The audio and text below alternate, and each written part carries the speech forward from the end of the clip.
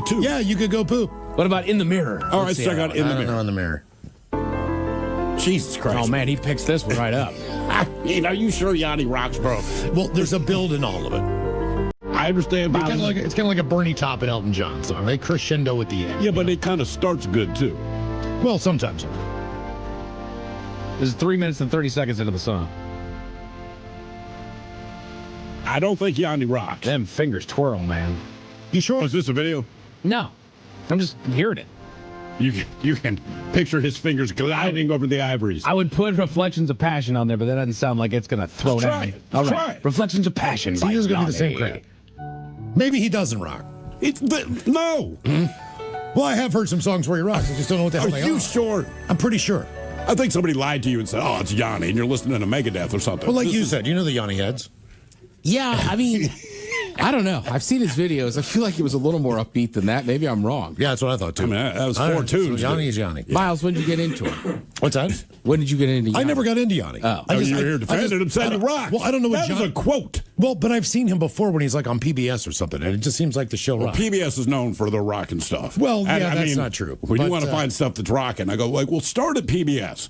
See what they're doing. Well, you know when they do these specials around the holidays. Like the Time Life things? Yeah, exactly. We got. I think we got a Yanni fan there on the YouTube, so I'm going to ask what song that we need to play. What's the banger there, Kyle? What is the one that... Always live on the free Odyssey app.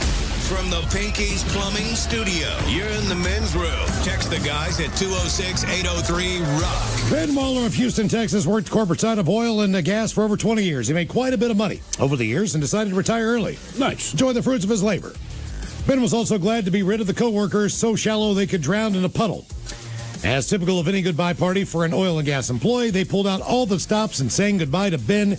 There was a full table of barbecue, meats and sides, cornhole for the sports guys to play, and plenty of Bud Light to go around. But the centerpiece was a cake, a massive creation, made to look like a barrel of oil. Now, in the weeks and days leading up to the final day of work, Ben wanted to leave in a way no one would ever forget his idea to spike his going-away cake with laxatives, and spike it he did. Over 10 boxes of X-Lax went into that cake. Damn. Not one to be left out. Ben also planned on having some cake, too. I mean, who wouldn't want to S on the floor of the former employer? Well, it was cake time, and everyone was ready to chow down. Milton from the basement came up in hopes of landing a slice. 120 pieces of cake were dispersed, and within an hour of ingestion, over 100 people had uncontrollable diarrhea. The scene was everything Ben had hoped for and more. S running down the legs of people desperate to get into an already full bathroom. People were S-ing in trash cans. People were S-ing in the elevators. The chaos put a smile so big on Ben Waller's face that he was eventually found out. He was booked in Harris County Jail on charges of criminal mischief. No one is likely to press charges because no one wants to go on record talking about S-ing themselves. So far, he seems to be okay. What's his name? Ben Waller? Ben Waller. Ted, do yourself a favor and just Google his mugshot. He is one happy cat. I mean, the man was arrested, and in his mugshot, he looks like he just watched a Dave Chappelle comedy stand-up. He is really enjoying life. He is very happy with what he did, and like, clearly has zero F's to give, man. Our question, when did you have a crisis of the bowels? 206-803-ROCK. Hello, Justin. Welcome to the men's room. Hello. Hola.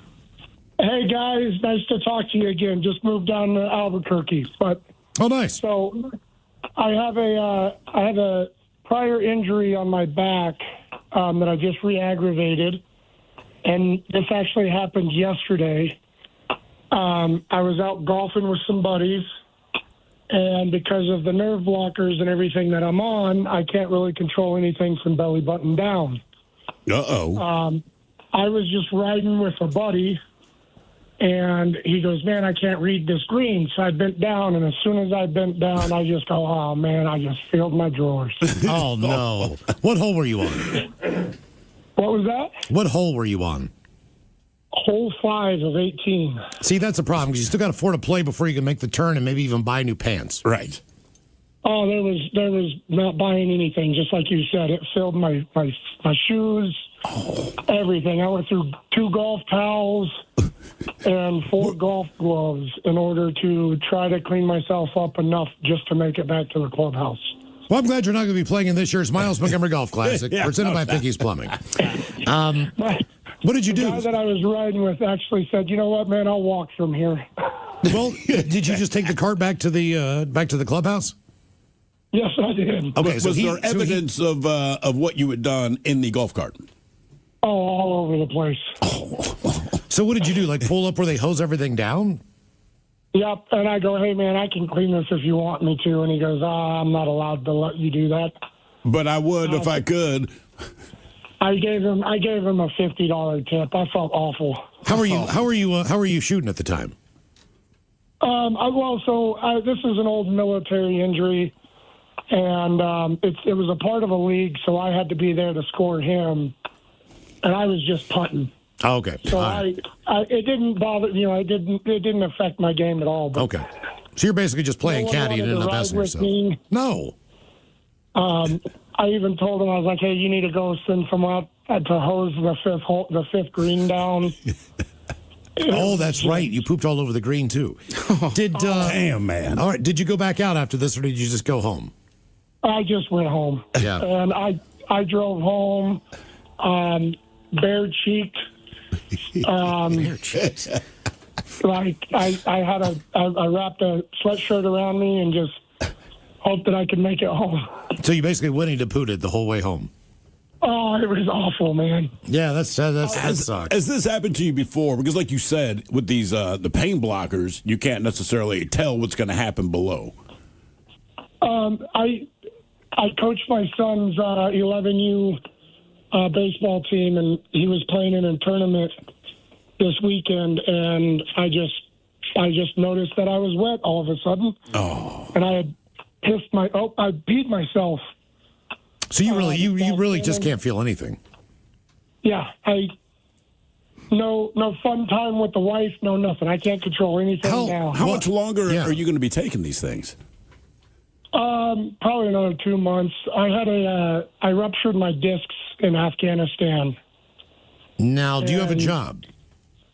No, I'm retired. Okay. Well, that's a positive. Obviously, you don't want to be home confined. Right. But it doesn't seem to me like you might not have an option. I mean, even if you do the parent thing, like, kids, go to the bathroom before we take this trip, there's no guarantees. Right.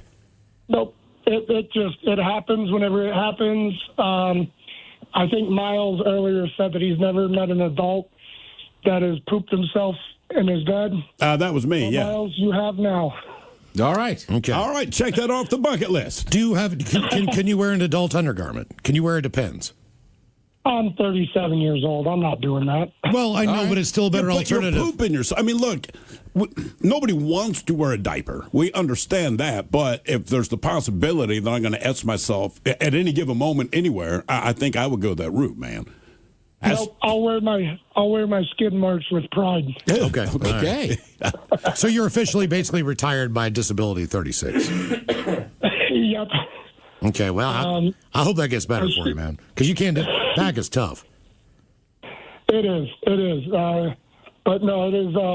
It puts a smile on everyone's face. Well, and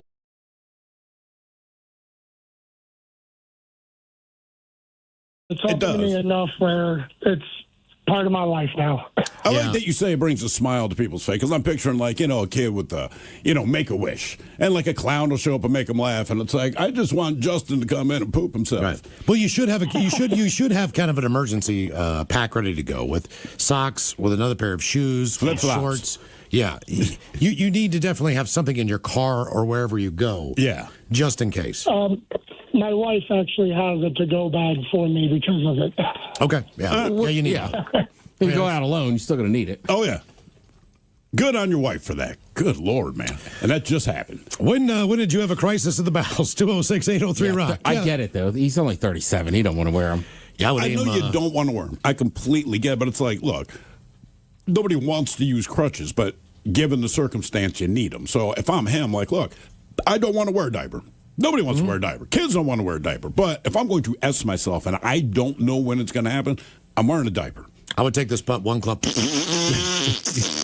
Sorry. Yeah, I mean, one you're club right. left. And I think for the most part, I think when those people start wearing them, because they don't even want to wear them. Yeah, nobody. Batman, I feel like But he has to be jacked the because Christian Bale made him swole Batman. Yeah. Yeah. He got in shape for sure. A man in Michigan. Oh, fat Batman. Fat man. Fat man. Fat man. Just ripping cigs, eating French fries. He just tases everybody. I ain't chasing you. His phone rings. He's like, oh no, what is this? He's crap? driving the Batmobile with a Big Mac. Yeah. All low riding. I'm on my way. He's growing a beard. He's got like a Ford F-150, camel hat on. Like, King Ranch edition. epic. Oh, wait.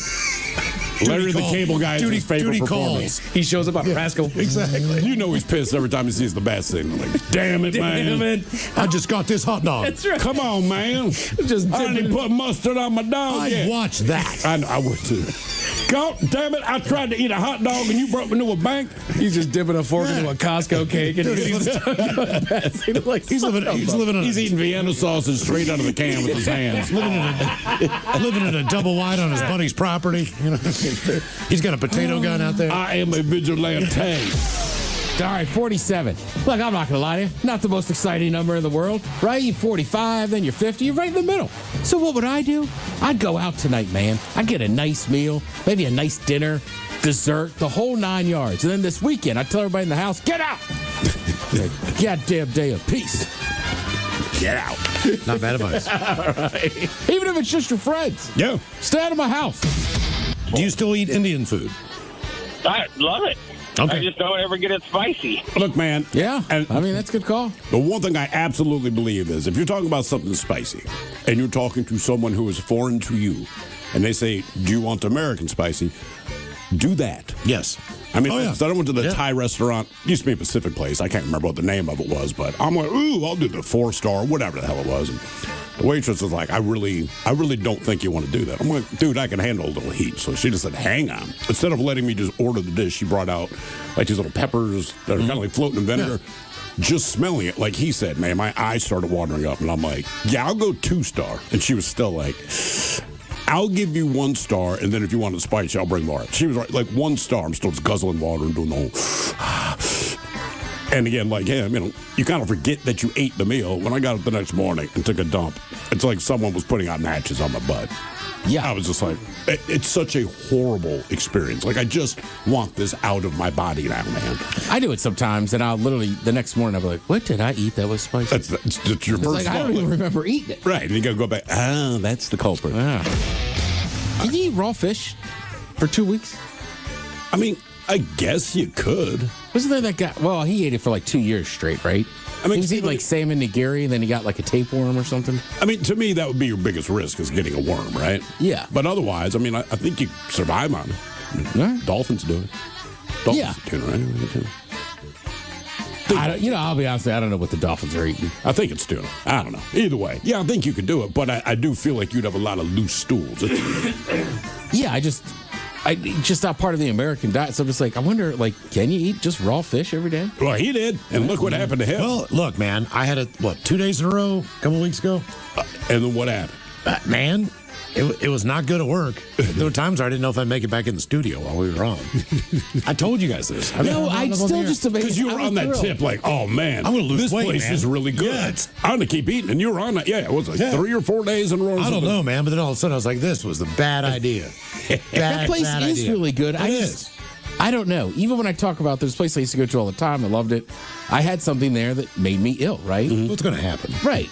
But there's no chance the next time I went in, I would order the same thing. Right. Well, but I still have to have the miso soup. I need the edamame. Yeah, all that stuff. That worked out well. When, I'm not going to give up on it. When did you have a crisis of the bowels? 206-803-ROCK. Not yet. Next time, let's get some plain rice. Yeah. Sticky.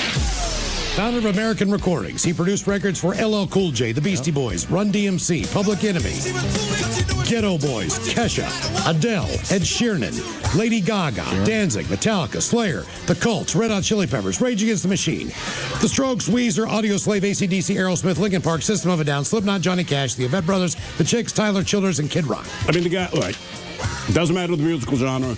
He'll produce it. He can produce it well. And one of the best quotes I heard about him, Metallica put out Death Magnetic, I guess it was, a couple years ago. But it's one of those things where, like any band, we start exploring things and you kind of lose who you are. So they're like, hey, go work with Rick Rubin. Rick Rubin sat them down, and they put on Master of Puppets, I think. He goes, what do you guys like about this? And they pointed out all the things they like. He said, all right, well, do that. Yeah. He said it was just like this lightning. Like, Two of those guys obviously deserve to be in the Rock and Roll Hall of Fame. Absolutely. How do we get into I mean, to me, he did that with Jay-Z's career. Jay-Z had made a lot of records people really didn't like, and then he came out dissing Nas and everything in 99 Problems. And Rick Rubin, it was like, oh, this is good. If Rick Rubin's on there, I'll actually listen to him. He can be a grumpy old fart, but we love him very much. We listen to your show every day, which we enjoy. It's Chris's 61st birthday. Could you give him a fish sandwich and words of wisdom from the captain? Thank you guys so much. That from Barb. A fillet of fish sandwich. Ooh, well, ahoy there, and happy 61st birthday. Words of wisdom, huh? Well, the old actress Mae West once said you only live once, but if you do it right, once is enough. William Butler Yeats once said, do not wait to strike till the iron is hot, but make it hot by striking.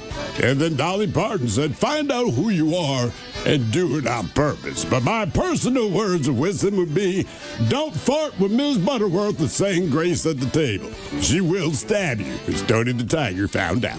Crunch berries. God, I remember, I'm like 8 years old maybe, but we're at a park with another family. And me and this kid, Eric, we both go into the bathroom, take a dump, and he just says to me, we have the divider between us, and I'm kind of cleaning up, and he just says, oh, Stephen, did you tell my mother I have an emergency? And at first, I'm like, oh, man, is he all right? But I realized under the partition there, you can see over, his underwear was brown, top to bottom. And it just blew my mind, because I'm like, we both walked into the bathroom. How did you poop into your underwear? I did not ask him this, but I'm like, I just sat on the toilet and pooped like a normal human being. I had never seen anything like it. So I went out and I told his mother, and I'm like, hey, Ms. Moore, Eric says she has an emergency. And then she's like, oh my God. I said, I think he pooped his pants. And she immediately calmed down. Yeah. Like, I don't want to write him out, but I can see her starting to freak. Kids have stomach aches. Sure. When you're an adult, you don't have stomach aches anymore because you're using the bathroom with some regularity. You figured out a system and a way to do it. But when you're a kid, you really haven't. You wait till the last. You haven't really learned that yet. You know, like there's a connection between your stomach ache and your anus. I mean, you could go 2 or 3 days without even realizing that you haven't had a bowel movement. Right. And then all of a sudden, when it hits, you're like, oh no. You know, you're at a park or you're playing with your friends or wherever the deal is. That was exactly what his situation was. People have asked me to do that before. I'm like, hell no. What, the mud thing? You're crawling through it. They got like a barbed wire fence above your head, and you got to, like, I don't know, scale a small wall. It's kind of an obstacle course meets. Right. Yeah. All those different things. You're just covered in mud. You're crawling around. I mean, and when you do run, you're running in mud. I'd rather, can I just be covered in mud and drink a beer? And watch you get, like, I don't mind that being covered in mud part, but it's like, I don't want to do it. 5K is enough just beating pavement. You know, the last thing you need to do is be crawling through a puddle. Like, I'm like, no, this is not how I want to spend my Saturday. I wonder if people have pooped themselves during the Tough Mudder event and just didn't say anything. Oh, I've seen it. I've seen it twice. And the one time it was a turkey trot, which I thought was funny just based on the name. That's how it pooped themselves. I don't think they knew it. Oh, because they were continuing to run, and there was just that brown line going down the back of their running shorts. Were they white running shorts? No, it was just regular running shorts. But you could see the line. They're nylon. They're they're thin. I mean, you get a netting under there. But they pooped themselves during the turkey trot. Well, that was the race. That was right. No, I'm just saying. Maybe it was just some leftover residue or their butt sweater. I mean, if you sweat brown. I don't judge. I can't remember if that race was Thanksgiving morning. That'd be a tough one. Yeah, man. You don't even eat yet. Well, a lot of people like to go out the night before. And it's like, ooh. Yeah, that Wednesday night's that's the biggest drinking day of the year. I think it's like the biggest bar night of the year. I believe so, yeah. And now, the men's room legacy continues. Unfortunately, what you're about to hear is real. The members of this radio program are simply not that bright, or what some people would call educated. They are merely stupid. They're not trying to offend anyone on purpose. And all have played doctors on TV. You have been warned and are cordially invited to join the party. This is the men's room. Forget it, man, and get with the countdown. Get with the countdown. Shake this square world and blast off for Kicksville. the trippers, the grasshoppers, the hip ones, all gathered in secrecy and flying high as a kite. This is the men's room with Miles and Thrill. You know what they say, shake your radio more than 3 times, and you're playing with it. You're listening to the men's room. And away we go. Welcome to the 21st Amendment season, episode number 4511. Along with Steve the Thrill Hill, the Ted Smith, and Mike Hawk. Hey, Jim, our men's room. On tap today, the return of Who Sucks Less. We will play Profile This, plus headlines, the men's room shot of the day, fun with listener emails, and everyone's favorite, TV Time with Ted. Clack. Drinking a draw. All right, here we go. A woman thinks her husband is having an affair, so she hangs on to the back of his truck. Meanwhile, police are called after a man climbs 10 feet up a tree and somehow managed to get stuck.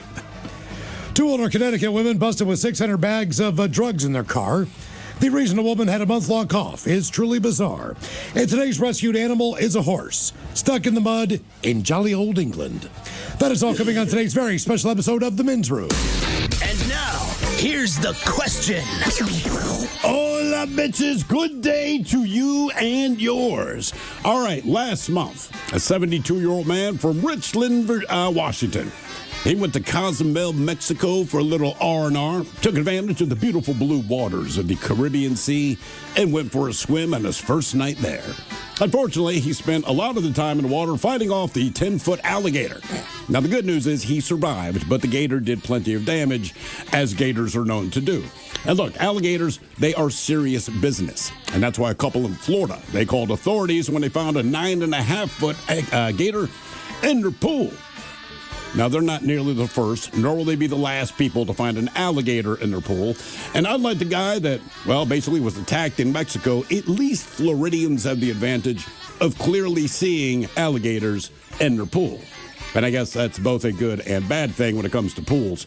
We go to China, where one public pool has the attention of authorities after poop was found floating in the water. Twice. In 10 days. China apparently does not play that, as they're now threatening legal repercussions if you were caught pooping in the pool. Now, I think we can all agree the poop belongs in the toilet. And as it turns out, poop is not the only thing that people find in toilets. A high school in New Hampshire, they issued a shelter-in-place order after a bullet was found in one of the toilets. Nobody found a gun or anything. There was just a bullet. And when I went to high school, we would not have gone to school if that was a problem. But not to be outdone, a newborn baby was found alive inside the toilet tank in Thailand. Now, what do these stories have in common? What do they have to do with each other? Well, they all inspired today's question. Brought to you by our friends at Advanced Hair Restoration. We just want to know, how does water figure into the story? To be a part of the big show, call 206-803-ROCK. Like the Men's Room on Facebook, follow us on X and Instagram at Men's Room Live. Send your emails to the Men's Room at KISW.com, and now watch the show live on YouTube at KISW Rock.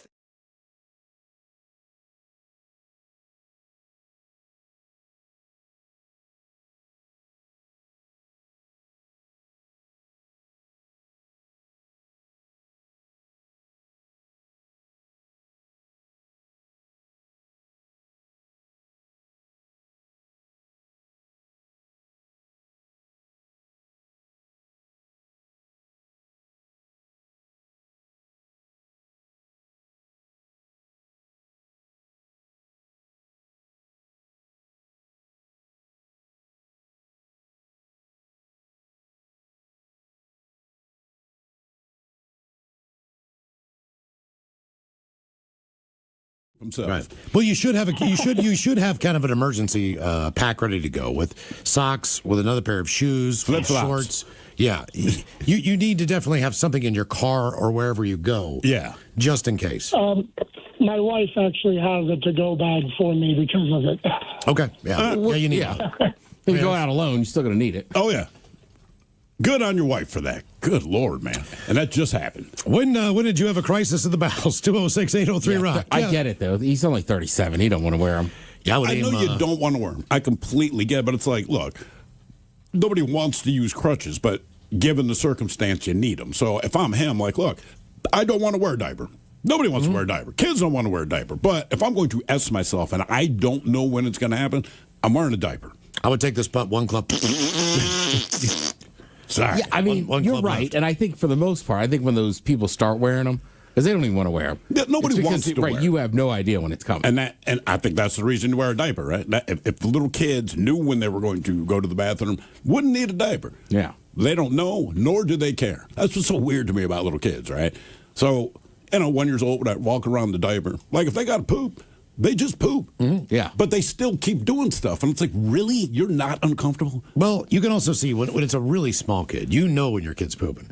Because you know their facial expression when they're pushing. Yeah, I mean, they're looking right at you. Yeah. And then after they poop, they will continue the conversation they were at. Like, Daddy, knock, knock. Yeah. And my biggest problem was I never knew, because you can't communicate with these things, I never knew, I would go and clean up the mess. And the mess was bad. But I didn't realize that they weren't done yet. You don't So know. I get everything cleaned up. Everything's good to go. Brand new diaper. You're back in the onesie. And I'm just like, Jesus, I just buttoned the last button. And it happened again. And first of all, whoever came up with the snaps on a onesie, they were not a parent. Yeah. Right? There is no freaking way. Because when you got to change your kid's diaper, and they're wearing those onesies with all the buttons, and this is so much trouble.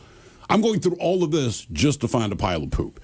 Right? It's ridiculous. And I'm like, there's no way a parent designed this for children, because I have not met a parent who's like, oh, it's no problem. Yeah. All these stupid snaps and all that just to find a turd. When did you have a crisis at the bowels? 206-803 Rock. They do look comfortable. They look, but generally, I'm sure they're comfortable. But the problem, look, onesies should be for people that are potty trained. You deal with your own business. Imagine your kid wearing the Batman outfit, 'cause that's basically what it's like. But you know that they just pooped themselves, and you got to go through all of that just to wipe someone else's ass. Also, a butt flap would be helpful. Why do they not have those? Just like I would say little even for an rectangle adult, back when with a you're- couple buttons. Yeah. If you're in a onesie, it's a pain in the butt. Sure, but at least you have control over that, you know? When's the last time you were in a onesie? Ugh. I don't know. 8 years ago? Why? Something. You're wearing onesies. I mean, I have a sleeping bag that I can wear. Does that count? You can walk in it? Yeah. You have a walkable sleeping bag. Correct. And you cinch it up so it's shorter so you can wear it during the day, kind of wear it around, and then you let it down. And you just lay down on the grass, you're good? Yeah. Huh. Very convenient for the person who doesn't quite know where they want to sleep. Exactly. I'll tell you what, trying to pee in that thing's a pain in the butt, though. Yeah, Because you gotta cinch it up and tie it underneath, and then you gotta it's a work of art. Okay. But if you're sitting outside all day on New Year's Day, like me and some buddies do, in his deck watching football, you need that onesie. Yeah. All right, or that sleeping bag. See, for me, the biggest escape artist trick you can make to have to poop is on a ski slope. Because typically you've got straps going over your shoulders and your pants. Correct. And you've got Yes. and all the stuff underneath. You got long johns on. You probably have underwear on. You got a shirt tucked in. You got a huge ass puffy jacket on. There's And it's nowhere not to like you can really run well in those boots. You know, if you're running toward the bathroom. No, that's like you need to get there early. That one's terrible. Or if you're now, granted, this is going back 25, 30 years, but if you're practicing football and you got to go, That's another one. that's another one, man. Well, Because things you have have changed. assistants. Well, Remember, when Reggie White took off, trainers went with him. They understood all the man has to do is poop, but still 2 trainers went with him to help him get out of all that gear. But you have to remember, football pants used to have pads in them. Mm-hmm. Underneath that was a girdle that had pads in them. Right. And you had underwear or a jock on underneath that. And then just trying to get the pants down past your knees. right, I'm thinking about wearing 4 layers of stuff. You're right. Nowadays they barely wear anything. They're wearing shorts. When did you have a crisis of the bowels? 206-803 Rock. Hello, Jeremy. Welcome to the men's room. Hola. Hola. Well, I called in a couple times before. You guys had a question a while ago about, drowning or something like that. I figured I'd chime in on this one since, I used to work for a fire alarm company, and we had a contract with a data center out in Wenatchee, out in the middle of the desert. But for lunch, my boss that I was with that day decided, let's go have some Chinese food in town. Well, I decided to get the prawns and the cashew chicken. The chicken was good. The prawns in the desert were probably not the greatest choice, but You got those old desert prawns, yeah. Oh yeah, that's what they're famous for. Get you real good. So we go back to work, and we're on the loading dock, building a bunch of stanchions for fire extinguishers to sit into on the floor inside the data center. I'm going and building them. I get to the base of one, and the base is a little bit heavier just because it's got to be the foot, and it's got to hold everything upright. As soon as I go bend down, I come back up. I just let out one little toot, and it's a lot more than just a toot. It's pretty much everything that I've eaten in about a week or so. It felt Kung Pao. Luckily, the stanchions that the extinguishers were being taken out of, they came with a big old bag that's about as tall as I am. I'm about 6'7", so Damn.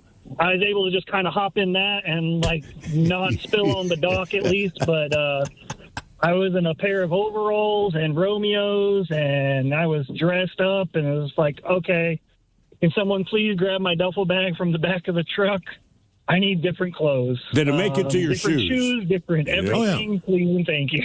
See, when that stuff happens, it's never solid. It's going to make your socks. It's going to make your shoes. That's why I say bring some flip-flops with you. Yeah. Extra pair of socks. You said that earlier. That made me instantly like, damn, I wish I was wearing flip-flops. Yeah. I mean, seriously. Where were you at again? In the desert? Out in Wenatchee. It's Pinghorn Airport. There's a data center that's back behind there. And, it was just a big, open, basically warehouse. It's AC'd for a bunch of computers and all that kind of stuff, networking and whatnot. But, yeah, it's I learned my lesson. Okay. Flip-flops in the travel bag. I think there is a certain age. I don't know if it's 35 or 40. I just know I'm in that zone now where if it's even questionable, you don't fart. Mm-hmm. I also don't think you mentioned the you town's live and name learn. if you do that in Wenatchee. Yeah, I know. It sounds like Eastern Washington. I was out that way. No, Wenatchee. Oh, the Wenatchee prawns. Yeah. When did you have a crisis of the bowels? 206-803. I've been just saying it out loud. Don't order that. Right, it could have been anything, but that just sounds bad. Yeah, desert prawns. Hello, Andrew. Welcome to the men's room.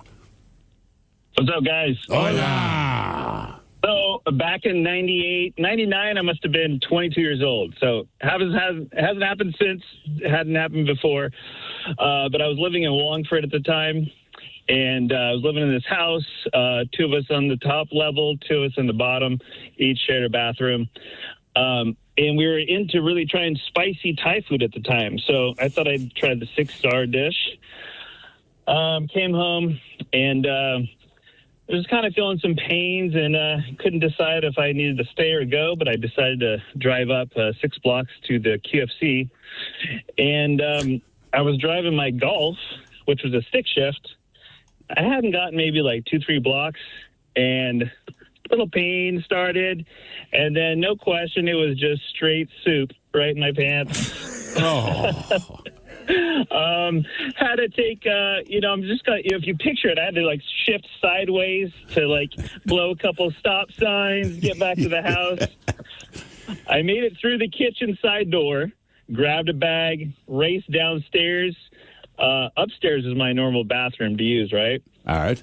Got downstairs, and I managed to declothe, derobe, stuff it all in the sack, take a shower, and got cleaned up, and that was it. Do you keep the clothes or do you put them in the washing machine? You know what? I decided trash can was probably best. Yeah, I'm trying to think. Do I have anything? Do I have anything I care about that much? No. I did find one interesting thing in that bathroom. Since I had never showered, I was showering, cleaned up. I'm thinking I'm getting away with it. Look to my left, the soap dish there, and I see a bar of soap with a half crescent kind of worked into the side of the soap bar. I'm like, I wonder what that's for. And come to find out, that's what roommate used to, kind of get the best pleasure for himself in that little bathroom. God. Oh, my God. So, well, I guess it was clean. It was very clean, but I'm like, man, with soap, really? So basically, if you hadn't have pooped yourself, you'd have never known that about your roommate. What kind of soap was it? Was it like Irish Spring? Was it Dial? From afar, it was maybe like a white dove looking thing. Oh, he was like that Ivory. cocoa butter. Yeah. Yeah. All right. Yeah. When did you have a crisis of the bowels? 206-803-ROCK. Thanks for making the Rock.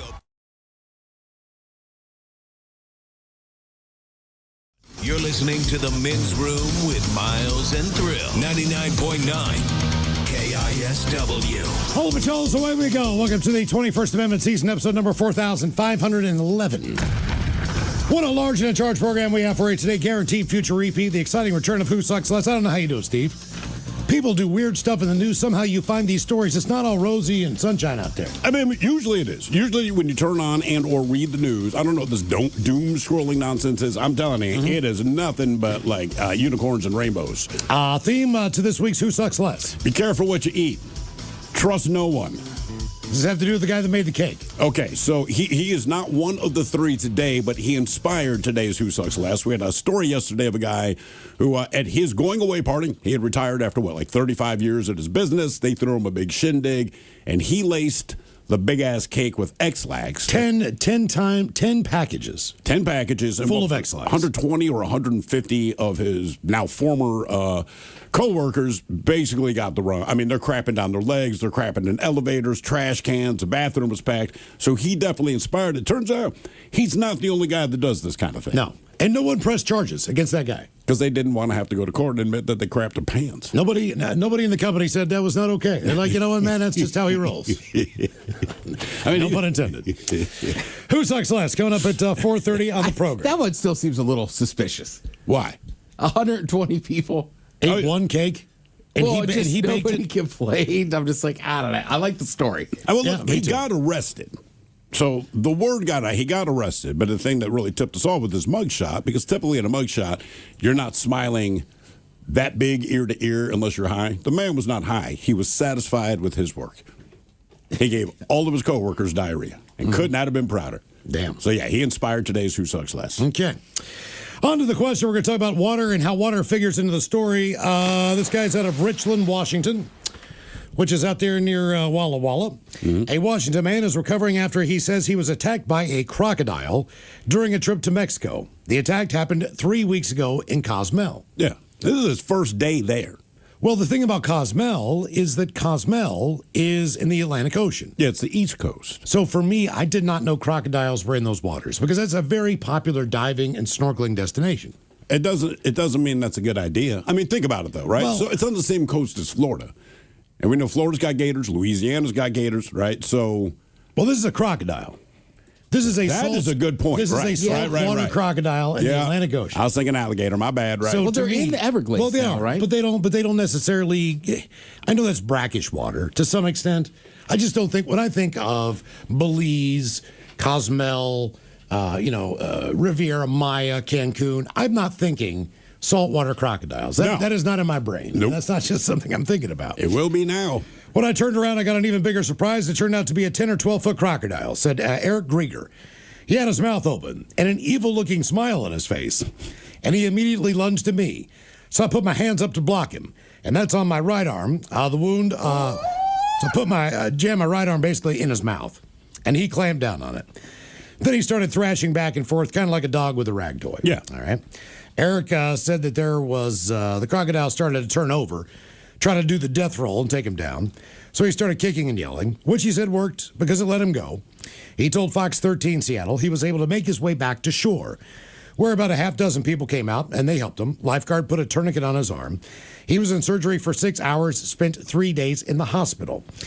Now, while the crocodile did sever some arteries and tendons in his arm, somehow the two main nerves in his arm were not damaged and no bones were broken.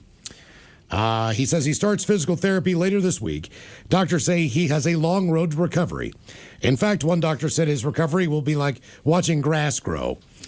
The entire Thanks, Doc. encounter, yeah, right, took not only a physical toll on him, but an emotional one as well. He said the first few days in the hospital, it was tough to sleep because I closed my eyes and all I could see was that smiling crocodile in front of me. Hey, buddy. I've relived it, hundreds of times by now. Strange thing is there so many relatively little things that had they gone a different way, I probably would not be here talking to you now. He went on to say he was grateful for those who helped him, and he said he's not letting this attack stop him from getting back in the water, although he has plans to go to Indonesia in October to dive again. So he was diving when this happened. Well, here's the thing. So, one, this guy is 72 years old. Yes. So when the doctor says it's a long road to recovery, that's not the most positive news you can get. Also, he's either a physical trainer or a physical therapist or something. All right. So the guy himself's in shape. And the way I understand the story, he and his wife had booked this trip, and their goal, they had signed up for like 4 scuba diving classes.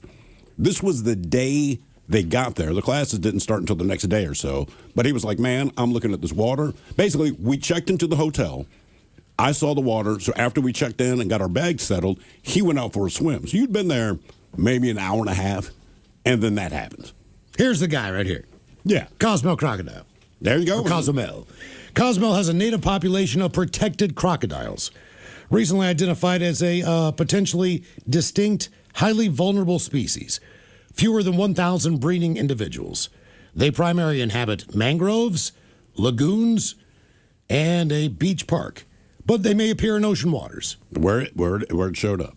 And That's brutal. exactly. That's just day got there. one. Like I right, said, you go out for that swim. It's got to feel awesome. yeah, I mean that was the thing. Like, dude, we checked into the hotel. We got ourselves situated essentially. Their dives, I believe he said, were starting the next day because they're taking classes. But I'm going to go out and I'm swimming in this beautiful water. What is it? The Caribbean Sea. Yeah. I mean, I wouldn't be able to resist either. Now, no plans on going there. That's day one. See, look, if you're in Australia, I get it. Yeah. If I'm at the beach and I go into the water, I'm thinking shark all the way. It has not even entered my brain that I could be attacked by a 10-foot crocodile while on vacation on the Atlantic Ocean on a beach. That, to me, blows my mind. You're not in brackish water. You're not in a cove. You're not in a lagoon. Right. You're not in any of these locations. You are swimming in the Atlantic Ocean. And now you're being attacked by a crocodile, of all things. This is always my argument with animal experts, and I know they know a lot. But I'm like, well, obviously, this crocodile didn't know that he's not supposed to be there. That's a problem. Yeah. You need to let them know, oh, this isn't where you're supposed to be. Apparently, they don't know that, because that's where he was. Okay. More fun with adventuring. All right. I mean, you're just they're just guessing. Like generally, they hang out here. You make a good generalization, but it's like that doesn't really mean anything. No. I'm not saying. I'm just saying, like in general, I'm with you. Like the crocodile's gonna go where he wants to go. Like generally, you can find me in the same areas, but sometimes I'm in Tacoma. I know the general areas to look for it, but there was a Ted sighting in Yelm. What's one going to do? Right, I was down there this summer. Like, I don't know. It's like he's not supposed to be down here. It's like, well, we can't here you find go. him. Crocodiles in Puerto Vallarta too, Pacific Ocean. Now I've swam in that bay there for I've heard a couple 7 people days in a row. Getting picked off, like in the Bahama Peninsula. A couple of people going in the water, and a gator or a crocodile shows up. And for me, and I know, I don't want to split hairs on a gator or a crocodile. Don't care. Whichever one's attacking me, I'm not happy about that. Like, oh, thank God it's a crocodile, not a gator. Doesn't matter. Well, if you're in Australia, it makes a difference. Just based on the size of the crocs. Well, sure. I mean, the North American crocodile is a little bit smaller. They just have a different shaped nose. I hear you. So, but they still. And you're right. It doesn't matter. It's just like it's like a. But in Australia, I'm not getting in the water. I mean, just as a fact, I'm not getting in the water in Australia. Also, badass that you're attacked by a dinosaur. I don't care what anybody says. If you look at that thing, it is a dinosaur. It is. You have been Jurassic Parked, and you survived. I don't think he thinks it's badass. Well, he said, I've had nightmares. I could not sleep for 3 days because every time I closed my eyes, the smiling crocodile was back. That does not sound badass. It's a good story for years down the line, but right now he's not having fun with I think it's a good story for me to tell about someone I know. I would rather say, hey, Ted was attacked by a crocodile. He survived. Man, it was unbelievable. We saw him fighting. We dragged him on shore. I don't want to be you. Yeah. I don't want that badass story. No. I don't want to be someone's food. No. That's ultimately it. Would you rather be someone's food or something's food? I know. I know. I'm taking something. I know I'm tasty. I already know that. As far as human consumption or animal consumption. Why do you think you're tasty based on human consumption? Oh, just people I've gone out with. But as far as animal consumption, like when you had that cat and I had all those fleas. Yeah. Those fleas wouldn't even touch you. No. They clamored to me like I was a buffet. Well, they were racist. Right. Mosquitoes. They did bite me, too. Like I said, they were racist. Yeah, mosquitoes. They don't bite me. They'll say like, oh, well, if you've had a little bit of alcohol, mosquitoes will be attracted to you. Like everyone here's drinking. I'm the only one who's getting lit up by these things. Yeah. So I feel like I'm tasty. I feel like if an animal got into me, they'd be like, you know what? I'm not letting go. It's a good tasting man. Let me call my buddies. He's got a lot of fat on him. He's well marbled. I'm not skinny like you. Yeah. I mean, you'd be like a tough beef, I'm like, jerky, bro. Yeah, you're like a crappy ass skirt steak or something. Yeah. I'm like a ribeye. I'm the cheapest. I'm the cheapest item beef. on the menu. I'm snow beef. Yeah. I'm on the kids menu. I'm Kobe. I'm just like, all right, get this for the kid. Get yourself some thrill. Witnesses on a South Florida beach watched a powered paraglider plunge hundreds of feet into the Atlantic last week, then saw the man walk away virtually unharmed. Police at Riviera Beach say a 52-year-old man from Pompano Beach fell an estimated 500 feet into the ocean off of Singer Island.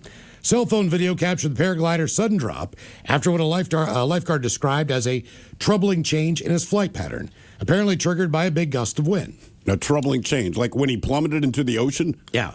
Lifeguard Sarah Williamson, Palm Beach County Ocean Rescue, said she started sprinting as soon as she realized something was wrong, radioed a colleague, and the pair paddled out with rescue gear.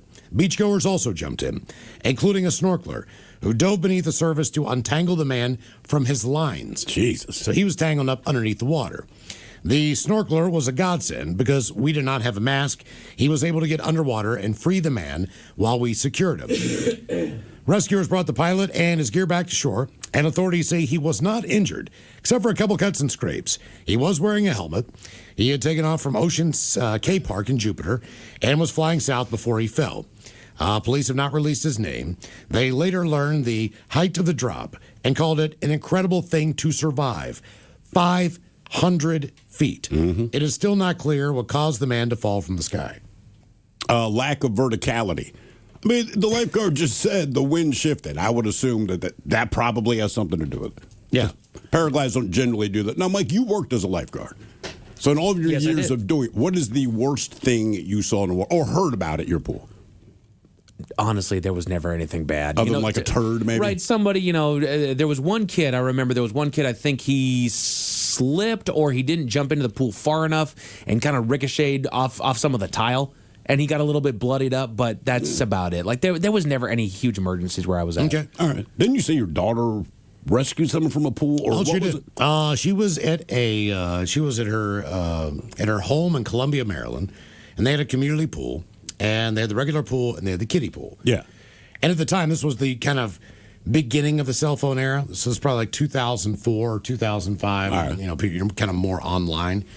And the moms were sitting over there on their phones chatting. So much has changed. And Ava went over to walk past the little kiddie pool because that's where she was set up with her towel and everything else. And she sees a kid face deep in the kiddie pool. Ooh. And Ava jumped in, pulled that kid out. I don't know if this had just happened. I'm not sure if she resuscitated the kid, or the parents did, or the kid just started breathing again, or the lifeguard brought the kid back to life. But if she had not have spotted that kid and pulled the kid out of the water, who knows? But I know. That was pretty crazy. Yeah, she was very happy with herself because she was like, you know what, I did some good. Yeah, how old was she at the time? She was probably, she was born in 99. So she was probably 12, 13. I mean, before they moved out here. Oh, 99. God, so 5 or 6. That was 2006 they moved out here. God. So, yeah. So she had to be about 5 years old. Just as a parent, I would just throw it out there. If your kid's at the pool and a 6-year-old kid outdoes you watching your own kid, maybe don't take your kids to the pool. That's the one thing about... It's also a foot of water. But still, man. But I know. A grown-up can, an adult can. A grown-up can do it, and like we say, and I mean this in the best way possible. If you're a parent, you know this is true. Kids are dumb. That's why they get hit in the face all the time, right? Mm-hmm. They don't move. They make bad decisions. That's why they have specifically a kiddie pool, right? To make it as less dangerous for you as they can, but you've got to keep your eye on the kid. Okay, so this incident happened last year, but the news just came out like a week or two ago about the guy who was, I want to say he was 72 years old, and he was getting baptized over in England. Oh, God. And the woman performing the baptism. Like, no one is saying a word about what happened to anybody in the press or the media. So I don't know what the deal is on this thing. But I think she held his ass down under the water while she kept saying prayers and did not let him up. She drowned that mother in a bathtub in like somebody's backyard on as a baptism. This is an actual baptism, and no one jumped in to say, "Look, you just drowned this guy. This guy's drowning." No one. I'm not even sure anybody. No one said they tried to resuscitate him. No one said they tried to save him. It was almost like they watched this woman drown this dude. They did. Because one thing about drowning victims, at least if you can get to them before they die, their body makes it clear that they're under duress. Yes. You don't he had to have fought back. Right. Your legs start kicking, your arms, your hands on the wrists. And, like, I don't know how long the prayer is that she did, but you might want to shorten that up just a tad. Who the hell drowned someone? It's almost like she was singing 99 bottles of beer on the wall. I'm at 89. Hang on. Right, exactly. It's like, what in the hell's going on? And you're right. Like, nobody that was there will say anything to anybody. Yeah. So I'm like, well, in my mind, then she just killed his ass. Right. I mean, and that's it. She did get charged with negligent manslaughter. Yes, as you should. Maybe don't do a baptism if you're not entirely clear how long a human being. And again, that was an old man, too. Right. Okay, so God, this church we used to break into, it had a gymnasium in it. We broke in, honest to God, to play basketball. Sure. That was the entire point. And we did not want anyone to know that we were breaking in because we were hitting the lights, we're doing all this stuff, but we did not want to lose access to that gymnasium, in the winter months when you couldn't do anything. But if you kind of, this was like one of those grandiose churches that had indoor basketball court that was actually like, I don't know, like a theater type of just bigger general assembly. Yeah. Then you had your main area of the church, but behind that, at the back where the minister was, they had this huge set of steps, and it was a baptism pool. Yeah. But you walk down one set of steps, and then you walk through the pool. And then you met the dude in the middle. He dunked your ass, and then you walk out the other side. Yeah. Okay, that's how this thing is. But that pool itself, and it was above ground, obviously. It's like a giant bathtub. It was probably 15 to 20 feet long. All right. Maybe only 3 feet, 4 feet high. But that's how they did communion. And Sure. this, Jesus Christ of Latter-day Saints reorganized. I don't know what the hell it was. But anyway. But it was always full of water. So we would get really, really sweaty in there, man, playing basketball. And then dive off one end of the stairs, swim through that thing, come out the other end, get a couple laps in, man, then just throw our clothes back on and walk home. Yeah, I actually don't have a problem with that. No. All right. I mean, in theory, you shouldn't. Well, but you're not doing anything. You weren't peeing in it. We turned out the lights. We knew there's nothing. The water, right? He's baptizing. I don't understand why we can't just put adults in a hairdresser chair and just pour it over their forehead like we do babies.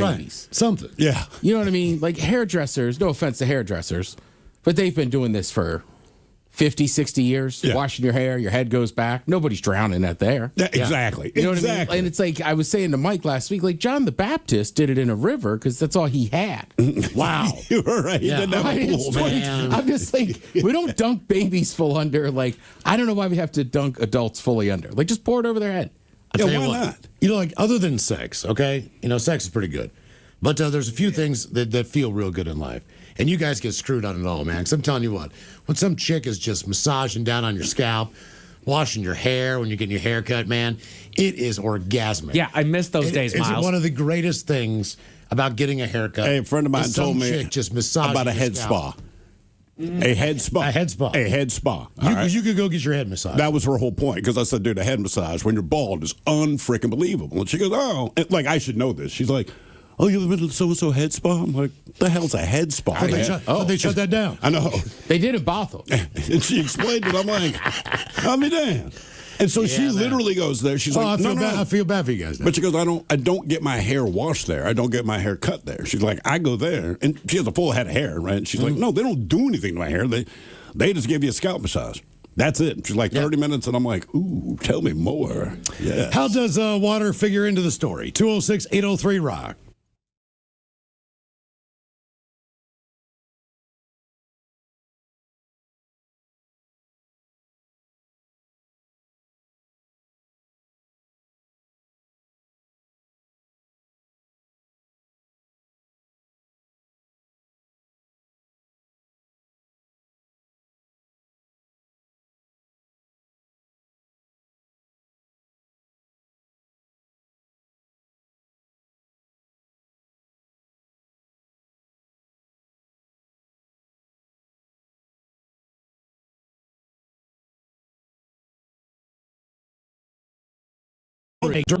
Outside.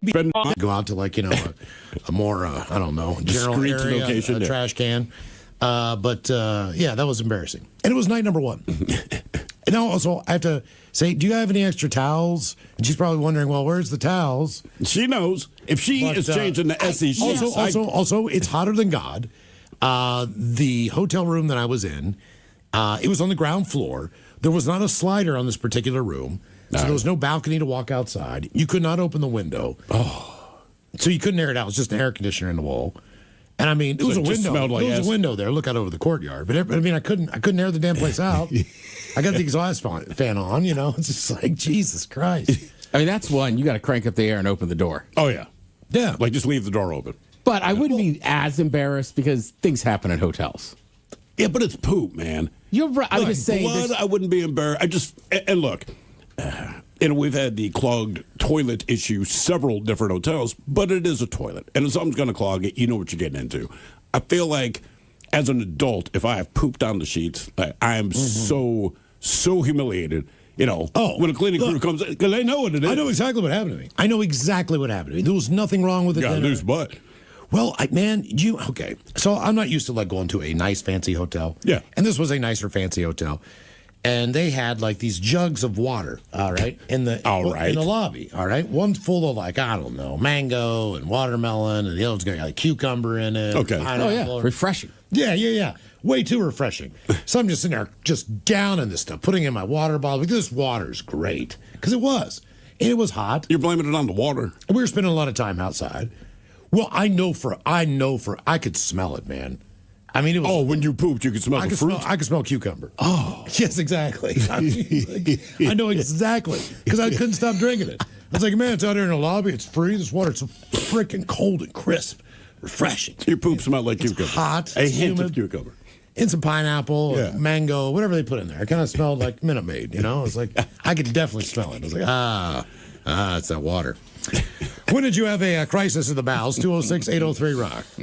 Hello, Sarah. Welcome to the men's room. Hola, bicholas. Hola. So, second time caller, long time listener. My first call, if you remember, I was the girl with the tanning bed incident, but I got another one. All right. So, about 15 years ago, military active duty, we had a mud run scheduled, a 5K. So when you do the mud run, of course you're crawling through mud. I mean, you're covered head to toe in mud, right? Well, thank God you could be disguising it. Yeah, that's my thought. Exactly, right?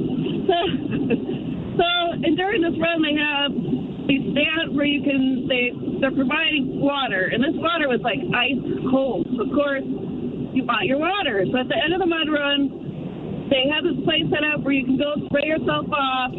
You know, this was April, so it was still kind of chilly, kind of like the weather going on now. So I'm head to toe, covered in mud, and I get to the hoses, and the water is ice freaking cold, and I'm like, no, I am not spraying myself off because it's too cold. I'll go home with 3/4 covered in mud. So I get in my car, I'm literally 10 minutes from the base. Not 2 minutes, I get in the car, my stomach starts rumbling, and I'm like, oh, crap. I'm wrapped in a towel and just my underwear because I'm covered in mud, right? And I'm like, well, do I have time to go to the gas station? Yes, but how embarrassing. I'm covered in mud and I'm just in my underwear and a towel. I don't think that's going to fly. Now, that's the look for 7-Eleven. I'll let you in. Yeah, you know, it's kind of shady parts in Tacoma. You know, I don't really want to go to the gas station half naked in just a towel and underwear. That's a good point. So, yeah, right? So I'm almost home. I'm like, okay, I got 5 minutes. I can make it. No, I could not make it. Literally 2 minutes from my house. Yeah, it came out. Thank God I had a towel wrapped around me so I didn't get out of my car seat. But here's the part of the story that's funny. I get in the house, throw everything down. I get in the shower. I'm still covered in mud. You cannot tell which part was the mud and which part was SHIT that I was showering off. That's a good point. Well, you know what? In that instance, I'd rather almost not know. I'd almost rather just go like, you know what? That is very true. Yeah. I mean, I don't know what's what, but all this has got to come off me one way or another. It might be mud. Just keep telling yourself But it might that. not be. Right. But that's okay. Might be mud. The tough mudder. Maybe we should put a sign that says that in our bathroom. It might be mud. People have asked me to do that before. I'm like, hell no. What, the mud thing? You're crawling through it. They got like a barbed wire fence above your head. Then you got to like, I don't know, scale a small wall. It's kind of an obstacle course meets. Right. Yeah. All those different You're just things. covered in mud. You're crawling around. I mean, and when you do run, you're running in mud. I'd rather, can I just be covered in mud and drink a beer? And watch you get, like, I don't mind it being covered in mud part, but it's like, I don't want to do all this 5K is other enough crap. just beaten pavement. You know, the last thing you need to do is be crawling through a puddle.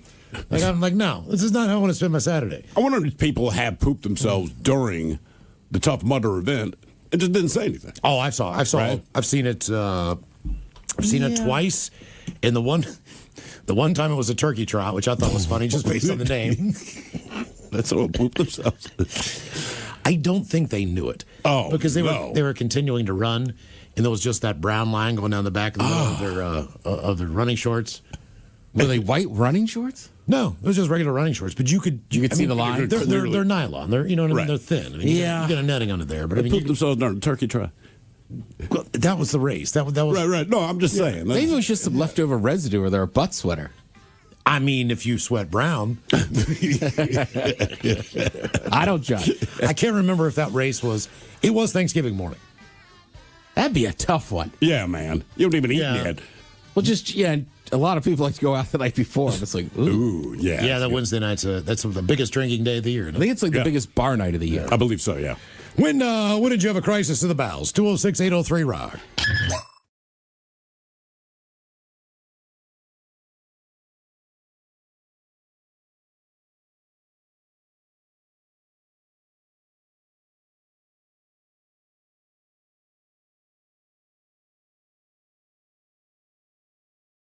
Me and my friend Drake, we had like free weed for the rest of the summer because we were 15. So 2 ounces of weed went a long way. Yeah, you go a long way today, man. Yes, it would. You know? Yeah, you didn't see too many ounces when I was growing up. You saw eights that were cut with crap. You always saw eights. Yeah. I never saw a really big bag of weed until, I guess, maybe a drug dealer in college. Yeah, I was going to say, the first time I saw it was a guy dealing the drug. Like, he always dealt to us, but this is the first time we'd actually been to his place. And he opens the door. And it's one of the dude, I remember, he opened the door, he had a shotgun. Like, and the thing is, like, we told you we were coming over. Also, you invited us. So we went over there, knock on the door. It's probably more for show. Opens with a shotgun. But when we walked into his house, just like you're saying, you'd always seen eighth bags. And he just had stacks of ounces. And we're like, oh, my God. It's like going to the Library of Congress. Can't believe it exists that Holy much. crap, yeah. Speaking of two teenagers. I mean, I was probably almost 30 before I saw a pound of weed. I don't know if I've ever seen a pound, man. Yeah, like how vacuum big is that sealed? with their hand? Yeah. I mean, it was vacuum sealed, so it was like holding like a small like pillow. Damn. Okay. It was awesome. Yeah, there was like 3 of them. And I took pictures, but I was like, well, what's the point? Put them up on Facebook. I know. I was like, oh, like, you can't do anything with them. I don't want to say who, but when we first got to Seattle, we got some weed connects real quick, and there's this one guy who's like, hey, man, I have this full-on grow operation. I don't even remember what direction it was from Seattle, but they're kind of out in the cut. And we're like, cool. So he'd supply us with weed. We'd be sitting in the office, man, and like your phone would ding, and he sent a picture. Like, hey, man, here's the bud that's coming. And finally, I had to text him, like, please do not share these pictures with me. Yeah. I understand that you're excited about it. I appreciate your work, but, man, do not send pictures to me of the weed. Speaking of bags with weed, 2 teenagers mistakenly left a knapsack containing marijuana and cash at a donation area outside of a New Zealand charity shop, then returned to retrieve the bag in a panic. A volunteer at the store noticed a pungent aroma before opening the knapsack and finding plastic bags of marijuana amounting to about 43 grams, about 1.5 ounces. All right. New Zealand, that's about $2,200. Police said in a statement, using marijuana recreationally and selling the drug are illegal in New Zealand. Some medical use is allowed, but that requires a doctor's prescription. A spokesperson wouldn't give more details of the shop's location to protect the staff. The boy and the girl had left the backpack outside the shop as they waited for their car to be serviced at a nearby place. Officers were called after the agitated teens returned to the store. Police found not only the weed, an air pistol, which those under 18 cannot possess without a license, and adult supervision. They also found a police scanner. Oh. And more cash in the teen's car. Now, it's not illegal to have a scanner in New Zealand, but distribution is the mighty 99.9 KISW and KISW HD1 Seattle. Rock. Always live on the free Odyssey app. Text the guys at 206-803-ROCK from the Pinky's Plumbing Studio. You're in the men's room. Speaking of how does water figure in the story, we got a storm blowing in here, boy. Oh, yeah. Look out. Thunder showers, lightning, all 9 yards. It's all red on the radar.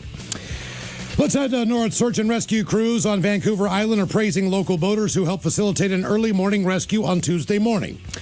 Royal Canadian Marine Search and Rescue received an urgent call from a person in the water off Gyro Park Beach around 3:50 a.m. It is Gyro. That is Gyro Park. Gyro, yeah. It's not Gyro Park, right? Gyro Park. What if it's a town? Is it Gyro? You know, I don't know. Depends on how they say it. Yeah, that's right. Do we have any Canadians that can help us out? Is it Gyro Park Beach or Gyro Park Beach? Remember, this is Mount Rainier. Mm-hmm. But I grew up near a little town in Maryland, and we called it Mount Rainier. Yeah, yeah. Around the East Coast, it Just depends on where you Rainier. are. Right, so I think it just depends on what those people in that town call it. I mean, one is Des Moines. And then there's Des Moines. Des Moines. Which still drives me crazy. I know that's the name. I just let There's it go. Kansas, there's Arkansas. Right. So, who knows? Arkansas? From here on out, I'm calling it Gyro. Gyro Park Beach. 3:50 in the morning.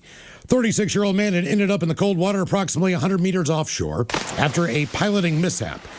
A huge thank you to the boaters on a nearby vessel who heard his cries for help as he screamed. Help. They jumped into action, rowing over to the patient and pulling him onto a sailboat just as the rescue crew arrived on the scene. Man was in the water for about 15 minutes, adding that he had dislocated his shoulder during the incident. Search crews, that would suck, treading water. Yeah, with one dude. arm. I mean, that's got to blow. Search crews transferred the man to paramedics shortly after 5 a.m. Police and the Canadian Coast Guard also responded to the call and met the man at the marina. A reminder to our boating community, accidents can happen in a split second, especially in the dark and in the early morning. Man, that would suck. The water's still cold. It's cold. One shoulder's dislocated, and you got to tread for 15 freaking minutes. Our question, how does water figure into the story? 206-803-ROCK. Hello, Joshua. Welcome to the men's room. Hey, good afternoon, fellas. Hola. All right, so this one will be a bit shorter. So I work at a doggy daycare, boarding, grooming facility. And last year, we had there's this little pocket where a bird can make a nest, and last year a bird made a nest. That bird got killed by one of our dogs. We had to let go of that dog anyways. But this year, another bird made a nest there, and it had 2 or 3 babies. And I had pointed it out, like, oh, we got a bird back. I hope another one of the dogs doesn't attack them. No, one of the little babies drowned in this little water solution that we have outside. Oh, like where the dogs drink? And then not where the dogs drink. We had this little bucket for like where we put the pooper scooper in because it's disgusting. God, man, that's a horrible way to go. That's terrible. What is the crappiest breed of dog to deal with? I mean, what is the one you don't like? We've only had this dog or these two like 3 times, but Akitas. They're pretty mean. Yeah, aren't they like high maintenance, kind of crazy? Very mean. They do not like other dogs. They're the ones with a curled up tail, right? Well, there are some breeds that have that curled up tail, but yeah, there are one of them. Well, I mean, look, I would think if you own an Akita, because it's not like you got it for free, right? You drop some cash on this, you'd think you'd be somewhat aware of their behavioral pattern. Why would people want to take their Akita to doggy daycare knowing that one of the traits of Akitas that they don't like other dogs? Well, the 2, they only came in for boarding. Right. Like I said, they've only been 3 times. But it was annoying to kind of like have the schedule of bringing dogs out to fit with them, being able to bring them out. Okay. How many times have you been bitten doing your job? Oh, I haven't been bitten yet. Well, knock on wood. But yeah, I like that. I'm waiting for it, man. Let's put that out there. Let's see what happens next. Okay. All right. It's crazy those dogs are so mean because they're just so cute. They are, but it's like you've seen a really cute chick at the bar, and by the end of the night, you're like, she's mean. Like, just mean. Yeah, right? and there's fighters that are good looking. That's true, right, exactly. Then you go, yeah, dude, but they're mean. You're right. It is a good-looking dog. It looks like a dog you'd think you'd want. It's just not a dog I would want. Mm-hmm. I'll stick with mutts. You don't know what you're going to get. They're weird. It's fine. My dad had a Hopi Craft sailboat, and it was kind of just has like a canvas top on it with a couple pontoons. Yeah. You could ride on one. You could pick one pontoon up out of the water and kind of lean back and put your weight into it. Sure. Do that whole deal. And my dad had a dog, so when he would go to work, I'd take the dog out on this boat. And this dog knew a porpoise that he was friends with, right? And so, you know, I this has not been explained to me yet.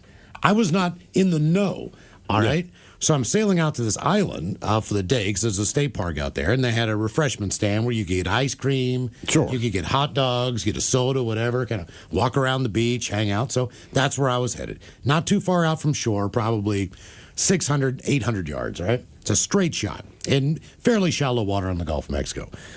So I'm sailing out there, and I turn around, the dog's gone. And I'm like, what in the hell, man? Like, the dog is gone. And it's just me and the dog on this boat.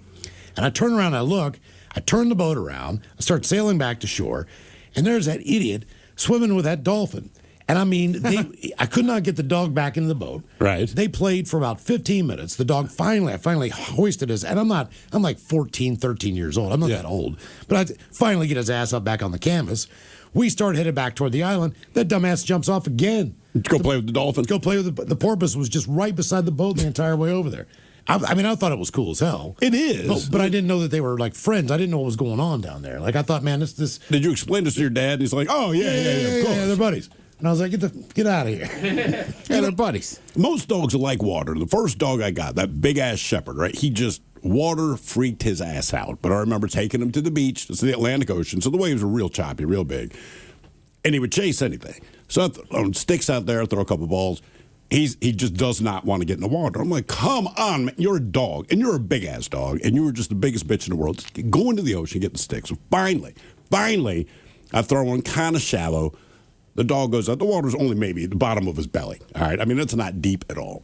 Gets the stick in his mouth, and now he's super proud of himself. But instead of running back to me, he turns his head and looks at me, showing off like, hey, I got the stick. I think I'm okay. But in this moment that we're locking eyes, and he's clearly proud, one of those big-ass waves just swells up behind him. And I'm like, oh, no. It's like a 6-foot wave, which there's not that uncommon, right? And this thing just lands on top. The dog disappears from view. It's just all foam.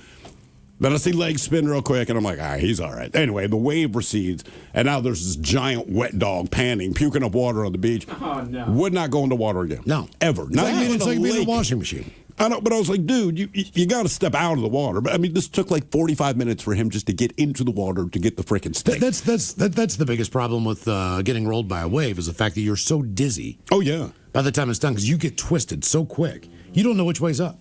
Yeah. So, and then, but you can't even settle your legs right because it's almost like doing the thing where you put your nose on the bat and spin around. But it's like 4 times that fast. But once you know what's going to happen, that's when you have fun. My son would not do it. So I go to Delaware every summer, and he was like, so there's always a pool nearby. And he'll go to the beach, but he saw those waves the first couple of years. He's like, I'm not doing it. He actually told me, this is a quote, because I said, man, I'm going to pick you up and throw you in there. He goes, Dad, if you pick me up, we're throwing hands. This kid's like 11 years old. We're throwing hands. We're throwing hands. He's like, we're throwing hands, man. He's like, seriously, I don't want to get in. So, he would stand at the very edge, right? Mm-hmm. But once you go out, maybe 4 feet, that's where the waves get kind of crazy. And I'm like, man, just do it. It's fun when you get used to it. He just would not do it. So he wants to stay at the beach all day with his cousins. I finally roll back to the house. About 3 hours later, they get back. He was so jacked. He's like, I finally got in. He's like, it is awesome. I told you, there's just a place to stand. Don't let the wave crash on you. Just go, Yeah, you just got to get past that break. Right. You got to get past the break, and then it lifts everyone. Every once in a while, you're going to get schooled, right? But overall, now you couldn't get his ass out of the water. And you're right. You know it's coming, like your dog. He's got no idea. He's looking at me, and you just see this wave come up behind him, and I'm like, this is going to end poorly, dude. And I mean, it basically broke on him. And to me, it was very funny. I just felt bad for the dog because he finally worked up the courage to do this thing, and you could just see the pride in his eyes. And then I see that wave coming up, and I'm like, God damn it, really? Right now? So I worked at that beach for a summer, which is 3 months. You get a couple jobs, you work with your buddies. That's a great job, though. You have a good time. But this chick who I kind of knew that I worked with for a while on a place called Bull on the Beach, which actually had some pretty good pit beef.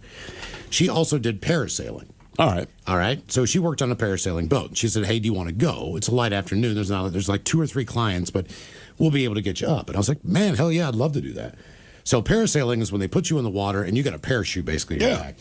they're pulling you on a motorboat, and they pull you up into the air, and you're pretty far up there. You're I don't know, 100 yards, maybe even more. Sure, you're up in the air on this big tethered line, and they take you up the coast. They take you away from the beach, obviously, but you're close enough to the beach. You can see everyone swimming. You can see everybody in the water.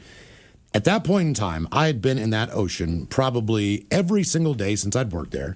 I'd been there my entire life, going for a week in the summer as a kid. Now I'm up in this thing, and I'm looking down, and there are sharks everywhere. Oh, yeah. When I'm saying everywhere, I mean everywhere. And they are clear as day. They're all on top of the water. Yeah. You can't see their dorsal fin, but you can see them swimming in 2 to 3s. Yeah, when you get the bird's eye view, big one. you go, oh. You're up there, but here's the thing. You still, once you're up in the air, you still have to come back down into the water. Right. Yeah, to get back into the boat, man. And I'm like, she's like, are you ready to come down? I'm like, no. No. I'm like pointing down, because the point where we launched, that was like the area where the most sharks were, down by the pier. But she can't really see them from the boat, right? No, you can't see anything to get up there. And she's like, oh, did you see all the sharks? I'm like, yes. Yes, I did. She's like, they don't bother you, man. She's like, they don't attack anybody here. And I'm like, they're everywhere. She's like, yeah, but we don't like to tell our clients that.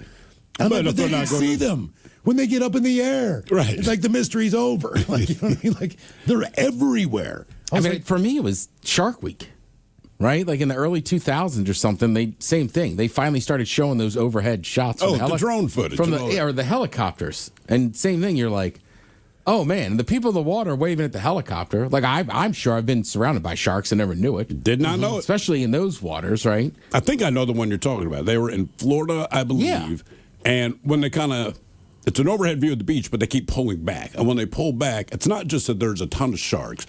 It's that they are very, very, very close to the swimmers without anyone being aware of it. And they were like in a lateral line. Yeah. I mean, basically, they formed a perimeter where everyone was in the water. I'm like, oh, my God. And I remember seeing, like, you can see bull sharks and you can see hammerheads. And I'm like, you've got to be kidding. Like, I'm looking at hammerheads don't attack humans. Okay. But they're still 14, 15 feet long. That's the weird thing. I get most of them generally don't. Most of them don't. But sometimes they will. The one I saw in the water. I get it. Shark people, I get it. It's always by mistake. But it happens. Also, right, it doesn't matter if it's a mistake. That's the difference between manslaughter and homicide. Manslaughter, I did not mean to hit you with my vehicle, but I still got hit by a vehicle. But when they feed close to the shore. And they're very, very fast because they're chasing like bait fish. Yeah.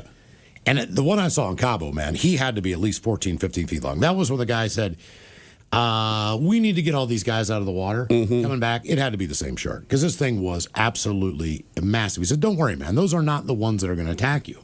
And I was like, I don't care. It's 15 feet long. It's black and it's fast as hell. And it's majestic looking, but sure. But man, I mean, so are lions. But that's the whole thing with that new Smyrna Beach in Florida, right? I watched that whole thing on it last year. The way that water is set up, it's awesome for humans and sharks, right? Because it's like you could walk out. It seems like forever. It's like a big sandbar. Right, but there's whatever the vegetation is that grows in there, those little Nerf sharks and lemon sharks love it. It's the same thing. They're like, there's a lot of shark attacks here. People don't die, so people still go in. But same thing, they're just moving around fast trying to eat the vegetation and bite humans. I know that most people don't die. Look, most people don't die when a dog attacks them. I don't want to be attacked by a dog. You know, I'm not going to wear ground beef underwear and go run through a dog kennel. It's like, yeah, I'm probably not going to die, but this is not the situation I want to be in. I did it last summer, right? When I was on the Cape. All right. We went to this beach. I forget whatever beach it was, right? But it's kind of like the Cape kind of curls, right? So they're like, oh, don't worry. The sharks are only on the outside of the Cape. I can do the sharks know that. Right. So my cousin, she's doing her swim because she's going to do the swim part of like a mini triathlon. Damn. And then I'm just swimming in the waves. And they made fun of me. But I was the only person on that beach in the water besides my cousin. And then we got back here, and I want to say, like, seemed like the next time I was on the air, they were like, oh, you won't believe it. Found a shark on the inside of the Cape. I was like, I was at that beach. Maybe everybody should make fun of me for swimming in that water because I was kind of like, they were like, oh, you looked scared. I was like, I was scared. It's the great white capital of the country in the summer. Yes. And now they got orcas up there knocking everything out. So they believe the great white shark population is left for the time being. I just read something either yesterday or the day before, and I did not read the whole story. I just saw the headline where it's the same general thing. The great whites are doing whatever they do right now, probably mating, hunting, whatever. But the population disappeared, and it said scientists baffled. And my first thought was an orca showed up and killed one of them. Mm-hmm. That's it, man. They did a study, it was probably about 15 years ago now, but it was great whites during their migration. This is on the Pacific side, all right? So they get basically off the coast of Mexico, somewhere very, very warm. They were tracking 100 of them because they're just tracking their migration patterns. A single pod of orcas showed up. They killed one, ripped out the liver. All the other sharks disappeared. Oh, yeah. Period. That was it. And I'm like, scientists are baffled. Brother, I read the headline. I'm going to tell you what the hell's going on. What do you think scares great white sharks away? Orcas. And then you're kind of done. There's not a whole lot of things they sweat, but they definitely sweat orcas. Well, I can tell you they stink. Well, I can tell you a porpoise stinks. I know that for a fact. Why do you know the porpoise stinks? That's a weird flex, bro. I know this is not this is not like the cool thing to do, but I didn't know any better. So I was down in the Bahamas at Atlantis, which is a resort, and they have this thing called Dolphin Cay. Yeah. And you can go in and you can swim with the dolphins. So you can basically put your hand on the back of the dorsal fin, and they'll take you for 20, 30 yards. Then they bring them in, and you take pictures with it and all that stuff. But all the dolphin wants to do is turn on its back and have you rub its belly. Mm-hmm. So, and why is that? Well, that's where their sex parts are, right? Just like anybody else. Oh, their sex parts obvious. I got my daughters with me and my wife, and the guy's like, "Look, you can rub their belly, just don't go below this line." And like he just kind of drew an imaginary line, like underneath the fins on the side. He's like, "Just don't pet below there." And I'm like, "Well, what happens?" He's like, "You get drunk down under." He'll take your ass and go to the bottom of the cave. And have sex with you, right? Try to, yeah. Yeah, well, yeah. That's the idea anyway. He's like, yeah, man. He's like, we don't talk about this a lot, but he's like, I'll let you know, man. He's like, just don't bet below that line. Why wouldn't they let everybody know? Well, that's why he had to tell you. The dolphin really wants to be, but they stink. They live in the water and they stink. Yeah. How's this possible? It's like living in a bathtub with a shower constant around you. You smell. Like, how do you smell? Well, it's not like fish smell great to begin with. Well, but this ain't a fish. This is a mammal. And fish don't really smell bad until they live in the same environment. Yeah. Yeah, I know. But I mean, I just couldn't believe how bad he stunk. I was like, man, you stink. Wrap my belly. Like you're in the water. You're in salt water. How do you stink? Fish pee in there. Yeah. That's a good point. They pee, they poop. Yeah. Everything else. Sharks get delivered out there, How does water figure into the story? 206-803-ROCK. Presented by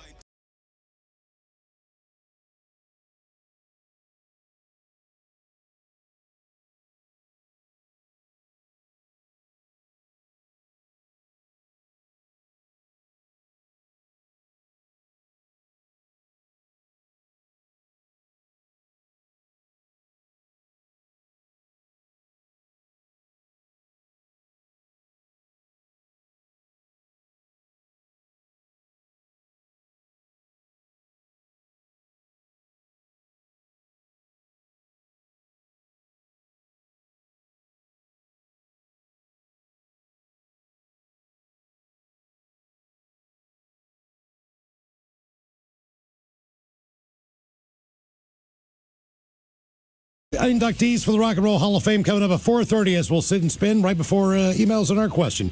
When did you have a crisis of the bowels? 206-803-ROCK. Hello, Eric. Welcome to the men's room. Hello, bitches. Hola. All right, so this is going back about 2 years. My wife and I just got married. We are going to Bora Bora. And in Tahiti, it's much like Hawaii. They eat a lot of raw tuna, so poke, but they have their own derivation of it that is onions and coconut milk and those kind of things. And it was included in our breakfast. So every morning for about 2 weeks, I was eating raw tuna, this concoction that was really, really, really good. And one of the nights we were sleeping, and I'd been also drinking a lot of beers and cocktails. So when I drink, I get gas. And middle of the night, thought that I was needing to just fart, and turns out I ended up pooping the bed on my honeymoon. Wasn't my honeymoon, but it was still a trip that we'd planned for over a year. And did it smell like tuna at all? It was very liquidy. It was not great. Now, did your wife wake up to you doing this, or did you have to wake her up and say, honey, you got to get out of bed because I just pooped in it? I kind kind of jumped out of the bed, and my wife was like, "What's wrong?" And I said, "Well, that wasn't a fart that you just heard." No. And she's still married to you, huh? She is still married to me 2.5 years later. How often does that story come up between the two? Like when people say, "Hey, man, how was your honeymoon?" Do you include that story? You just say, "Man, oh man, Bora Bora was beautiful." I do not include that story, but we laugh about it all the time. She's like, "Yeah, it's like you're already 75 to 80 years old and you already pooped the bed, so we've gotten that one out of the way." Did you keep eating that poke? Keep eating that poke. I still eat the poke. I love poke. It's one of my favorite foods. I don't care if it just shoots out of my butt in the middle of the night. It's worth it. I'm going to eat this. When did you have a crisis of the bowels? 206-803-ROCK. Can you eat raw fish for 2 weeks? I mean, I guess you could. Wasn't there that guy? Well, he ate it for like 2 years straight, right? I mean, he was eating like salmon nigiri, and then he got like a tapeworm or something. I mean, to me, that would be your biggest risk is getting a worm, right? Yeah. But otherwise, I mean, I think you survive on it. I mean, Dolphins do it. Dolphins eat tuna, right? Like tuna. I'll be honest with you, I don't know what the Dolphins are eating. I think it's tuna. I don't know. Either way. Yeah, I think you could do it, but I do feel like you'd have a lot of loose stools. Yeah, just not part of the American diet. So I'm just like, I wonder, like, can you eat just raw fish every day? Well, he did, and look what happened to him. Well, look, man, I had it, 2 days in a row, a couple weeks ago? And then what happened? Man, it was not good at work. There were times where I didn't know if I'd make it back in the studio while we were on. I told you guys this. I'm still just amazed. Because you were on that tip like, oh, man, I'm going to lose this weight, place man. is really good. Yeah, I'm going to keep eating. And you were on that. Yeah, it was like 3 or 4 days in a row. I don't know, man, but then all of a sudden I was like, this was a bad idea. That place is idea. really good. It I don't know. Even when I talk about this place I used to go to all the time, I loved it. I had something there that made me ill, right? Mm-hmm. What's going to happen? Right. But there's no chance the next time I went in, I would order the same thing. Right. Well, but I still have to have the miso soup. I need the edamame. Yeah, all that stuff. Mm-hmm. That worked out well. When, I'm not going to give up on it. When did you have a crisis of the bowels? 206-803-ROCK. Not yet. Next time, let's get some plain rice. Yeah, sticky. Hello, Hank. Welcome to the men's room. Hola, bitch. Hola. Hola. Hey, so I had my gallbladder removed back in the fall. And we're season ticket holders for the Chargers, Los Angeles Chargers. So during that time, we're driving down there, and the doctor says, well, you might get some diarrhea. I hadn't had it for like 2 weeks after the surgery. So while en route over there, I see it feeling my stomach bubble. I said, no, not right now. And I'm wearing white shorts because nothing had happened. I wore these shorts before. So I'm in line. Are you guys still there? Yeah, man. Okay, so I'm in line for the porta potties, and if you get there late, the porta potties are like almost full. So in line, I'm sweating, and I let one rip. Well, it's not a fart. Oh no, it's a shark, man. No, man, it's just a little bit. So I get into a porta potty, it's halfway full. I kid you not, I must have pooped like 20 pounds, and then I get off, and I'm one of those lookers. And there's like a hot dog, half-eaten hot dog. I said, do I not chew my food? What the heck is it? Oh, God. I don't know why that's so disturbing to me. That is horrible, man. Was this at SoFi? At SoFi, yeah. Oh, so people are like banging on the door. Hurry up, man. Other people got to go piss, man. So I finally get out, and the lady goes in there, and she looks at it. She goes, "Oh my God, what is it doing?" You told me to hurry up. I would have walked away fast. I wouldn't even had time to listen to that. I think the hot dog would have set it off for me. Conversed, I walked away fast, grabbed my wife's sweater, and I wrapped it around my white shorts. And I still went to the game. I was not going to miss San Diego Chargers versus Philly, and we won, by the way. I like it. Okay. And my team won. Yeah, gotta watch that one. Huh? Man, the half-eaten hot dog really, I can't explain how that made me feel. It's just like, ew, man. And you're at a stadium. Yeah. And a half-eaten in my... I came out, that means you're sick. I came out too quick. When did you have a crisis of the bowels? 206-803-ROCK.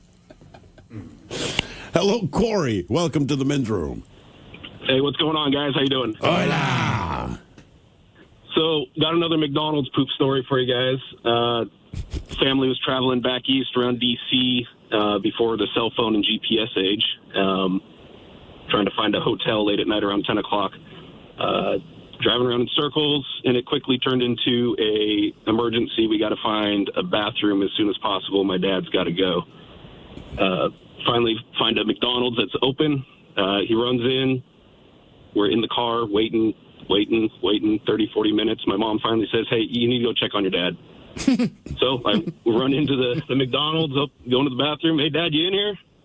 And all you hear is, I need you to get me some new underwear. Where are you going to find that at 10 o'clock at night? Oh, no, they're traveling. So the suitcase. Yeah, absolutely. Yep, he's got his underwear in the suitcase, grabbed it for him. He gets washed up, comes out, and we have a quick laugh, and then it's a silent ride to the hotel. And ever since then, we call the situations McDonald's moments, and, he's going to love to hear that I shared it with the world on the radio. Well, was he, like you said, this is pre-cell phone era, so was he just sitting in there waiting for someone to finally come in and check? Yeah, exactly. That wasn't a double-decker McDonald's, was it? Like 2 floors? No. Okay. No. I thought I might know where you were at. All right, now look, you said about 30 or 40 minutes went by before your mom finally said, look, go check on this dude. So did he indicate how long he had been waiting for someone to come in? Oh, no, I don't think so. I was probably 11, 12 years old, so if he did, I don't remember that piece of it. But yeah, that'd have been my question. Like, Dad, how long were you sitting there waiting for someone? Do you remember how far you were from the hotel? Probably 30 minutes. Okay. Right. Well, at least slide me your wallet, Dad, so I can get some nuggets while I'm waiting. Yeah, something. Yeah. God, I remember I'm like 8 years old maybe, but we're at a park with another family. And me and this kid, Eric, we both go into the bathroom, take a dump, and he just says to me, we have the divider between us, and I'm kind of cleaning up, and he just says, oh, Stephen, could you tell my mother I have an emergency? And at first I'm like, oh man, is he all right? But I realized under the partition there, you can see over, his underwear was brown top to bottom. And it just blew my mind because I'm like, we both walked into the bathroom. How did you poop into your underwear? I did not ask him this, but I'm like, I just sat on the toilet and pooped like a normal human being. I had never seen anything like it. So I went out and I told his mother, and I'm like, hey, Ms. Moore, Eric says she has an emergency. And then she's like, oh, my God. I said, I think he pooped his pants. And she immediately calmed down. Yeah. Like, I don't want to rat him out, but I can see her starting to freak. Kids have stomach aches. Sure. When you're an adult, you don't have stomach aches anymore because you're using the bathroom with some regularity. You figured out a system and a way to do it. But when you're a kid, you really haven't. You wait till the last. You haven't really learned that yet. There's a connection between your stomach ache and your anus. I mean, you could go 2 or 3 days without even realizing that you haven't had a bowel movement. Right. And then all of a sudden, when it hits, you're like, oh no, you're at a park or you're playing with your friends or wherever the deal is. That was exactly what his situation was. When did you have a crisis of the bowels? 206-803-ROCK. Hello, David. Welcome to the men's room. Hello, gentlemen. Hola. All right. I've got 3. I spent 4 years in Kuwait. So there's an alcohol one, there's a sushi one, and then there's a hot Indian food. Which one do you guys want to hear? And were all of these in Kuwait? Yes, all of them were in Kuwait. What was the most entertaining one? Well, I'd like to think the hot Indian food one was. All right. So I've been transportation, and one of the local guys who does all the customs clearing for the company I work for was like, hey, do you want to go to lunch with me? I'm like, sure, but I don't want to go. I mean, they have Fridays, they have Burger Kings, whatever, downtown. And I'm like, I want to go where you would go have lunch. And he goes, okay, great. It's just right across the street. Well, across the street was an apartment complex. And in the basement was this traditional Indian food. It was like you sat on the floor. There was a little table. There's maybe 10 people in there. And there was somebody just cooking in like a normal kitchen. No. And I'm like, wow, this is okay, cool. This is traditional. Here we go. And I told my guy, nobody spoke English. I told the guy I'm with, I said, hey, listen, I like spicy food. So whatever, I couldn't read the menu. It was in different language. So I said, just give me some chicken with, a little spice. And he goes, okay, good. So the waiter comes, they order, and all of a sudden you hear the waiter go American and then speak in his language. And the guy looks at me and goes, well, do you want it American spicy or do you want it Indian spicy? And I was like, well, I like spicy food, so, yeah, I don't want the American. Just give me what you would get. Well, it came out and it was so hot, it burned my nose when I smelt it. Yeah. And I'm like, oh, this might not be good. So I took the first bite and instantly couldn't taste anything in my mouth because my whole mouth was on fire. And I'm like, oh, this isn't good at all. And he goes, oh no, you gotta put the non-bread in there, and then it's not so hot. So I had a whopping 2 bites of this stuff, and I couldn't taste for 3 days. I couldn't taste anything for 3 days. It didn't matter what it was. So we get done with lunch, and I'm like, okay, I'm going to go home. Well, I burped, and I honestly thought I was burping fire. And I'm like, this is not settling well. This is not good. I stopped and got some milk, which was the worst thing I think I could have done, because the milk over there is different than milk here. It's not pasteurized. I mean, it's like whole milk. Right. So I'm driving home, and I keep burping, and it's just, my throat hurts. I mean, it was awful. And so I get into the parking garage. 9.9 KISW. The shenanigans continue. This is the men's room with Miles and Thrill. Still a couple foursomes left for the KISW Miles Montgomery Golf Classic, presented by Pinky's Plumbing, having a Redmond Ridge Golf Club. Yeah. Going down Monday, June the 8th. Yeah, the foursomes. Please tell us more. It's going to be a fantastic time. Do we have to play golf? You do. Tee-off time is 8, just like Bernard Longer. Well, famous German golfer back in the day. Wow. What? It's a deep ball. Well, he's a master champion. I'm the only one in here that has any idea what you are. That's a deep bulldog. We are hitting the greens once again this year for Jesus. I mean, he is a famous German golfer. You're correct. For some brews and a whole lot of fun. We do have a few spots left. Famous German I think of. When you say name out. Well, you said famous German. You said German golf. Who's the golf guy? If we went German tennis no player, one else comes to mind. Steffi Graf? I was thinking Boris, what's his face? Boris. Boris Becker. Was he German? Yeah. All right. What about Bjorn Borg? No, he was Swedish or something. Swedish. Yes. Swedish. By the way, the grand prize this year is the foursome gets to go to see Guns N' Roses and the Black Crowes. Guns N' Roses. Guns N' Roses in Vancouver, British Columbia. That includes your Amtrak train tickets. Shut up.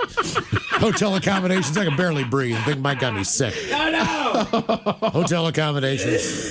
Jesus. That's why I keep opening the door. It's like a petri dish in here. You sound terrible, dude. I mean, it's been like 3 But he's feeling better. It's a nagging cough. That's all it is. Like, it doesn't even hurt anymore. That's the part that sounds terrible. I'm slowly building strength in my voice. I feel like I've just been a smoker for 20 years and I've recovered, you know? I've smoked for longer than that. I don't sound like that. Well, okay.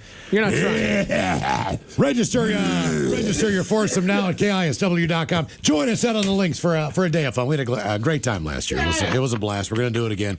Hopefully you can join us up there at Redmond Ridge Golf Club. And see Mike before he dies of emphysema. Yeah. Boris Becker is German. See, I told you. I mean, you're right.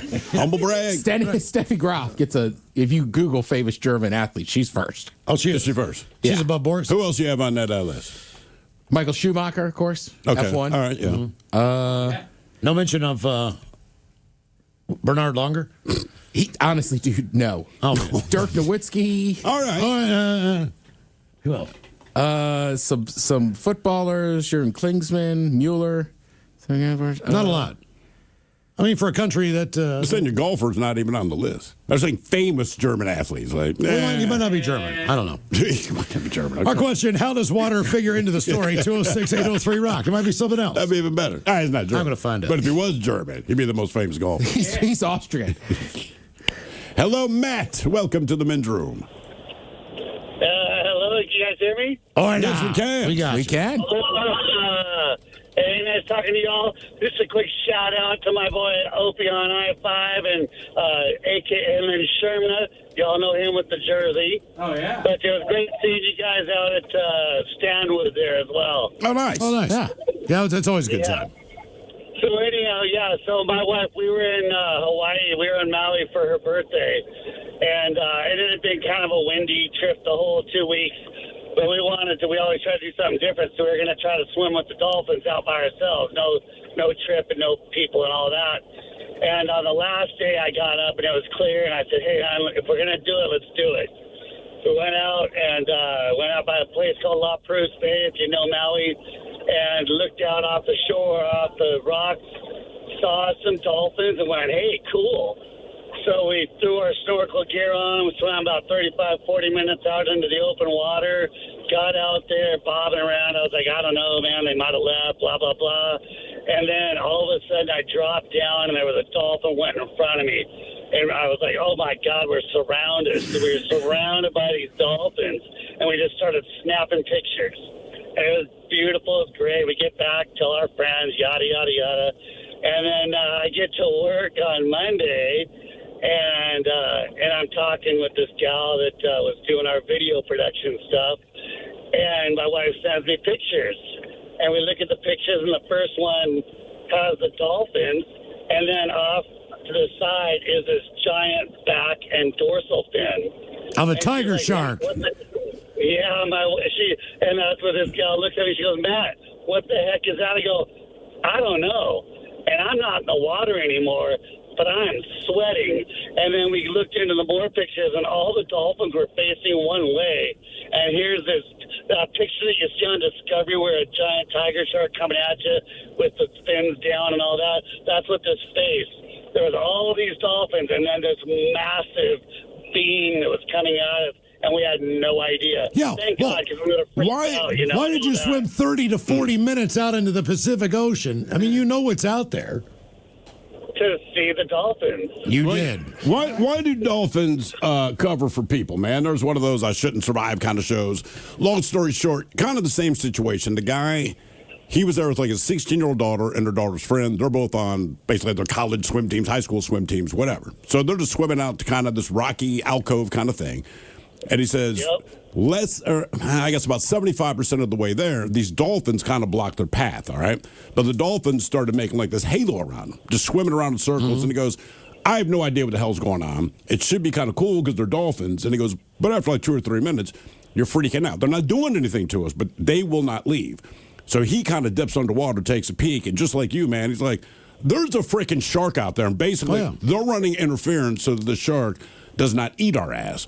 So the only thing I learned from that, and now hearing your story, is, well, it might be cool to swim with the dolphins. Well, it might be because a shark is eyeing you up and down, drooling. Because I get stoned and I watch nature stuff. The one working theory on this is that of all the things in the ocean, other than the mammals that are in there, you know, the whales and stuff, we are the closest to their heartbeat. So as far as they can hear your heartbeat. Turn on your heart lights. And I guess our heartbeats are about the same in pattern and very similar sounding. So that means take care of them. So the dolphins, they don't know, they know we're not a dolphin, but they know we're not a predator or a fish. Okay. You know, unless you're in a cove in Japan. Well, wouldn't we also have like some bond with them because we both breathe air? Well, I think they can hear. The theory was on the show. Chimpanzee. Well, he's going to rip your face off, man. You know, and but I feel like I have a better chance of ever hanging out with a chimp than a shark. Yeah, but what I'm saying is, like, the breathing. Look, I don't get the dolphins' whole MO on this, but I would say, like, a chimpanzee. I mean, as far as human beings go, we're like 98% the same. Anything they will still kill you. Anything in the ocean that has a heartbeat that they can hear is a friend of theirs or a relative. That's how they interpret that.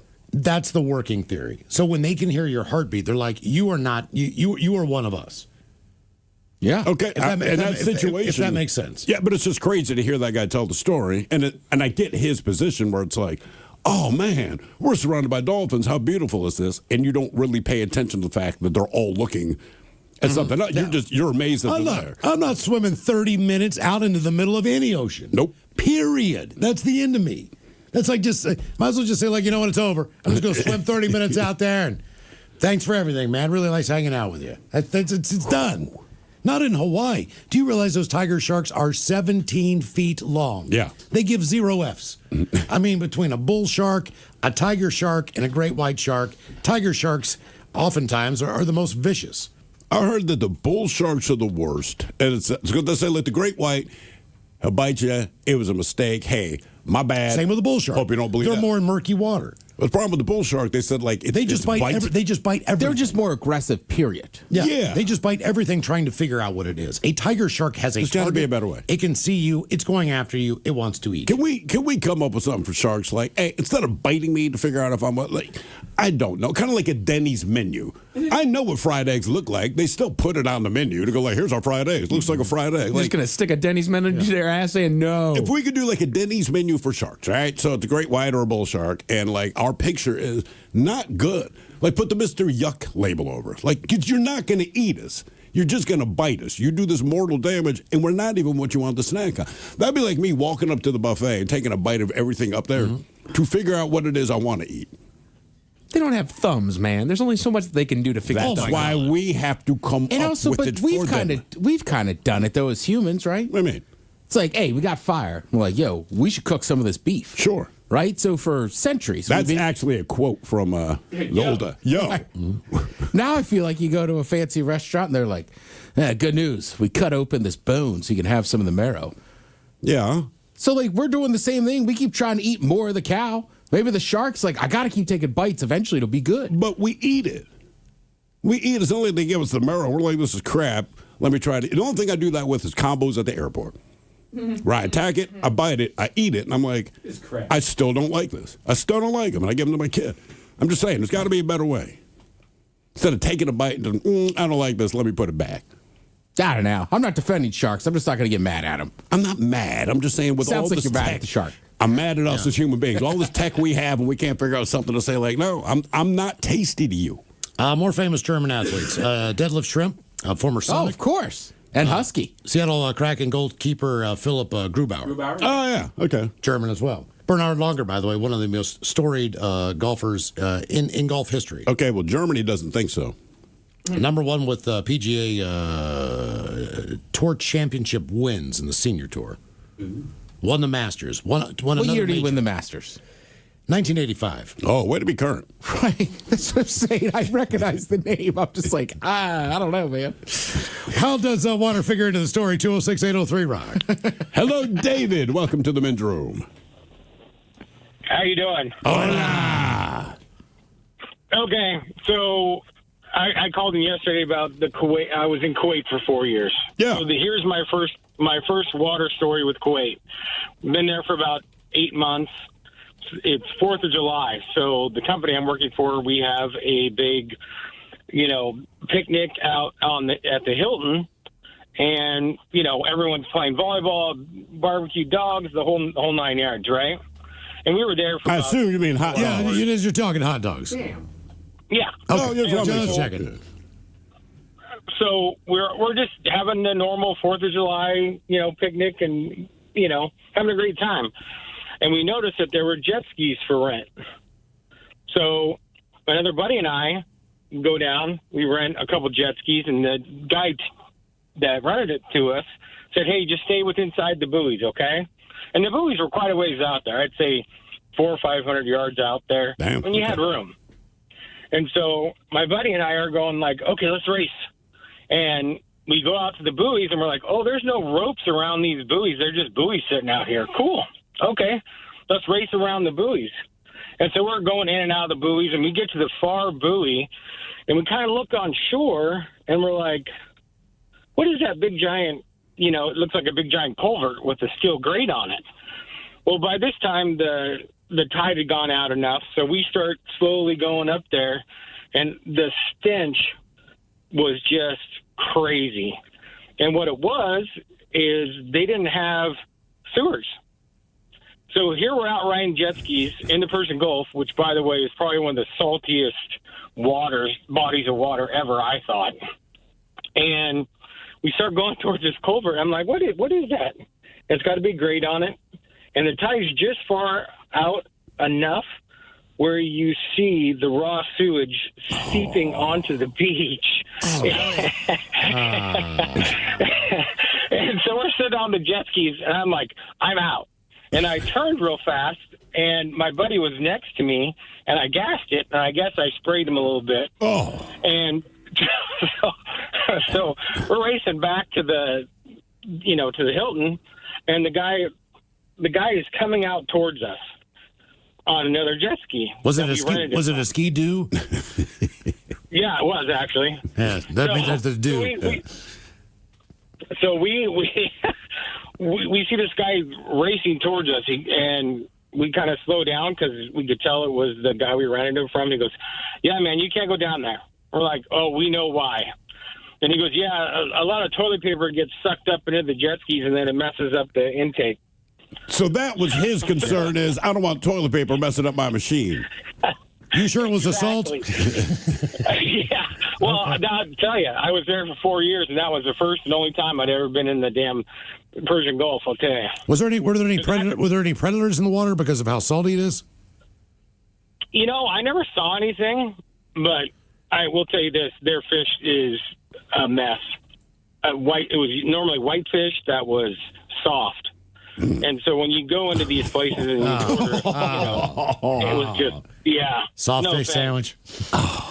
No fish sandwiches. Melt in your mouth. You don't have to chew or nothing. Right, just put it on your tongue. It'll dissolve. God. Yeah, That's so gross. It's a different place, and it's a good time. But I'll tell you what, you don't go in the water. I don't care what happens.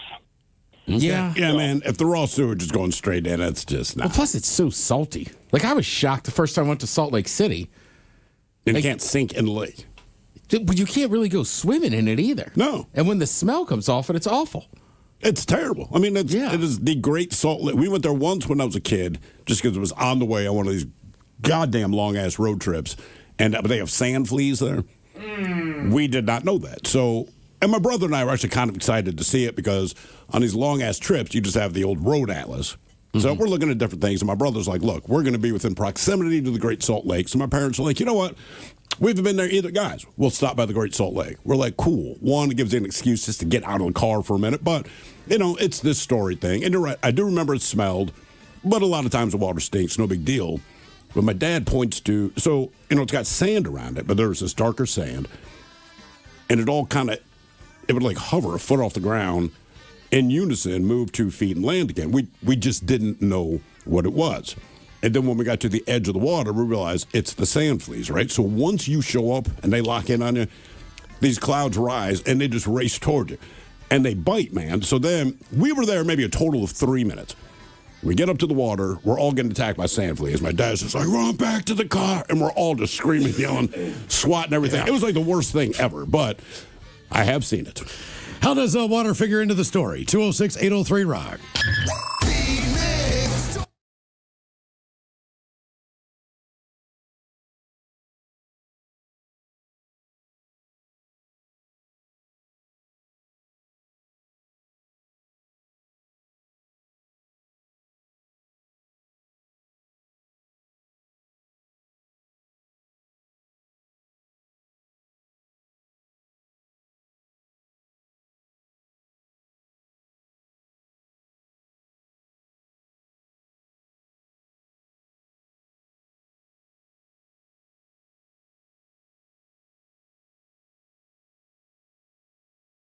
Attributed to some students, quote unquote, stopping out.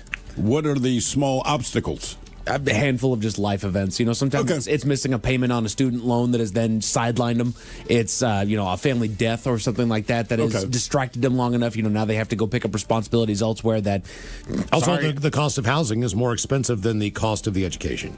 So depending on where you're living and what the rent is. Like, look, you could go to a great school here in Seattle, but you have to pay to live here. Right.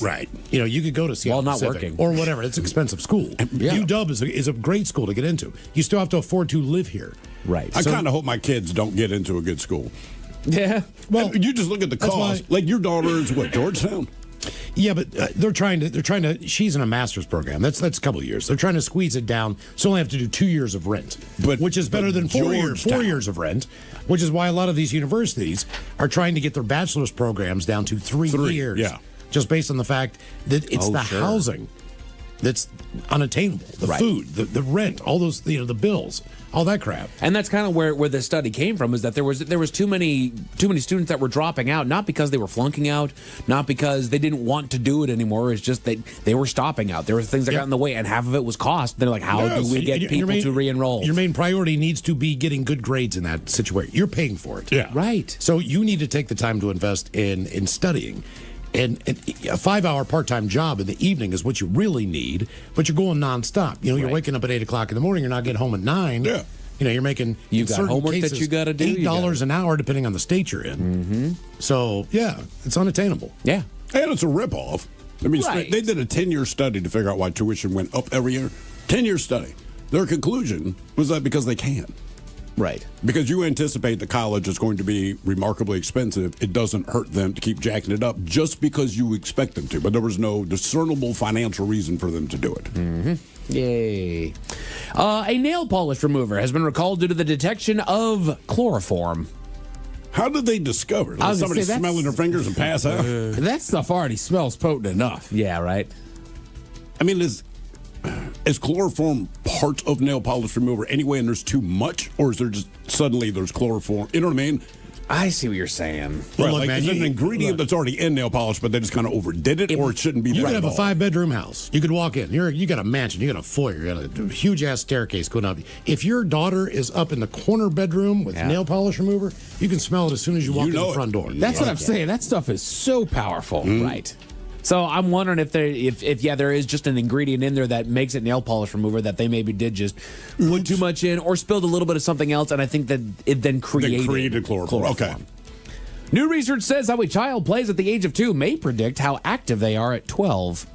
I like that they put the qualifier on there that it might predict. Well, that means it might not. Correct. In other words, we shouldn't have brought it up. Right. What happens at the age of 2 might affect how they are at age 12. It also might not. Right. So we don't know. We need $10 million. There you go. That's how you get your funding. We will find the answer to this. It might. Right. What do you know? If your kid doesn't like to play a whole, fast and loose, maybe they'll be a little bit more sedentary and prefer video games. There's not a lot of scientists that use the word might. Yeah. And you use it on the negative tips, like the Artemis went up, right? Like, look, they might not return. Right. Might was supposed to be a hypothesis. But if might was any part of this program, we would not have launched it. It's like, you're right. They might not return. Right. But it's not like, hey, does this thing work? It might. It might. That is not what you say. We've done all the tests. Look, it worked. Look, they might not return. But if you ask us about any part of this rocket system, our answer is yes, it works. It might. I feel like 2-year-olds, surely when you see them, are pretty active. Right. There's not a lot of lethargic 2-year-olds. Yeah. You wish they were, but they are not. Yeah. Some of them could be a little bit on the slower side. Oh, really? Oh, yeah. Physically or mentally? What do you say? Physically. Okay. Yeah, some of them just, they're not running quite as much. I mean, they're having fun, but they're the passive player, whereas the other is the active player, if you know what I mean. I got you. In the game of follow the leader, there's a leader, there's a follower. And this one's a follower here. Put your thinking caps on, Jen. It's time for the Merriam-Webster word of the day. It is a verb brought to you by the letter E. I give you guys a 20% chance of success on this one. Now, it is about requiring or prohibiting, okay? So to do this to a person is to direct or order them to do something. To do this to an act or practice is to prohibit it. So in legal context, that prohibition is by way of a judicial order, is what they say. So forget that whole sentence there. It starts with an E. Starts with an E. To do this to a person is to direct or order them to do something. And as far as doing this to an act or a practice is to prohibit it. Any guesses at all? Emancipate? Emancipate. No. Man, I got nothing. I don't either. The word is enjoining. And I've never heard that word To before. enjoin. Okay. It's like you're about to say enjoy, but then you enjoin it. So if I enjoin you, I've ordered you to do something. Correct. If I don't know, enjoin Ted's performance, I'm now prohibiting it. The court has enjoined the ban. We were enjoined from speaking on the tour. Do you think anyone has to raise their hand? When you say something like that, Your Honor, what in the F are you talking about? Right, what in the like hell does that mean? nobody knows who won. Yeah, like if you're on the jury. Yeah, I don't know. What did that mean? If you're on the jury, idiot. If you're doing jury duty, can you ask a question during the trial at all, or does it have to be? Because again, if they said a word like enjoin, when we get together as a jury, like, guys, I have my thoughts on this, but I don't I don't know which way the judge is leaning on this. I don't know if he's saying that's good or bad. Maybe. Yeah. I don't know. Someone did a study to discover that foot placement during squats changes with which muscles do the work. Well, yeah. They had a study on that? That's right. No kidding. I need $10 million. Same thing with bench pressing. If you go wide or you go inside. Exactly. One's going to work more of the chest. One's going to work more of the triceps. That's why they tell you lower the weight and work on your forearm. Even if you're doing pull downs, it's the exact same thing. If you go out wide, it's going to work your outsides. Exactly. If you go inside, jeez, a whiz. I feel like any video that you watch when they're telling you to do squats, it's like, okay, in line with your knees over here. My Okay, make question sure is that your this. knees are You can do tracking. all this crap you want. Who funds this stuff? I don't know. That's what we need. We need someone to go there. No. I'll tell you this in 2 seconds. I think a lot of times you get federal funding, right? Because it'll be from a college. Sure. So they say, hey, we're doing this study on blah, blah, blah. And the Congress, no offense to them, probably not the brightest people we have on this planet, but they go, you know what? That makes sense. Absolutely. Yeah. Let's fund this to make sure that if our feet are in a different position, it will affect different muscles. Because none of us are smart enough to look at this thing they want to study and say, yes, it does. You have to apply for that grant money. My question is, who rubber stamped that? Right. Who said yes? How specific do you have to be about the grant? That's my question. Because I feel like if that came to me and be like, guys, tell them we're going to save the money, but to answer the question, yes. That's right. Right? Yes, Next. it is. Look, we all need replacements or backups from time to time. Things come up and things change and things that we didn't expect seem to happen. And, from time to time, people need to step in. The Men's Room Top 10. The Men's Room Top 10. So this is a list that comes from BuzzFeed.com, and they put together a list of actors who either got fired, quit, or died while filming and needed to be replaced. Okay, well, died. That is a reasonable excuse. Right. If I'm not mistaken, then again, he wasn't replaced. Never mind. I was going to bring up Heath Ledger? No, on House. I don't know the man's name, but he played one of the residents out there. He was Kumar from Harold and Kumar. Yeah, he played in that show, and I remember there was some Cal Penn. Thank you. There was some creative difference that happened on there, or he was a jerk behind set or something like that, and they straight up killed his ass off. So this is all movies, not television. These are all movies. Okay, yes. so we're talking about who's the aunt in like Fresh Prince, or was there a couple people that? Yeah. Well, I can't remember why they replaced her. But yeah, the first season on Fresh. Yeah. Yep. It was a I know different I know Chris Farley had voiced most of Shrek. Hold that thought, Ted. All right. Hold that thought. So, bottom of the list, they go with Philip Seymour Hoffman. He died. He died while filming the Hunger Games, the last two movies. Okay. It was a two-part finale that they did there, and he died right in the middle of there. He was not replaced, but the script had to be rewritten. So there's a handful of spots. He's in both those movies. So they still have him in the movie. Right. So luckily, they shot a lot of his parts before he died. Well, it'd be weird to do it after. Yeah, right. To where it didn't alter the story and it didn't alter how the thing would play out. But there were some spots that he couldn't get to. So they just kind of reworked some things around there and made it fit. That's such a weird thing, because you don't want to be a shallow human being. And you're working with this guy, but hey, we put a lot of money into this. He died. Yeah. We need you to rework the script. It's just such a weird, God, okay. Ted, you mentioned it. There it is. Chris Farley recorded most of the vocals for Shrek before he died. And then Mike Myers took over the role and had the script rewritten. Think how much money Mike Myers and Eddie Murphy, for that matter, have made as a result of Chris Farley dying. And would it have been as good with Chris Farley? So Thrill and I have talked about this a bunch. The things I've read said it was the character was a little more sad, a little more melancholy. Yeah. Okay. Right. And then, so I don't know how much different it would have been. I think if he'd have been more sad and melancholy, it just would not do as well with kids. Gotcha. That's just my guess. Who knows? It might have made Farley even bigger star. That's then. I think that would have happened. Yeah. That's the second revoicing then that I can think of this thing, because if that's the case, Chris Farley does most of it, dies. They say scrap it, just have Mike Myers do it. Mike Myers did voice all of Shrek, and then I don't remember what inspired it, but all of a sudden he was like, Scottish accent, and he went in there and he recut everything. Really? Like overnight, recut everything. Damn. Yeah, and then it just worked. That's wild. Actors who were Shrek. I mean, there's definitely sad moments, but it's. The mighty 99.9 KISW and KISW HD1 Seattle. Always live on the free Odyssey app. From the Pinky's Plumbing Studio, you're in the men's room. Text the guys at 206-803-ROCK. Food Talk Class is coming up right after emails on our question, how does water figure in the story? 206-803-ROCK as we head once again to Florida. Florida family called authorities after they heard an intruder splashing around in the swimming pool early one morning. Brought the story to you a couple days ago. Tampa police arrived at the home at 3 a.m. and did, in fact, find a large intruder. A 10-foot alligator frolicking in their pool. Frolicking, yes. A hole was found in the screen cage surrounding the pool, which is how they believe the reptile got in. Gator Trapper was called to assist and used a rope to capture the alligator. Video of the capture shows the gator hissing and splashing around. Yeah. Which helped burn off a little energy before he was dragged out of the pool. Now, once he was out, animal was measured and loaded into a truck. It's not clear where the gator was taken from there. Our question, how does water figure into the story? 206-803-ROCK. Do those, and look, if you go to Florida, you'll definitely see all the keep out gator stuff people put around their pool. But for the most part, all I see is like netting. And I'm like, does that honestly prevent an alligator, right? This thing was 9.5, 10 feet long. It's netting. Bro, I mean... Well, the problem with alligators is they're not always in the water. I've seen videos of them get up and ring doorbells. Yeah, the one's kind of like hunched so up, yes, right? they like the water, obviously, but that doesn't mean they walk around half the day. They do. I mean, I think the netting might just do it.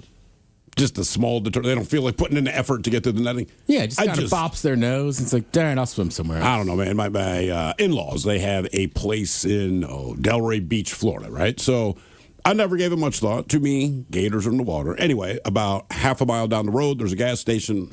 I'd walk down there to buy smokes.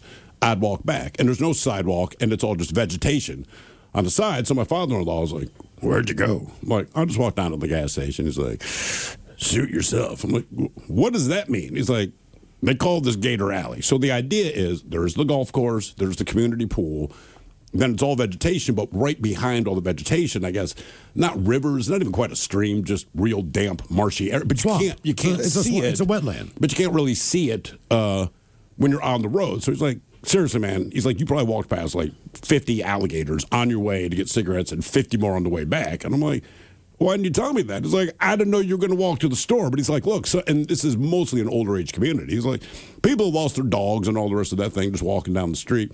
I never did it yet. It's reasonably close. It's not a long walk. I'm like, I'm not doing that, man. I am not doing that. I'm not getting snatched by a freaking gator into the bushes. And the snakes. I'm not worried about the snakes. I know you don't like snakes. Look, snakes don't bug me, but the gators, man. Half those stories do not make the news. It's just because it's commonplace. You know what happened to your dog. You know exactly. The dog is gone. You don't need to call the police. Right. You just got to explain it to your better half when you get home. I mean, that's really this is 911. Look, what man, are you your dog was eaten by a gator. You know it. We know it. Right. Stop calling. That's got to be. You're not going to be on television. No. How does water figure into the story? 206-803-ROCK. Unless you want to. Hello, Ryan. Welcome to the men's room. Dale. Howdy, gentlemen. How are you? So, this is another story from the Pacific Crest Trail. So, this was back in 2015, the first time I did it. And me and my hiking group, we had just got done with 700 miles of desert. And we just left this place called Kennedy Meadows, which to the hikers, it's codenamed like the gateway to the Sierras.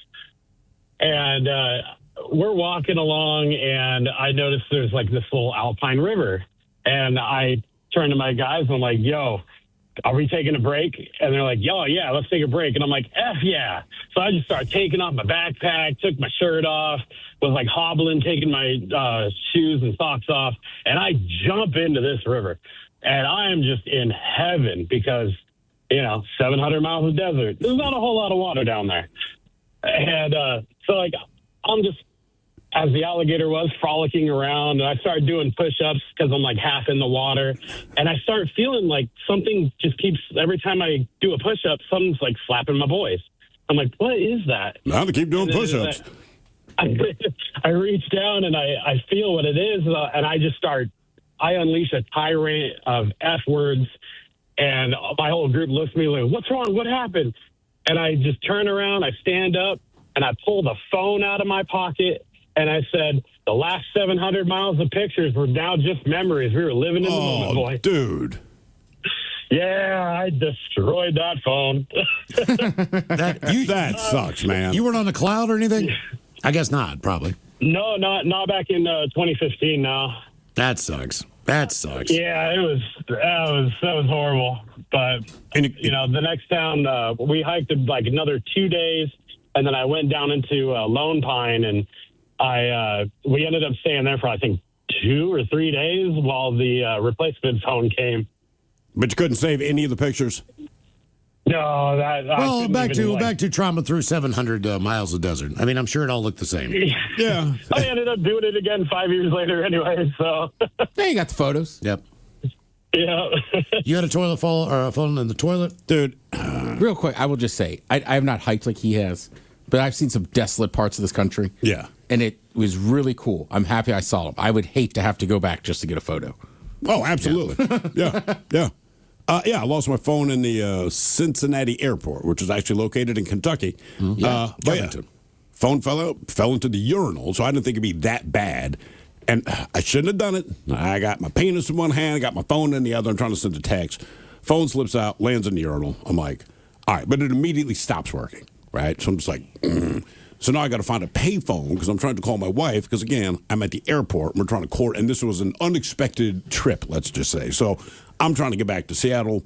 She at least knew that I'm trying to get back to Seattle, but doesn't quite know when my flight's going to be. And I've just found out. I just had to pee. So I finally find a payphone. Then I realized I have to get change for $1 because you just don't have a lot of change in your pocket. Finally, I make the phone call. Thank God the one phone number I know other than my own is my wife's. And as you said, Miles, and 1-800-EMPIRE car, all that kind of thing, 1-800-DUI away. But, I know my wife's number, so. I'm lost. You're the number guys, I got. Listen, man, I know your jingle. That's why I'm calling you. Can help me. So I call my wife, explain the situation. She's like, well, what about your phone? I'm like, look, it's not working now, but I only peed on it. It did not fall into a stall, so maybe I can get it back. And everyone's going to do the rice thing and all that. So I had to spend one more night there. I did try to do the rice. And it worked and fits and all this kind of thing. But eventually, it just died, right? It's not going to work. Fine. It is what it is. I get back to Seattle. Maybe 2 days later, go down to the Verizon store. And I'm like, man, I got to get a new phone. My phone's not working anymore. So the guy behind the counter says, well, let me see it. So it's in his hand. And he's like, yeah, it's pretty dead. He goes, what would happen to it? I'm like, I dropped it in the toilet and peed on it. And he drops the phone. He's like, hey, lead with that, man. Like customer service was done in this moment. He was pissed. And I'm like, I've cleaned it off. He's like, still, man. And he goes, look, if that's what happened to your phone, and he goes, I'm sure that's happened to a lot of people. He said, don't tell me. Say you dropped it in the bathtub. Say you dropped it in the pool. I was like, I was just being honest. He goes, I appreciate that. But then my phone's just sitting on the counter. So I managed to get a new phone, but normally they take your phone and get what they can get from it. Like, he gave me the little tool to pop out the SIM card. And all. Like, he would not touch the phone. Yeah. Would not touch it. How does water figure into the story? 206-803-ROCK. He has. I told him. Look, I'm with you. I probably would have. I'd just been like, I don't know. I dropped in the toilet. Yeah, I didn't think about it. I had cleaned it up, but he immediately just dropped. Like, come on, man. Like, oh, sorry. Hello, Sean. Welcome to the men's room. Hey, Thrill. How's it going? Hola.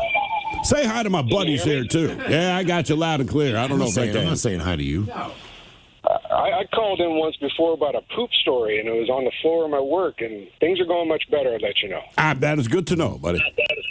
Yes. I don't know if you remember that.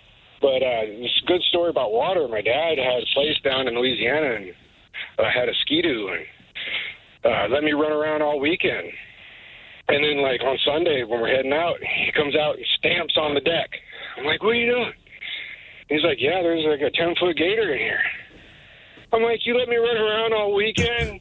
And then to top it off, that afternoon, he took me out, and he's like, let's both go out. And we went on the ski-doo, and he runs up what do you call them, the canals? Yeah. Runs way up one. And I was like, man, how are we getting the hell out of here? This thing ain't going anywhere. And he's like, we're going to have to whip around real quick, and we might fall over. There's gators and stuff. And we made I don't know. He knew what he was doing. Whipped it tight and just got the fuck out of there. Hey. Once again, bedroom colors, here are the 7 words you can't say on the radio. Sucker, mother, and please keep those words in mind when calling. Now, back to the program. That's the big one. That is a big one, yeah. That's the one they frown on all the time. Mm-hmm. You know someone's from Louisiana when they own a ski-doo and have no problem using it in the water there. If you're in fresh water in Florida, you know what's in there. That's what I mean. They're just like, yep, there's gators everywhere. And they're not everywhere. They do the tours down there. Right? You go to Louisiana. If you go to New Orleans even, they're like, oh, man, drive a little bit farther. You can do the gator tour. And I did it once. And it's not like whale watching. Whale watching, like, man, I hope the whales are out today. If you go on a gator tour, you're going to see gators. And you're going to see so many gators, they become less impressive and just more disturbing because they are every frickin' where. You also don't think about that when you're in Alabama or Mississippi. Nope. I mean, if you're in Mobile or Biloxi, you might have maybe a thought. But you could be in Montgomery or Birmingham, and there are alligators in the water there. Yeah. I mean, they migrated up. So they go a pretty good ways up. You just don't think about it because you feel like you're just in the South in the middle of nowhere. But you're not, man. But there's gators. I'm telling you, those there's wild pigs and gators. But like those Louisiana swamps, boars. If the gators would not attack you and you could run fast enough, you could run across the swamp. Like you see the land on the other side, maybe 100 yards away. Yeah. They're everywhere. Or it's not even that impressive anymore. And as you're going through the tour, they're taking like oars and moving them out of the way, that kind of thing. And I'm like, this is so uncomfortable. I mean, every single place you looked, there were gators. Was it on one of those fan boats? Mm-hmm. I mean, that's the only thing. I think it'd just be cool to go on one of those boats. It was, but like when we got to the gator-rich area, for lack of a better term, man, I'm like, they're freaking everywhere. Like if you fell overboard, I don't even think you'd get wet before you get snapped out of the air. I mean, they're just like when you looked at the water, it almost looked like a bunch of leatherbacks just everywhere. Those guys who fish down there, they're those flat fishing boats. Yeah, that have a deck on them, but they don't really have an edge on them. Nope. It's just a flat, so you can get around, walk around the boat, pull your fish in. Yeah. I still don't feel comfortable with not fishing down there. No. How does water figure into the story? 206-803-ROCK. I will say, most of those dudes that I've seen these shows that lived, they seem to know where they're going to be, this and that. They do. I've seen stuff in Florida where they're by the swamps and the Everglades, and they're like, oh, we know this gator. But I've also seen the other shows where they're like, we swam in this body of water forever. And then one day, Chuck got bit. Yeah, that was it, man. Yeah, it was bound to happen. Uh-huh. Hello, Bryce. Welcome to the men's room. How's it going? Hola. All right, so I'll keep it short, but I live out in Duval, the Snoqualmie Valley, Snohomish Valley area. All right. And it floods every year, but it hasn't been this bad since like the late 90s. This year it flooded bad enough where we were basically on an island for 2 days. So you couldn't, all the roads were closed off, you mean? Yeah, like every main road. The only way out was like forest roads that only like a big 4x4 could make it down. But yeah, my boss, he wrote me up because I called out of work, and there was like 5 other people had the same issue. I made a joke. And he wrote you up? Like, yeah, he wrote me up for calling out. Like the storm in December where like it was awful? Yeah. So watch the news. As soon as you brought that up, I remembered, because one of the other things that happened, so you guys are isolated for a while. There's just nothing anyone can do. But then some people started looting homes, going in on boat. Yep. Yeah, and he wrote your ass up. Nuts. Yeah, I got it taken off after I took it to like upper management, but he was pissed off at me, and I was like, you want to come and get me in a helicopter? And that made it worse, and he hung up on me. Do you want to work? Do you really want to work for somebody like that? Doesn't that suck? I've had some bad bosses, but whenever you work for a terrible boss, someone like with that, no logic, you're just like, man, why am I making you look good? Yeah, and that's what to do. Just turn on the news. Turn on the news. Look at my address that you have on file, and tell me what you'd have me do. What do you do for a living? I'm a tire technician. Okay, well, I mean, whatever your job is, if you can't make it, you can't make it. Apparently, that's not the brightest boss in the world. No. No. Well, at least you know you work for an idiot. So as long as you know that, it helps. You try to manage. But I remember Brad from the news, man. It was, and he's right. Like Carnation or Duval, like that area floods, but that was brutal. Yeah, they were like, they are cut off. You cannot physically get there. And then a couple of days later, they had like drone footage of some opportunists on boats, like mortaring in at like 3 a.m, looting people's houses. I'm just like, really, man? Come on. How does water figure into the story? 206-803-ROCK. Hello, Zach. Welcome to the men's room. Hola. Hola. So, kind of similar, not similar, but like in the same vein, you guys were talking maybe 90 seconds ago about like alligators down in the south. Yep. I grew up in Florida. And so around like the neighborhood I grew up in, there was like 4 or 5 of us dudes who all like hung out all the same age. And next to the neighborhood we were in, there was a giant lake with like a track around it for families to walk. But plenty of signs, hey, there's alligators here. Growing up in Florida, you're like, yeah, no duh. So what ends up happening, we're all about 17 years old, about 5 of us. We all go jumping in said lake to kind of cool off after like a midsummer football practice. And what ends up happening is we're all just, essentially chilling in the water one of my buddies leans his head back, kind of like what he thinks is just to keep his like hair in the water, cool off, only for him to be like, "Oh, is there like a log? What am I laying on?" Full-grown alligator. Go. And he freezes in place out of fear. All of us slowly back out of the water while he's still in. He's only about 4 feet off the shore, and he's like kind of like cursing under his breath, whispering just loud enough for us to hear, like, how the F do do something? How do I get my head off this thing? Because its eyes are open. And so it's like kind of a stalemate of who's going to move first. One of our friends takes a rock and just chucks it at the alligator's head in the hopes to kind of startle it away. As he throws it, my buddy sits up to try and like run out of the shore. It doesn't dart towards him, but it does that quick snapping motion that alligators just kind of do. Yeah. To get him.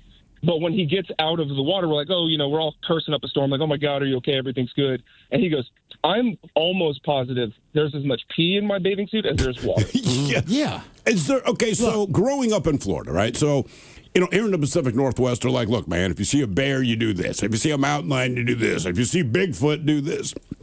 Do they have any, like, go-to thing you do if you find that you are, like, one-on-one with an alligator? So as cliche as, and I don't know how far, like, up this way in the country it's made it, the whole, like, if an alligator's chasing you, you run zigzags. Yeah, I've heard that. It is true to a point because they can't turn very well, but you don't want to just, like, zigzag yourself for, like, 100 yards because, one, it's going to just catch up to you because you're slowing down to zigzag.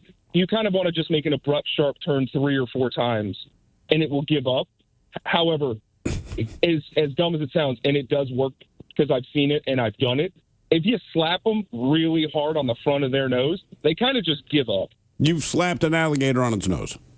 I was about 18 years old, and there was maybe or maybe not vodka involved. Okay. At a nice little lake party. There's a bar in Florida on the Okeechobee Alley, and they have a deck out there. And when you get done with your food, all right, other than the paper products, if you have chicken bones, if you have anything like that, if you have shells from your fish or your shrimp or whatever the deal is, you go out on the back deck and you throw it out, and all the alligators come up and they hang and they just wait for you to feed them. Sure. So, like, I was getting to the point where I was taking them French fries and whatever. But, man, some of the guys that came up were big. A lot of them are smaller. Yeah. But, I mean, it's just a bar on a lake in the Okeechobee Swamp on the Alligator Alley, aptly named. Mm-hmm. There's also Black Panthers down there and a bunch of other crazy crap. Do the alligators never come up? All right. Do the alligators never come up any farther? Well, it's just a wooden deck. I mean, it's got chicken wire. But how high is the deck off the water? I don't know, 2 or 3 feet. It's got chicken wire all the way around it. So it's a wooden deck, but you just sit there and you feed the alligators.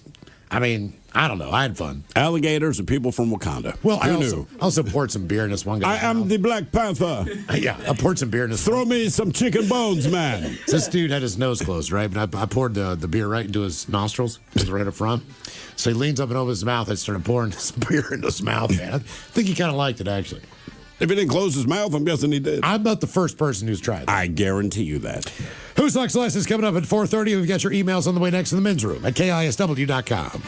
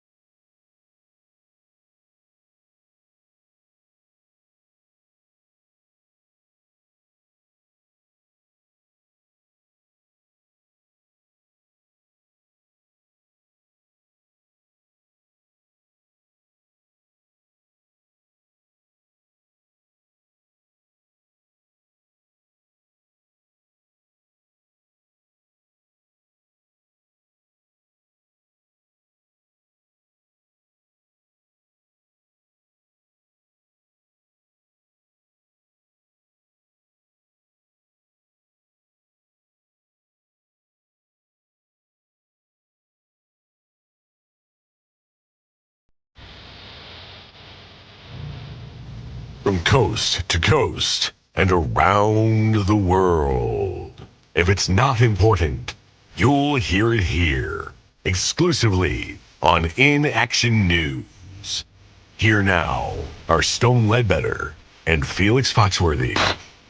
Tonight, the cartoon star Clarabelle went into hiding after a wardrobe malfunction exposed her udder on the red carpet. But first, a new study found that while aggressive first deal offers might turn a big profit for the sellers, they run the risk of angering the buyer and killing the deal altogether. Never was the problem for me, Playboy. The price is the price. You don't like it? That's fine by me. Well, certain wares aren't that simple to sell, Felix. There are a lot of merchants out there either getting their start or they make their money from commission, so haggling plays a very big role in how sales are made. Not for me, man. I've never seen the point of arguing over a price. Oh, come on now, Felix. Surely you, of all people, have had to haggle at some point in your life. Wouldn't even know how to start, Playboy. Well, it's very simple.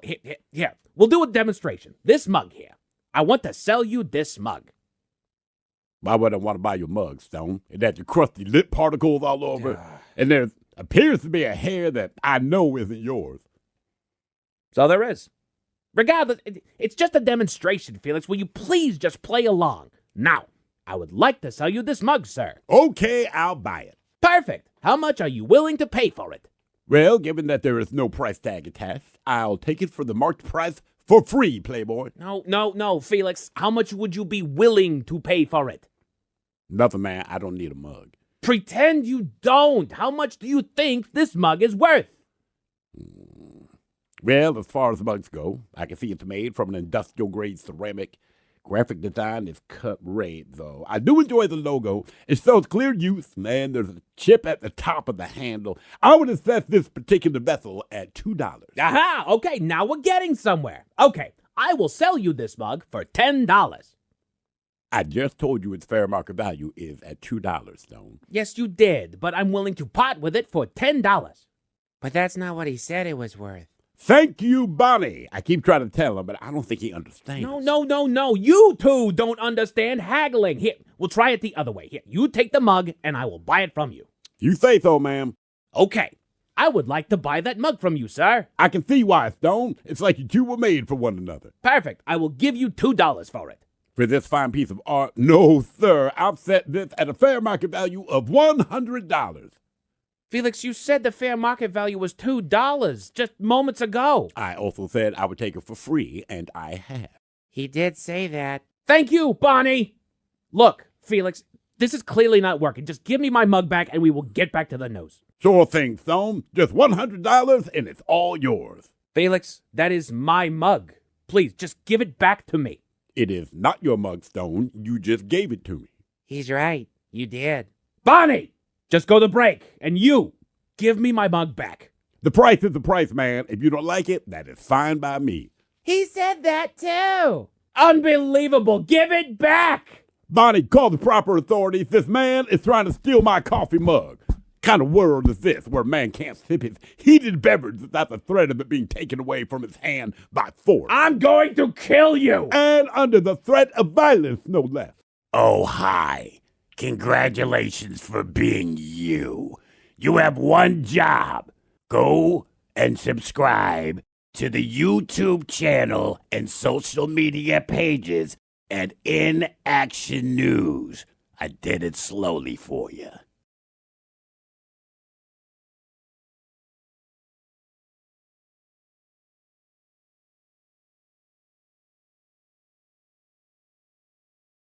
Friday, we were reading the story about if you ever have a problem at a Burger King, you can call the president.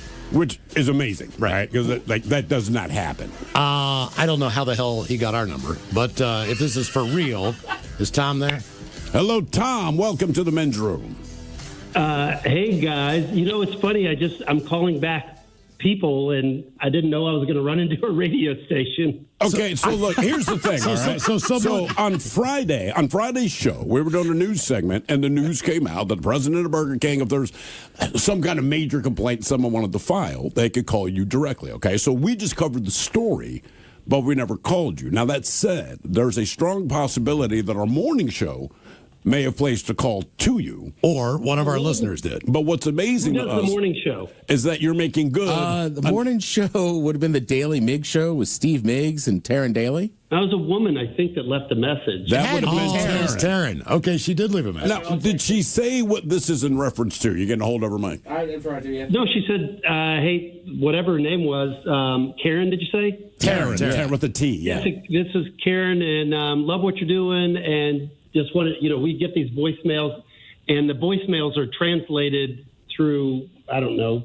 AI or something, and I couldn't make out what it said, so I was calling Karen back to find out either, because we get half praise, half people saying what we want you to do better. Us too. We understand what she wanted. Well, I will say it was confirmed. It was the morning show. It was the morning show. Just texted me. They said that they did. Okay. All right, so Tom, you're the president of Burger King. First of all, we love you. That's all. I still like the original chicken sandwich. But our co-host here, Miles, years ago, he worked for 2 weeks at Burger King. Yeah. He's still claiming that he worked for you. No. Is that stolen valor? I'm a graduate of BKU. I trust you. I believe you. He worked for 2 weeks, and he talks about this. Is that 1986 in the brown uniform era? Right, the brown polyester uniform. Because they never wanted me to return it after they fired my ass, and so I would wear it. I would wear it to like Halloween parties and stuff. Listen, I get it, and I think I guess it's gone by now. But if you need a new one for next Halloween, I'll hook you up. Do you actually have the old brown polyester style uniforms? Well, I have access to all the old uniforms, but I actually only started here 5 years ago, so I wasn't privileged to wear that with pride. Yes. Well, I don't think anyone wore it with pride. I remember those uniforms. So do you guys kind of keep like an archive of all the uniforms or logos, everything that's kind of come and gone? I think we keep an archive of about everything. We don't keep any of the old Whoppers around, but anything non-food we'll keep. Well, truth be told, you guys have the best hash rounds for breakfast of any fast food place. That's I've heard that, and the original chicken sandwich is alive and well. I was very surprised at how many people called me with that one. Yeah, I'm with you, dude. I still love it, and it's just I don't know if it's because I grew up on it or whatever, but it's great. What are some of the things, not necessarily their complaints, people complain about everything, so put that aside, but as far as the things that people are giving you accolades for, like if you're the president of Burger King, what are like two of the things where you're like, I cannot believe how much people like blank? Well, I already said the chicken sandwich, and this is not surprising, but everybody loves us for the Whopper. And everybody, let's see, what else are we getting a lot of love for? And the hash browns, too. Like you said, we're getting a lot for the hash browns. And then we're getting a lot about changing the fries. Like, can you change the fries? But it's hard to know what to do with it because and I'd love to hear. 99.9 KISW. We return to the men's room with Miles and Thrill. Who Sucks Less is coming up at first time for a few emails to the men's room at KISW.com. You've got mail. You've got mail. Couple comments on water figuring into the story, guys. Was trapped in a cave on the Oregon coast with incoming tides. Yay.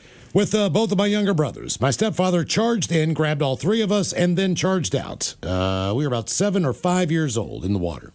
That would be scary as hell. That's terrifying. I've had a situation similar to that, but it was not nearly as I don't know. Golden Gardens, the tides come up pretty quick, right? Yeah. So I start walking with the kids and the dog toward, I believe, North Beach. Okay, yeah. So just north of Golden Gardens. And there's certain areas that are maybe 30 feet wide. That's about it, between that and the railroad tracks. We get out there, man, the tide comes in fast. I mean, faster than I've ever seen in my life. And we start walking back. We're not walking back fast enough. Yeah. I mean, now we're up to ankle-deep water. I got shoes on. Ended up having to crawl up onto the railroad tracks and walking the rest of the way back to Golden Gardens on the railroad tracks. That's not safe. That's what I'm saying. It was a different kind of danger. But right. I was still like, you got to hurry. You got to hurry. Because I mean, we were out there walking. We saw like 10 trains go by. So, like, we know one's coming one way or the other. I keep turning around, looking over my shoulder, looking Well, the good news is, if a train is coming, we're jumping in the water.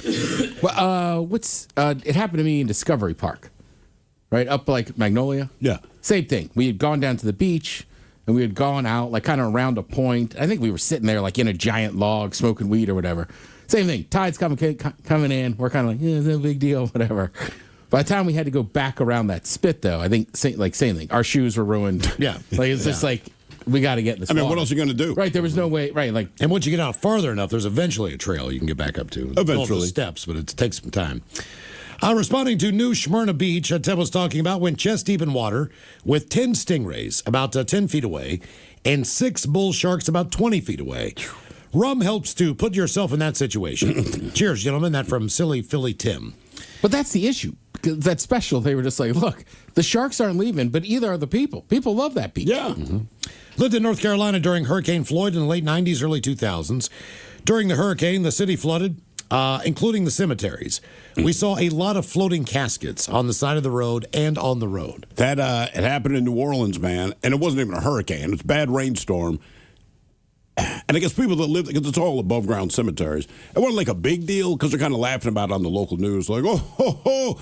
And I can't remember which cemetery it was, directly across from Commander's Palace Restaurant. And they're like, well, 3 of the caskets washed out of the mausoleums. Just keep an eye out for them. You'll know them if you see them. I'm like, good times. You're just chuckling about that. Good times. Time for a few birthdays brought to you by Men's Room Roasted Red Salsa from San Juan Salsa Company.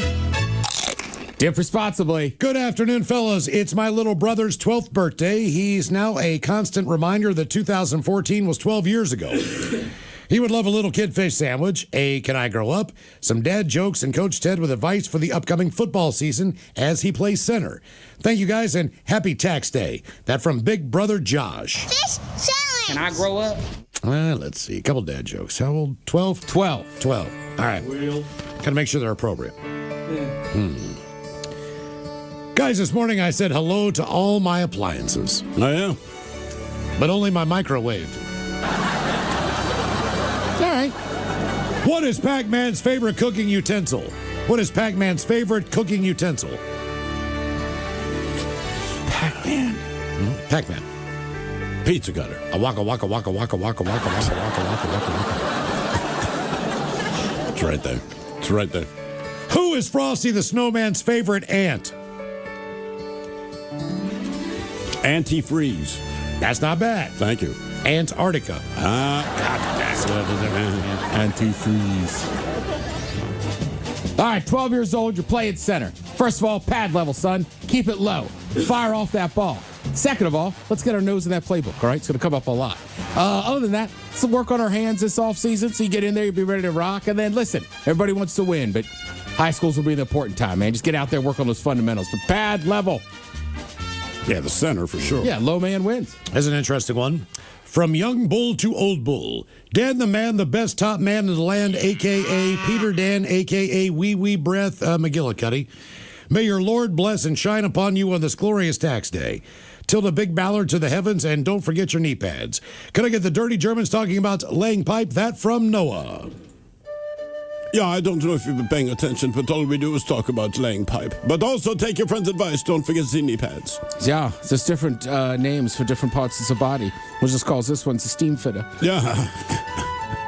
Gentlemen, good day to you and yours. I'm sending in a 40th birthday request. Well, for myself. My name is Justin. I'm from Massachusetts, starting to listen to you guys pre-pandemic when you were playing late night on WAAF in Boston. God, they loved us there. You guys are great and should be national. Did I talk to Carrie in Vegas? Did you? Yep. Oh no. Did you run it back? Oh, we had a great time together. Okay. Yeah, I swear to God. Yeah, you had a great time in Vegas. I'm sure you were in the mood for a great conversation. Well, you know and she's what I a mean. great conversation. Yeah. No, she loves you. Carrie was actually we had a great time together. I like her boyfriend too. He was cool. Okay. We hung out for 2 nights. Is he scared? What's that? Is he scared? I don't know. He should be. Yeah. Did she remember the last interaction? Yes. Yes, she does. She was cool, though. She came up to me. I was like, oh, boy. Here we go again. She's about to get stabbed. I've sent Ted a few messages through Facebook. Can't wait to check out the beer garden in Hyannis, but every time I go down there, they're not open anyway. Oh. Thank you for bringing a smile to my face daily and all the laughs. I want my kids to hear this, so can I please get a fart montage, some kid-friendly dad jokes, and possibly the fish sandwich montage. Have a great day, you guys, and keep the laughs coming for years to come. That from Justin. She didn't stab you or nothing? No. She's a gun owner.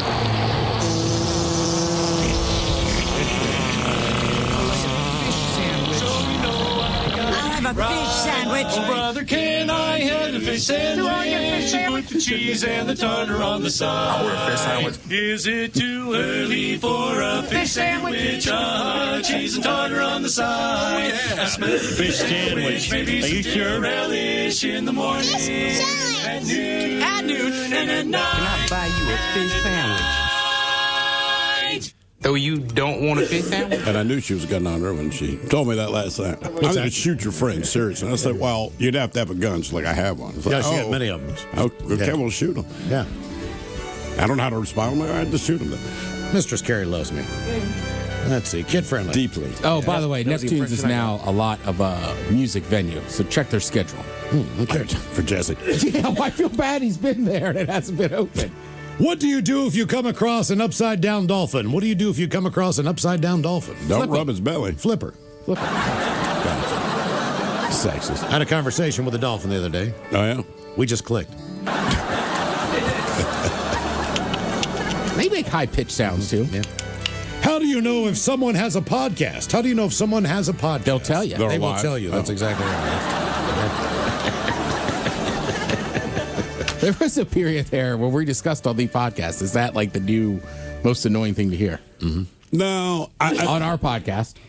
I hear it more than the other one, but the most annoying thing to me is, I'm an influencer. Just stop talking. Just stop. Good morning, gentlemen. I had a great time meeting you all at the 884 in Bremerton. Nice. And my son and I had a great time at the Tracyton Theater in Bremerton as well. Mike making the balloons, thrill-telling stories, Ted being Ted, and Miles making my son flip me the bird. Anyway, my son is with my ex-wife on the East Coast for spring break, so I have nobody left here to make the birthday request. Today, 43 trips around the sun. So can I get some advice from Miles and Thrill about being old? Sorry, Ted, you're too young to help. And I think Mike is sorry. Too. Thank you, guys. That from John. Yeah. John, 2 pieces of advice. Number 1, every night before you go to bed, take 2 big scoops of Metamucil, put it in a glass, stir it up, drink it. The first thing you do when you wake up in the morning after you crap yourself is stretch for at least 5 minutes. I would definitely say stretch. Also, don't bitch about it. Don't bitch about it. And realize your body has become your own weather system. Mm-hmm. You can predict the weather based on what hurts. Good day to you guys. I'm writing from the Great White North. Well, it's rarely white on beautiful Vancouver Island where I live. It's my 51st birthday, and I would love the dirty Germans talking about how I may get to dip the bratwurst in the wife's and a walker, if I could.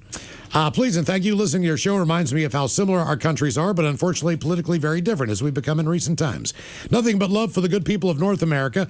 Side note, I went to the Crazy Museum in Bangkok, where a whole floor is dedicated to things that were extracted out of people's bodies. Oh, that's right up my alley, man. So in Profile, this has that as a question. The answer is everything that I can go into of our filthy bodies. People be crazy. Have a great day, boys. That from Babs, the island landscaper. Walker told me I have AIDS. Yeah, you say you're from the Great White North. What I would do if I were you, I would aim your bratwurst for the Great White South. Yeah, something better than a hot, steaming, hard bratwurst dipped in just some mustard. Yeah, it's really nice when there's steam coming off of it. Yeah, it reminds me of the Sakura ketchup. Yeah. Walker told me I have AIDS. All right, guys, here you go. Happy, happy, happy birthday. Happy, happy, happy birthday. Happy, happy, happy birthday to you, to you. BT. Ya's a Dirty Germans brought to you by Men's Room Original Sausage. Available through Uli's world famous sausage, mensroomlive.com, and other fine retailers. Schweinefly. Now, the men's room wants to know who sucks less? Yay, time for Who Sucks Less. Stephen Thrill here. You bring us 3 stories from the news each and every week. They always suck, but it's up to us to determine out of the 3 stories which one sucks the least. Now, if you happen to like the Men's Room on Facebook or follow us on X and Instagram and Men's Room Live, the debate is already underway on Who Sucks Less. Yes, indeed. And like I said, today's Who Sucks Less was inspired by a story we had yesterday where a guy basically dosed all of his former co-workers, like 120 to 150 of them, with X-Lax. And yes, they did crap themselves at the party, including elevators, trash cans, and the few lucky ones made it into a bathroom. So, taking that inspiration into mind, let's start with Mount Everest, where guides taking tourists up and down Mount Everest allegedly have been secretly lacing climbers' food. to trigger costly helicopter rescues as part of a $15 million insurance scam. So, poor weather and patchy communications at the world's tallest mountain have led to a cottage industry that sees shifty pilots, guides, and doctors charging insurance companies for services not rendered. The fake rescue racket works by getting a climber to a stage a medical emergency. A helicopter is then called and taken to a nearby hospital. An insurance claim is then filed that bears little resemblance to what actually happened. So Nepal's Central Investigation Bureau, can't believe they don't have a TV show, they identified 2 ways the scam is manufactured. Now, the first involved tourists who don't want to walk all the way back down. Treks can take up to 2 weeks on foot, so guides tell climbers to fake a medical emergency so that the helicopter comes. But the second method is far more troubling. It involves tricking climbers into thinking they're having a medical emergency. So the second method, the climber themselves, they're not in on the scam, they're unaware. So above 3,000 meters, altitude sickness is common, and symptoms include headaches, tingling in the body's extremities, and a drop in blood oxygen saturation. Now, in most cases, this can be resolved with rest, hydration, or a gradual descent. But Nepal's CIB says that some guides and hotel staff, they're told to terrify tourists into thinking an evacuation to the hospital is the only thing that will save them. And if this doesn't work, investigators found that in some instances, guides induce symptoms by giving tourists suffering mild altitude sickness tablets and excessive water. And at least in one case, baking powder was mixed into the tourists' food to make them physically unwell. So there you go. So look, in one of the scenarios, the climbers are in on it, and the other 2 scenarios are just like, nah, just douse them with something, man. They spent $100,000 to be there. I don't agree with that whole system, but they still spent that money and trained to be there to try to do that. You don't need to lace your food with baking soda to make things bad. You're already at altitude. Now let's go to Florida, where a Florida bride and a wedding caterer, they're facing charges after they served food laced with pot to their wedding guests. The bride and her caterer, they were charged with 1 felony count each of tampering and delivery of marijuana and 1 misdemeanor count of culpable negligence. Now, in Florida, medical marijuana is legal, but recreational use is still against the law. So deputies and the Seminole County Fire Department, they showed up to the reception around 9 o'clock at night after multiple guests reported feeling weird or feeling that they had drugs inside of them. Then other wedding guests, they were vomiting or had stomach pains when first responders arrived at the scene. Some guests had to be hospitalized. Quote, I thought I was having a heart attack. My heart was racing. And before I went to bed that night, I actually slept in my car on the right side. That according to one guest, one Miranda Katie, who was unaware that the wedding cake was laced with weed. She says, are we stoned right now? Katie said another friend asked her. Now, authorities arrested the bride and the caterer 2 months after testing samples of food for the wedding for illicit substances. So, yeah, the bride and the caterer, they decided, what the hell, let's get everyone stoned.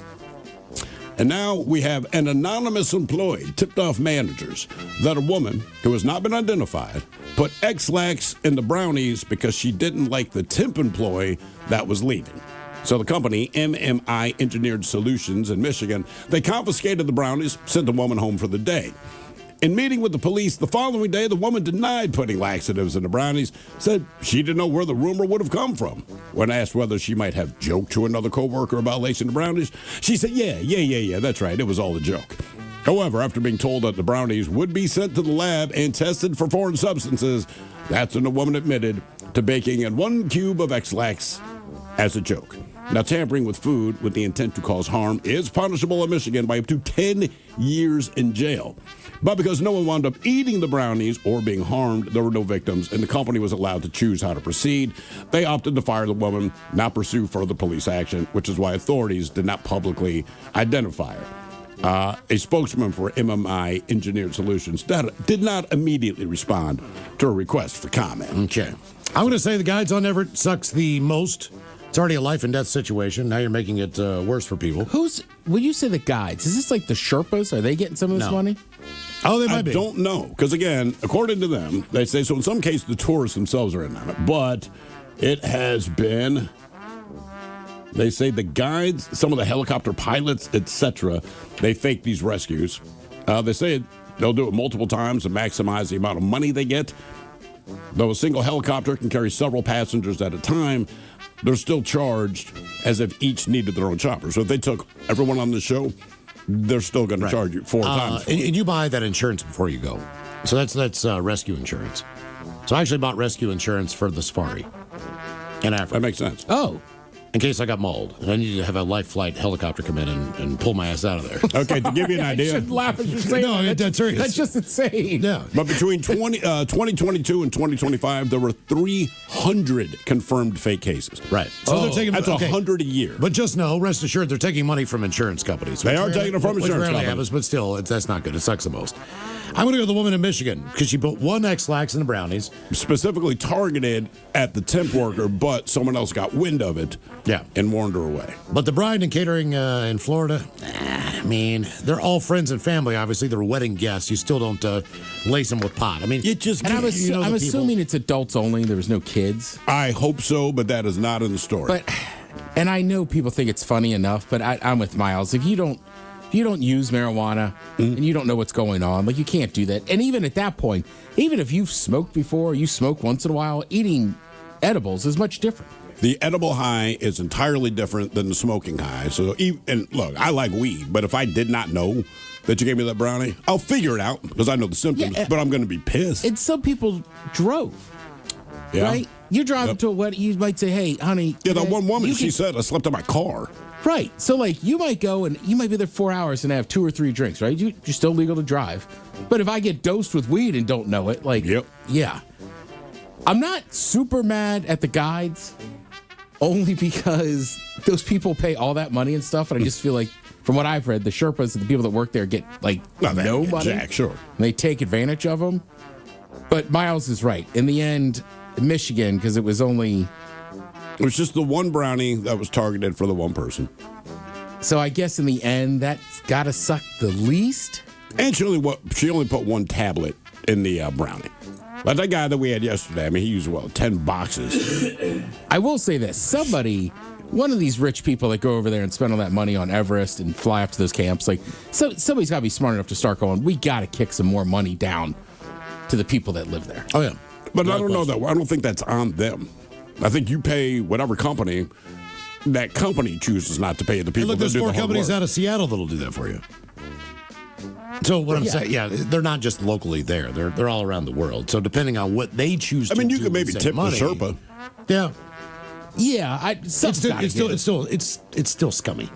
Yeah, the whole thing's for sure. Right, and it's like a sacred mountain and this and that. Like, I don't know. I get why people did it originally. Now it seems like some people are just, it's like, I can afford it. I'm checking it out. Yeah, pretty much. Mm-hmm. Debate continues on Who Sucks Less. If you like the Men's Room on Facebook or follow us on X and Instagram and Men's Room Live. All right, coming up at 5:08, we'll drink a toast with a shot of the day. You are listening to the Men's Room.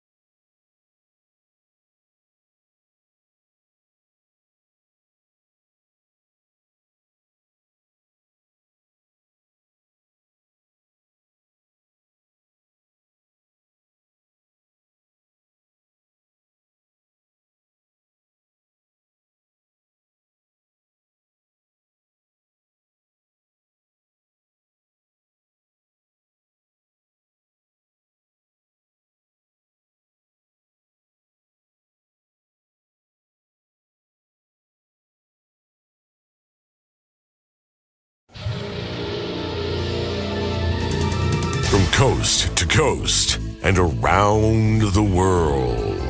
If it's not important, you'll hear it here, exclusively on In Action News. Here now are Stone Ledbetter and Felix Foxworthy. Tonight, the cartoon star Clarabelle went into hiding after a wardrobe malfunction exposed her udder on the red carpet. But first, a new study found that while aggressive first deal offers might turn a big profit for the sellers, they run the risk of angering the buyer and killing the deal altogether. Never was a problem for me, Playboy. The price is the price. You don't like it? That's fine by me. Well, certain wares aren't that simple to sell, Felix. There are a lot of merchants out there either getting their start or they make their money from commission, so haggling plays a very big role in how sales are made. Not for me, man. I've never seen the point of arguing over a price. Oh, come on now, Felix. Surely you, of all people, have had to haggle at some point in your life. Wouldn't even know how to start, Playboy. Well, it's very simple. Here. We'll do a demonstration. This mug here. I want to sell you this mug. Why would I want to buy your mug, Stone? It has your crusty lip particles all over it, and there appears to be a hair that I know isn't yours. So there is.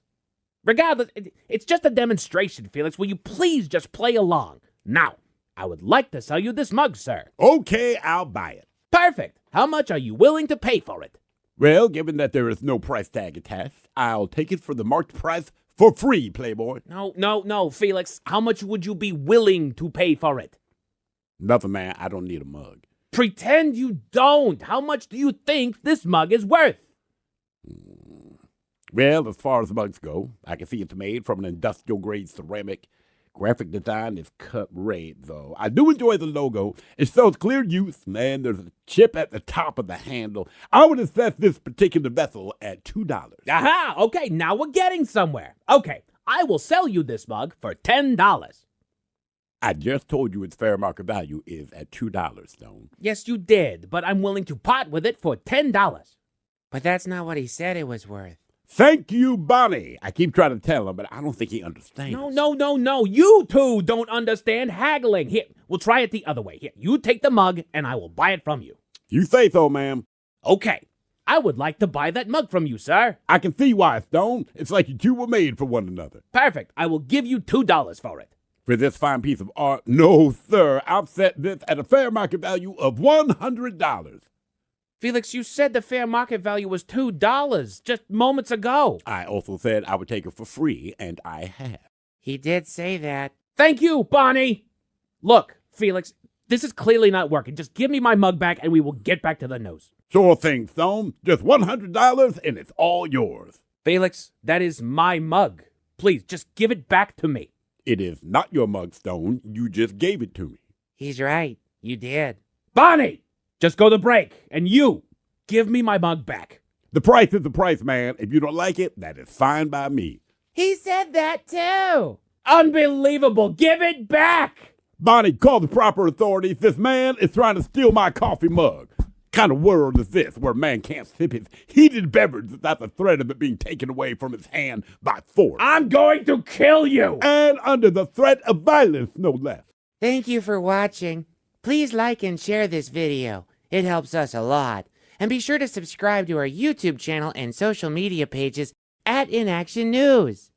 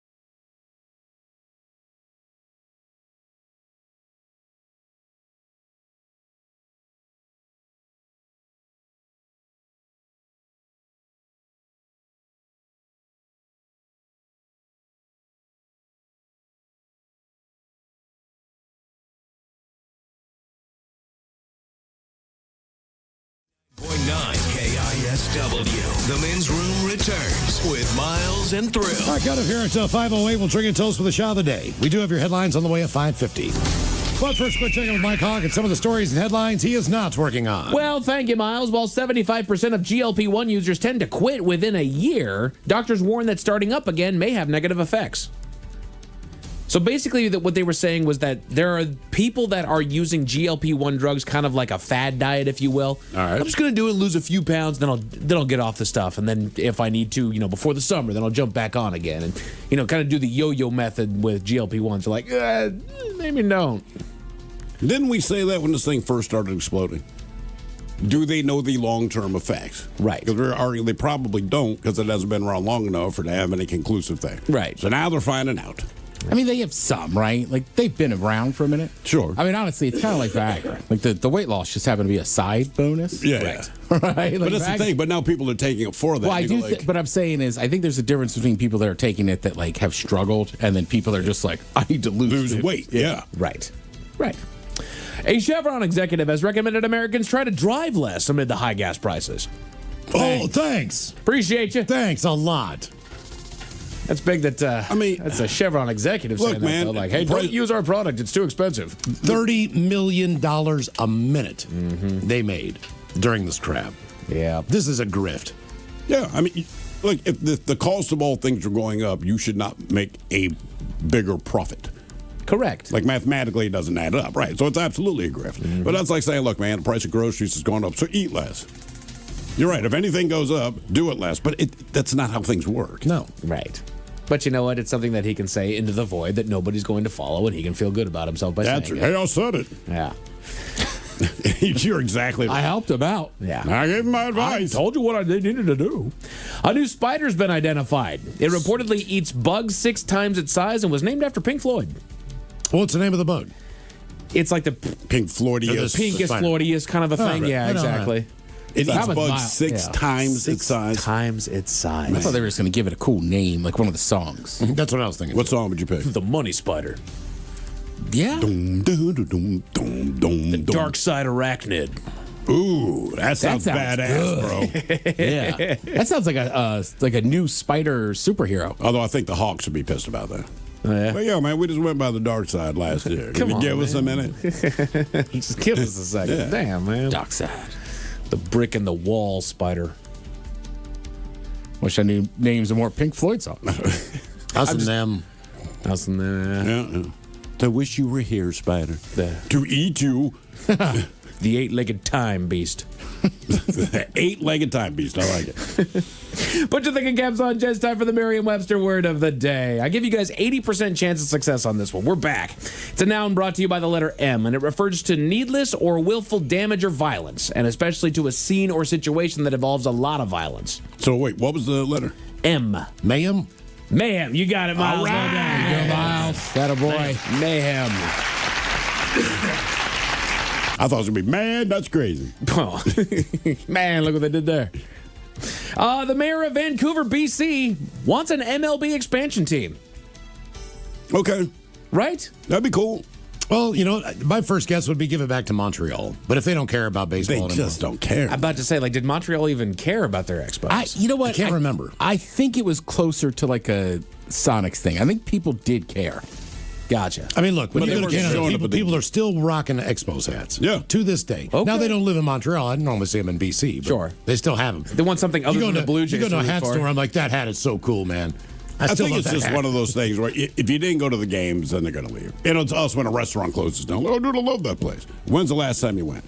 It is, but remember, that's what I was about. But there's Sonics, there was more to it. People were going.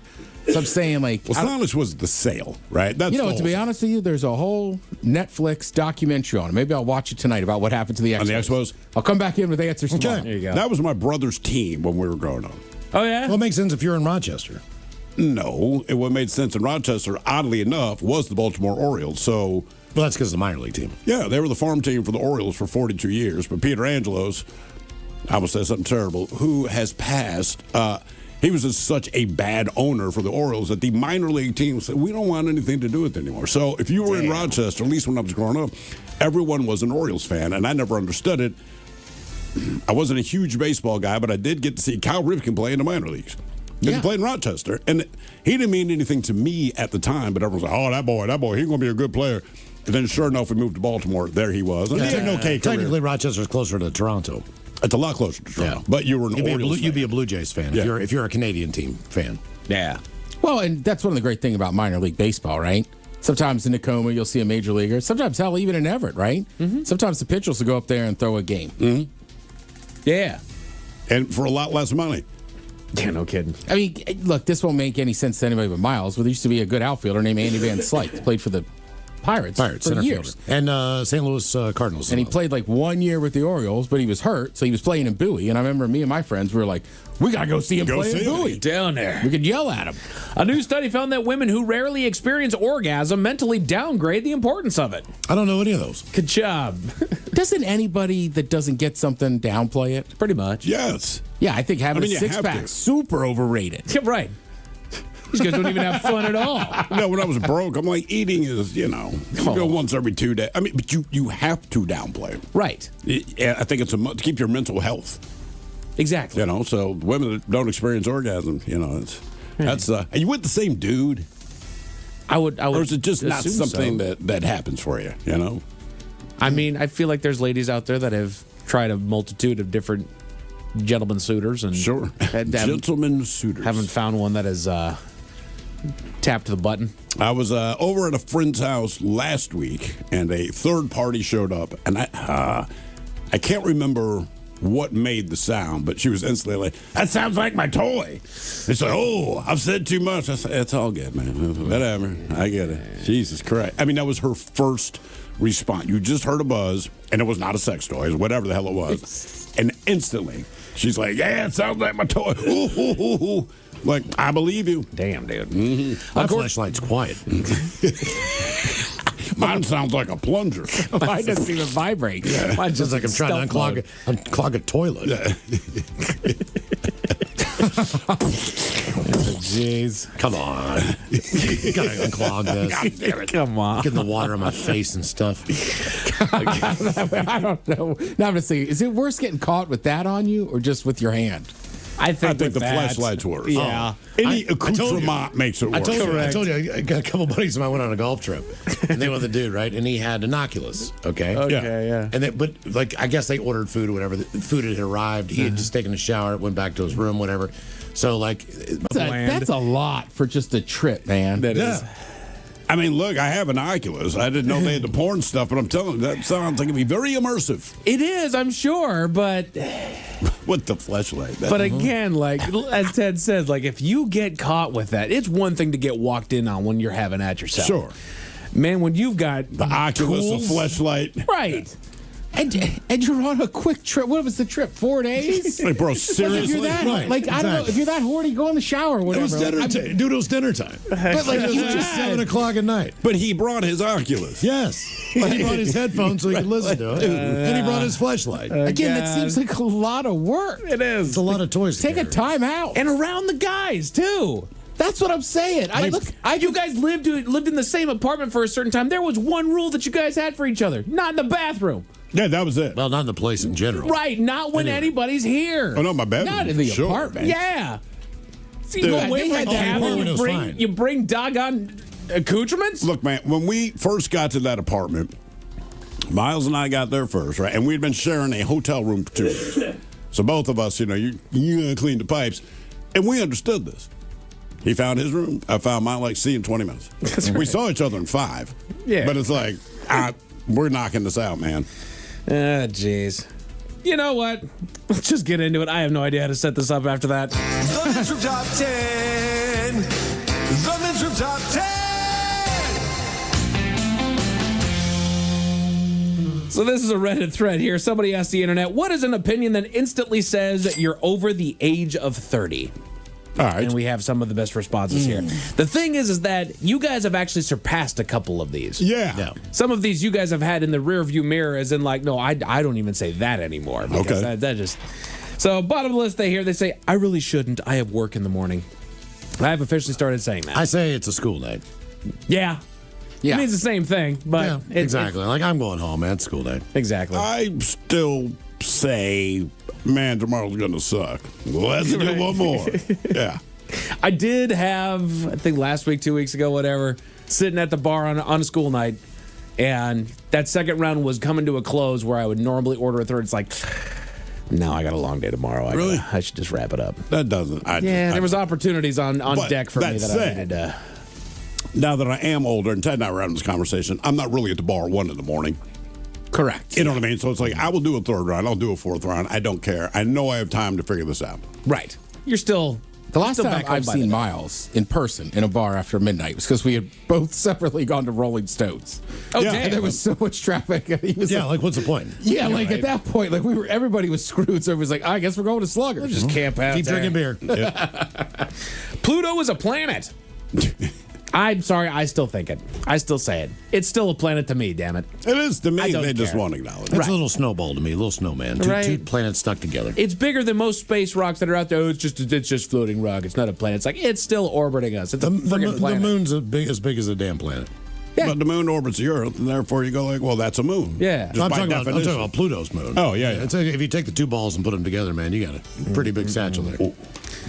These e-bikes are out of control. They're a menace to society. I don't think they're a menace to society. I think people are hurting themselves Were people on them. saying that? I guess. Yeah, I bitch about where people leave them.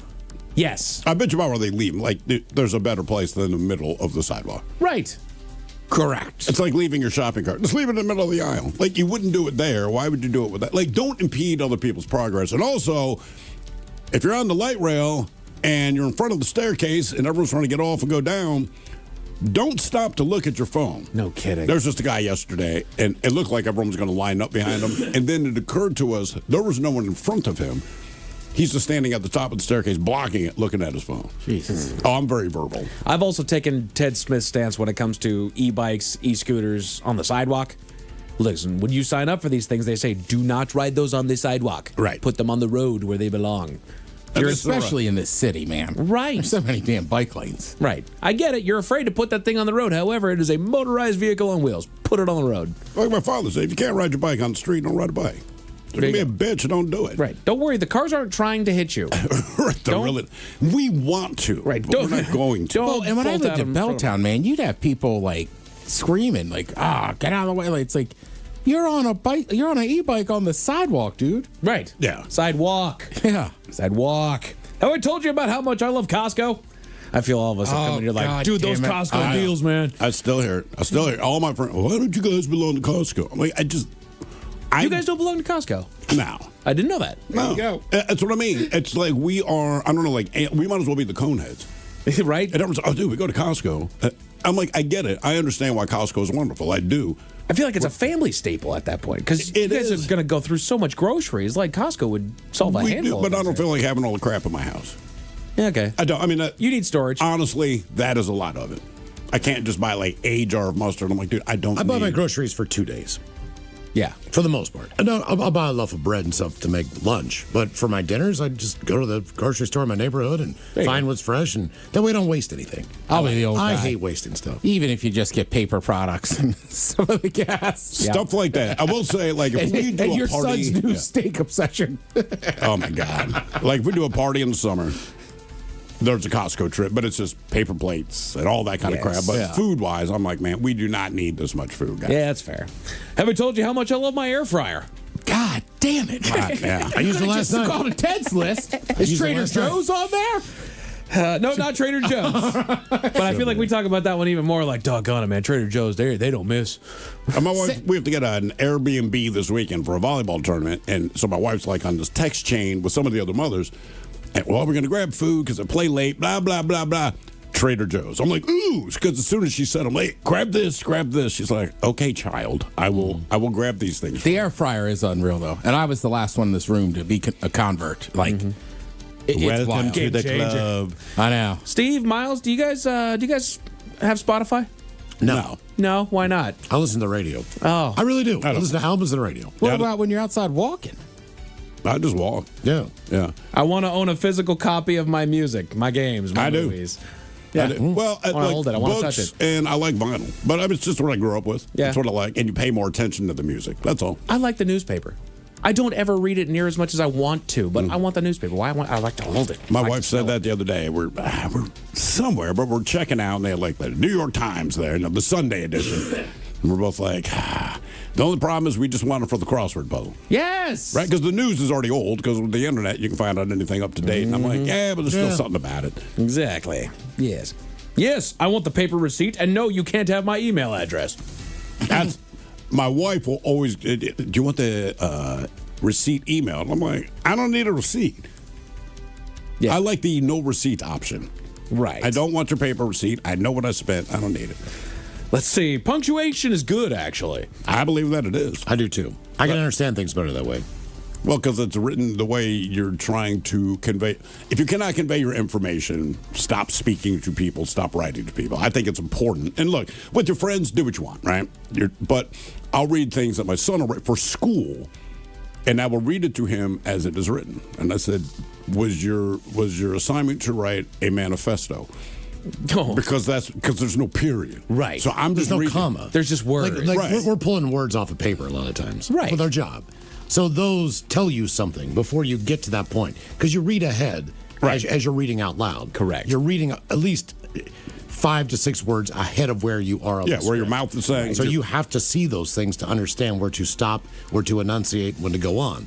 I mean, like the one I got in front of me. It's a day packed with golf, laughs, and a little bit of mayhem. They're all commas. I don't say it's a day packed with golf laughs. Right. Correct. Correct. It shows the commas stop. Because I read it to my kid, and he's like, well, it sounds ridiculous. I'm like, it's not that it sounds ridiculous. What you wrote is not bad, but without punctuation, this is what it is. Right. Understand that. Ted, are you with me on this one? Serious purchases must be made on the laptop or the desktop, not your phone. If you're buying plane tickets or concert tickets or something like that, man, you get on the big screen. You do not have that on your in your palm. Yeah. The Alaskan apps got me a little bit more. Fair call. Booking a flight, but you're right. Generally, if I'm going to buy something, hey, you're right. That is weird.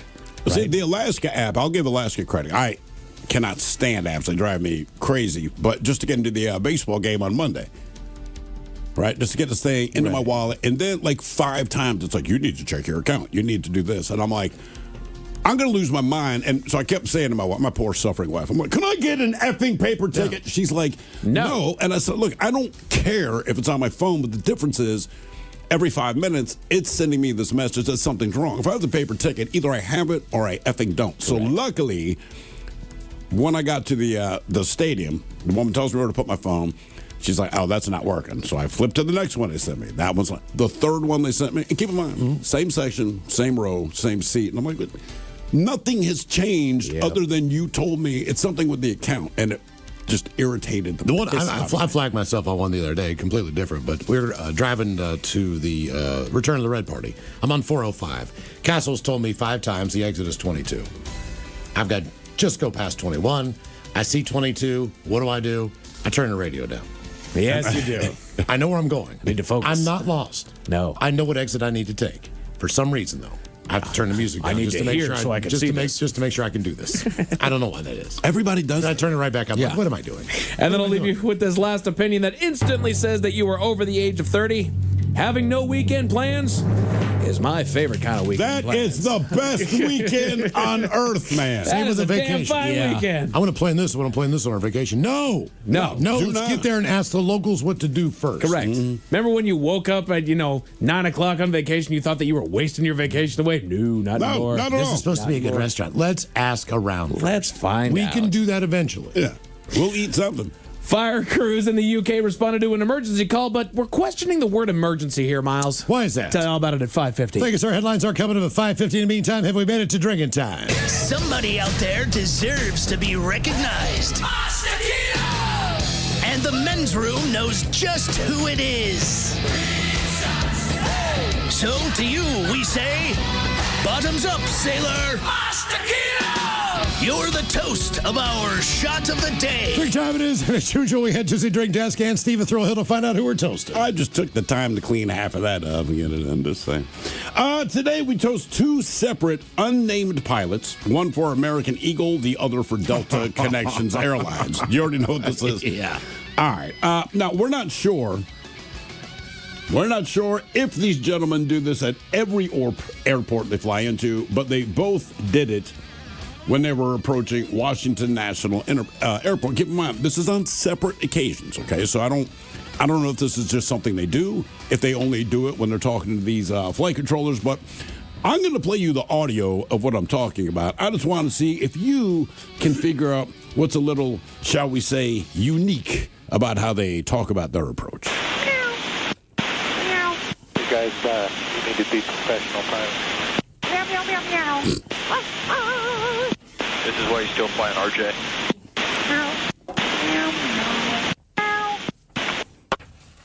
It was funny the first 5 minutes. It's a pretty big riddler, don't you, man? Yeah, so whatever reason, and these are two separate pilots. So those audio recordings are air traffic control talking to two different pilots flying two different airlines, and for whatever reason, when they're coming into that airport.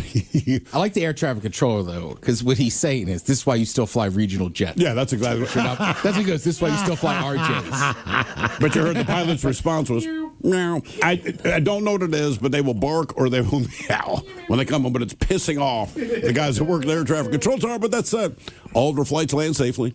Yeah. There's no problems, but for whatever reason, both of these guys, on this very important job they have, their response to air traffic control is, meow. And the more you tell them to stop, the worse it gets.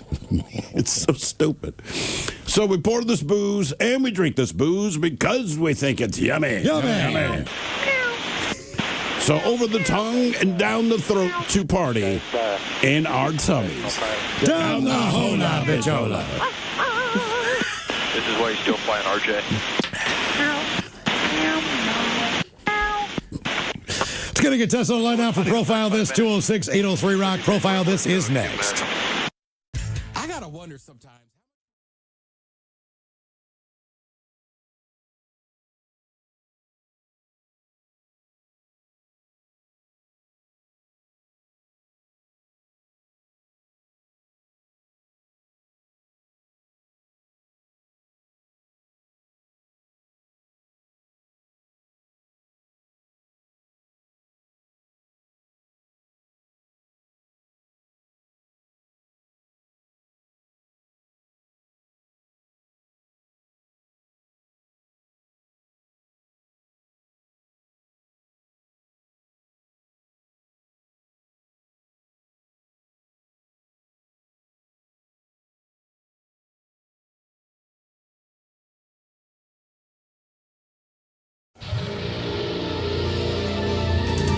From coast to coast and around the world. If it's not important, you'll hear it here. Exclusively on In Action News. Here now are Stone Ledbetter and Felix Foxworthy. Tonight, the cartoon star Clarabelle went into hiding after a wardrobe malfunction exposed her udder on the red carpet.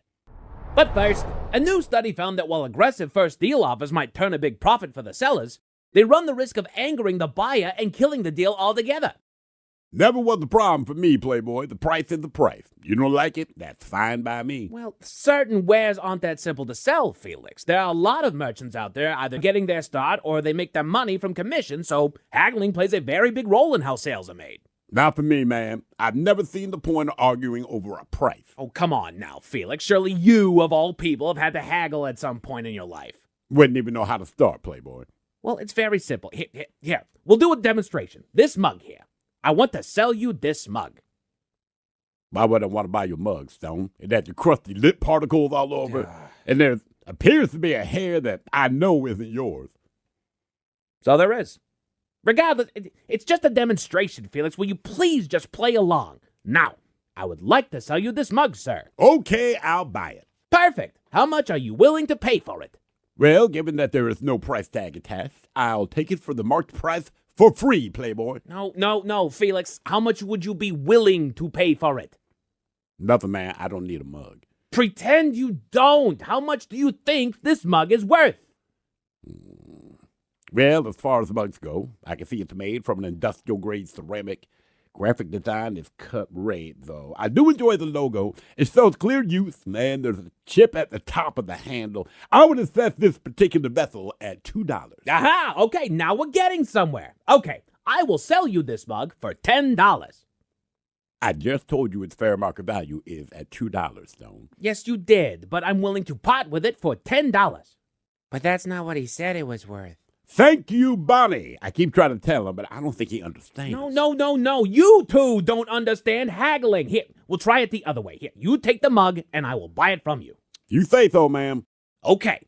I would like to buy that mug from you, sir. I can see why, Stone. It's like you two were made for one another. Perfect. I will give you $2 for it. For this fine piece of art? No, sir. I'll set this at a fair market value of $100. Felix, you said the fair market value was $2 just moments ago. I also said I would take it for free, and I have. He did say that. Thank you, Bonnie. Look, Felix, this is clearly not working. Just give me my mug back, and we will get back to the news. Sure thing, Stone. Just $100, and it's all yours. Felix, that is my mug. Please, just give it back to me. It is not your mug, Stone. You just gave it to me. He's right. You did. Bonnie! Just go to break, and you, give me my mug back. The price is the price, man. If you don't like it, that is fine by me. He said that too. Unbelievable. Give it back. Bonnie, call the proper authorities. This man is trying to steal my coffee mug. Kind of world is this where a man can't sip his heated beverage without the threat of it being taken away from his hand by force? I'm going to kill you. And under the threat of violence, no less. Hello, ladies. Like what you see? You know you do. But you can see even more by subscribing to your YouTube channel and social media pages. Just search @InActionNews. I'm working on an OnlyFans account, but I don't have feet just yet. But stay tuned.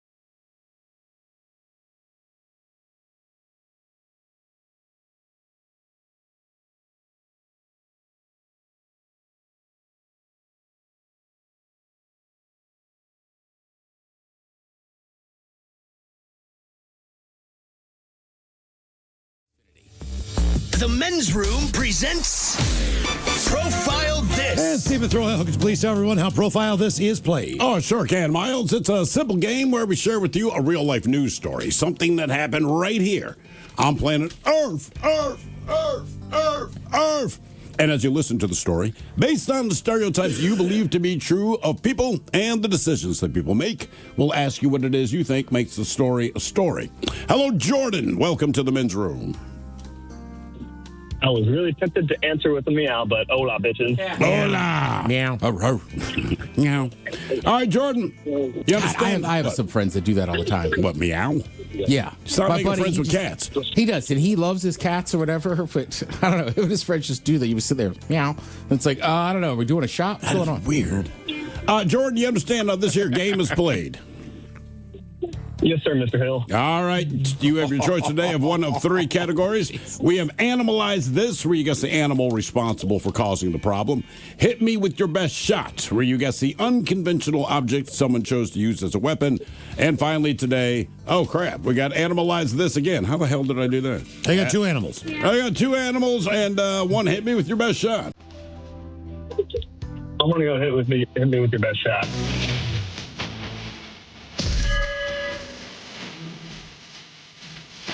All right, we go to Pennsylvania, where a man is facing charges after he assaulted another person during a domestic incident at a hotel. Officers with Pocono Township Police, they were called to the very classy Best Western around 5:25 p.m. for reports of a physical altercation. When they arrived, they found a victim with visible injuries to the head and face, including open wounds that were bleeding. Wow. Police say the investigation determined that the suspect, identified as Mohammed Matab of Upper Darby, he struck the victim with something, which is what caused the injuries. Anyway, he was taken into custody and transported to the Monroe County Correctional Facility. He's charged with simple assault, possessing an instrument of a crime, and harassment. Now, no details are on what the fight was about or how he even knew the victim. However, we're left with the question, what instrument of crime did he use to assault the victim? Did he use a walrus penis bone, a plastic egg, a chocolate bunny, or a cell phone? So walrus penis bone, plastic egg, chocolate bunny, or cell phone. What did he assault his victim with? What was the last one? Cell phone.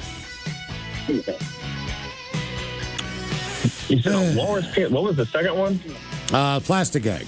So you get a walrus penis bone, Jordan. You get a plastic egg, a chocolate bunny, or a cell phone. And it was like 2 weeks ago around Easter? It's right around Easter, yeah. In the Poconos. I'm going to Easter. You got what? I'm sorry, I'm not going to cut out. I'm going to go with the Easter egg. I'm going to go plastic egg. And it's a Best Western. Yeah, plastic egg. All right. I'm going to go... I'm going to go walrus penis bone, just for the hell of it. Yeah, I'm with Miles. Okay, we're going penis? Yeah. Okay. Penis bone. What this guy assaulted this other guy with? Was it a walrus penis bone, a plastic egg, a chocolate bunny, or a cell phone? We'll find out next. That was a tease. You are listening to The Men's Room.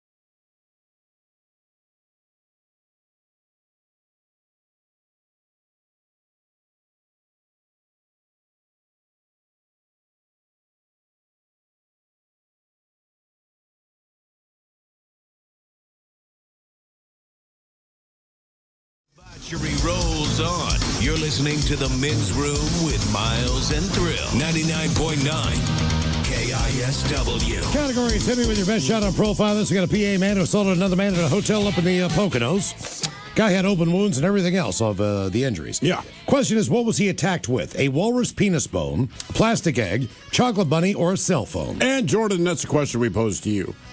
It was right around Easter. It's the Poconos. You went with the plastic Easter egg. And, well, I'm afraid it was not the plastic Easter egg. But don't feel bad. Miles Montgomery, the Ted Smith, both of you agreed the walrus penis bone. Yeah. Let's face it, why else would I come up with that?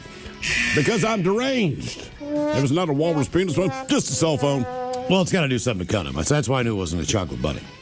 I was thinking that solid one they were talking about, like that Costco. Yeah, but that still ain't going to open up a wound. I don't know, man. I think if I hit you with a solid one, and that thing was like 60 pounds or something. Yeah, I'm saying, well, if you got the Costco, you could mess someone up.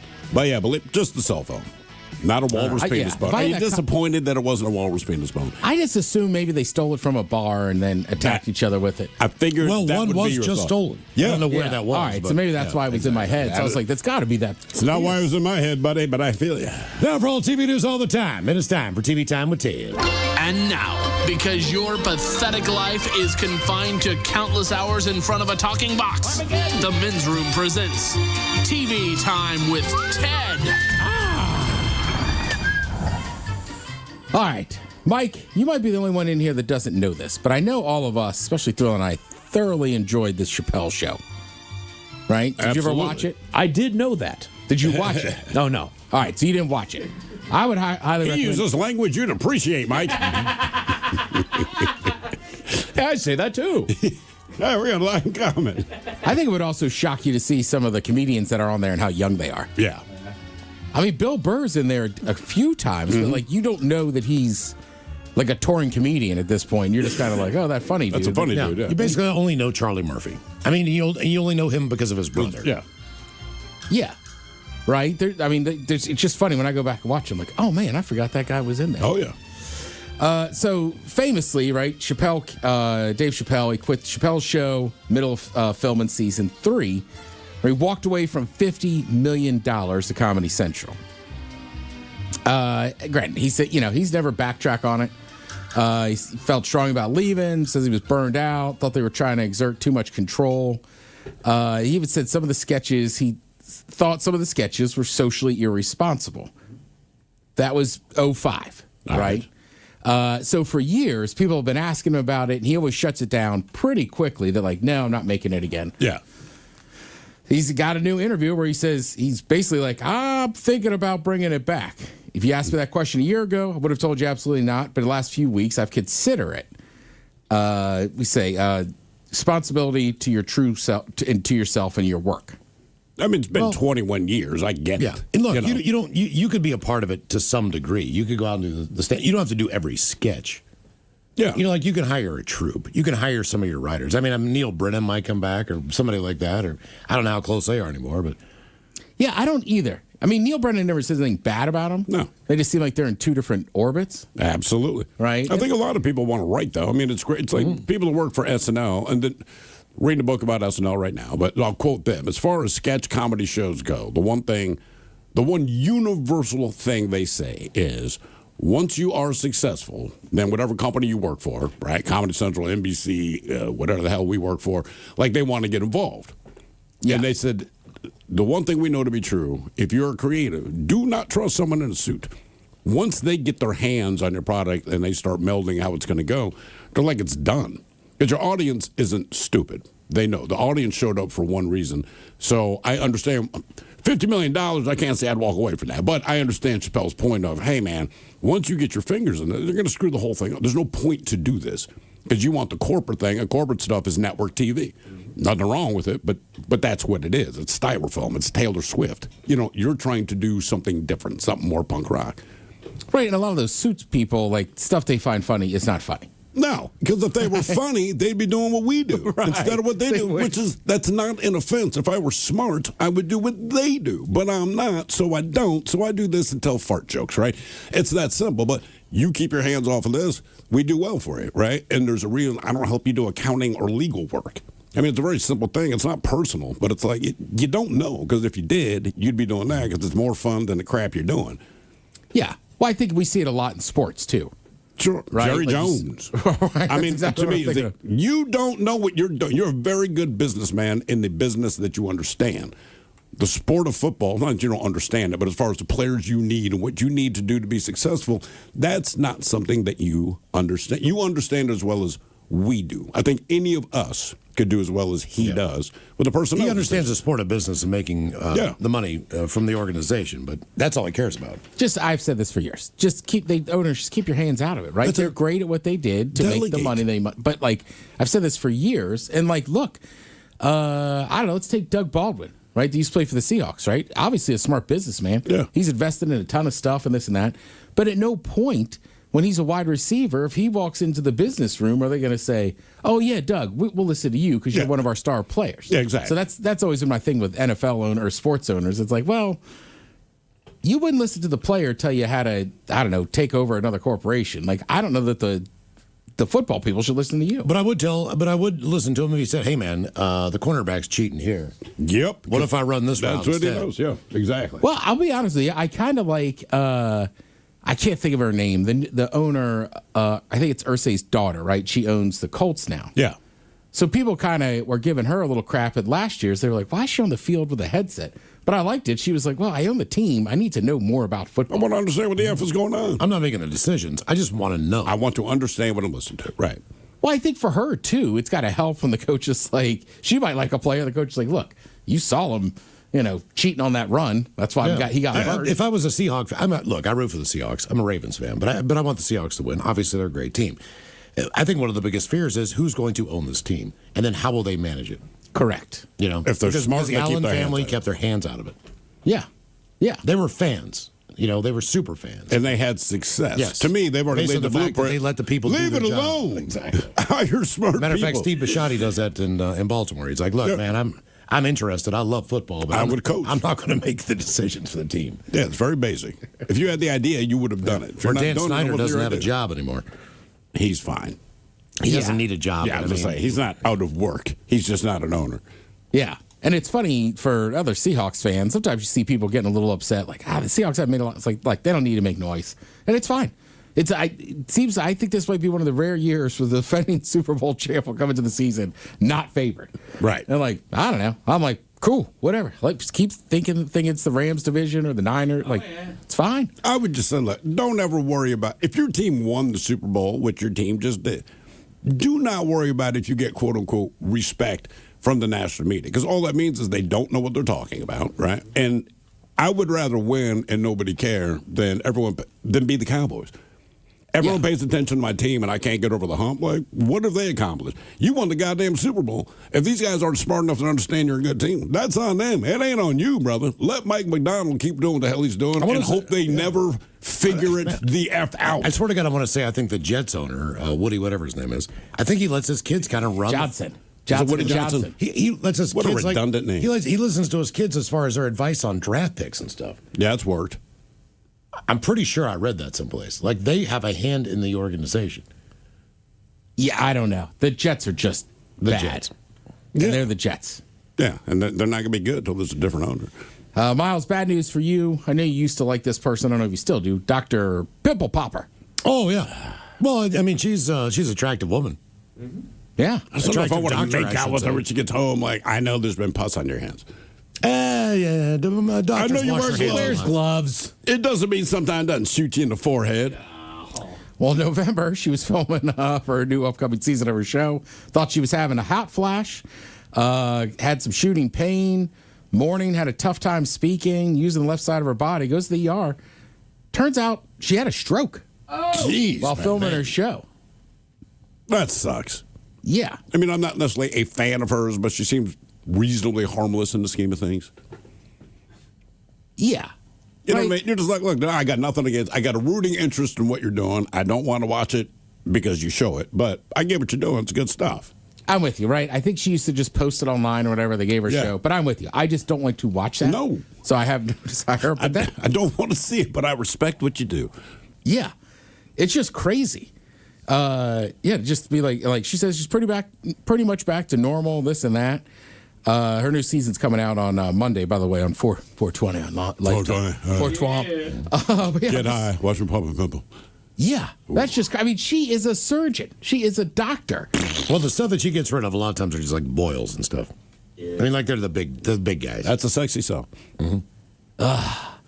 Yeah, but I mean, again, that's one of the scary things about strokes, right? Like all that medical knowledge and everything, and even she's like, I don't know, man, I just don't feel right, and I had to go to the hospital for them to be like, you definitely had a stroke.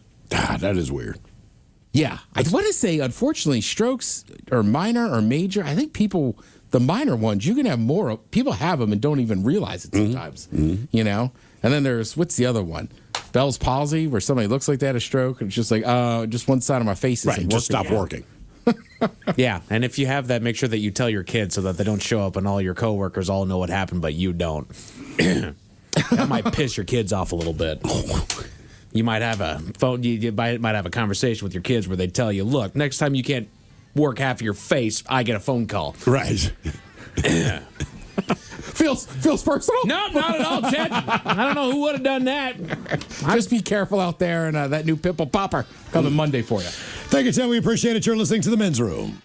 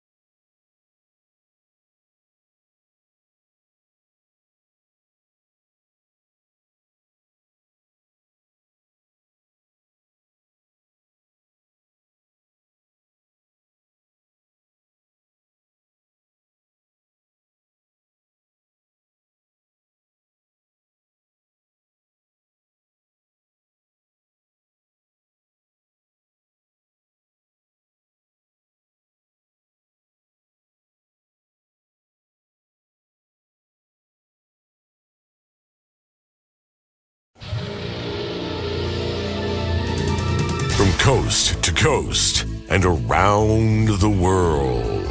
If it's not important, you'll hear it here. Exclusively on In Action News. Here now are Stone Ledbetter and Felix Foxworthy.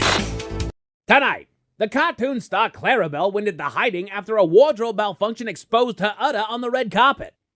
But first, a new study found that while aggressive first deal offers might turn a big profit for the sellers, they run the risk of angering the buyer and killing the deal altogether. Never was the problem for me, Playboy. The price is the price. You don't like it? That's fine by me. Well, certain wares aren't that simple to sell, Felix. There are a lot of merchants out there either getting their start or they make their money from commission, so haggling plays a very big role in how sales are made. Not for me, man. I've never seen the point of arguing over a price. Oh, come on now, Felix. Surely you, of all people, have had to haggle at some point in your life. Wouldn't even know how to start, Playboy. Well, it's very simple. Here. We'll do a demonstration. This mug here. I want to sell you this mug. Why would I want to buy your mug, Stone? It has the crusty lip particles all over it, and there appears to be a hair that I know isn't yours. So there is. Regardless, it's just a demonstration, Felix. Will you please just play along? Now, I would like to sell you this mug, sir. Okay, I'll buy it. Perfect. How much are you willing to pay for it? Well, given that there is no price tag attached, I'll take it for the marked price for free, Playboy. No, Felix. How much would you be willing to pay for it? Nothing, man. I don't need a mug. Pretend you don't. How much do you think this mug is worth?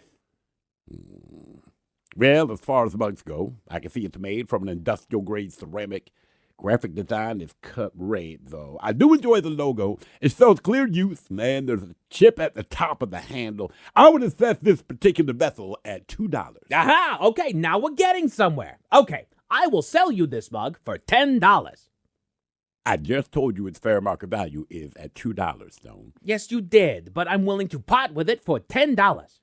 But that's not what he said it was worth. Thank you, Bonnie. I keep trying to tell him, but I don't think he understands. No. You two don't understand haggling. Here, we'll try it the other way. Here, you take the mug, and I will buy it from you. You say so, ma'am. Okay. I would like to buy that mug from you, sir. I can see why, Stone. It's like you two were made for one another. Perfect. I will give you $2 for it. For this fine piece of art? No, sir. I've set this at a fair market value of $100. Felix, you said the fair market value was $2 just moments ago. I also said I would take it for free, and I have. He did say that. Thank you, Bonnie. Look, Felix, this is clearly not working. Just give me my mug back, and we will get back to the news. Sure thing, Stone. Just $100, and it's all yours. Felix, that is my mug. Please, just give it back to me. It is not your mug, Stone. You just gave it to me. He's right. You did. Bonnie! Just go to break, and you, give me my mug back. The price is the price, man. If you don't like it, that is fine by me. He said that too. Unbelievable. Give it back. Bonnie, call the proper authorities. This man is trying to steal my coffee mug. What kind of world is this where a man can't sip his heated beverage without the threat of it being taken away from his hand by force? I'm going to kill you. And under the threat of violence, no less. From coast to coast and around the world. If it's not important, you'll hear it here. Exclusively on In Action News. Here now are Stone Ledbetter and Felix Foxworthy. Tonight, it has finally happened. Winnie the Pooh has been arrested for indecent exposure. But first, a man in Meshuggah, Wisconsin was attacked by an unlikely critter when he, excuse me, is that a pile of human feces sitting on this desk? What, that? Yes, Felix, that! Is that human excrement on our desk? Yeah. Why is there a pile of human excrement sitting on our desk?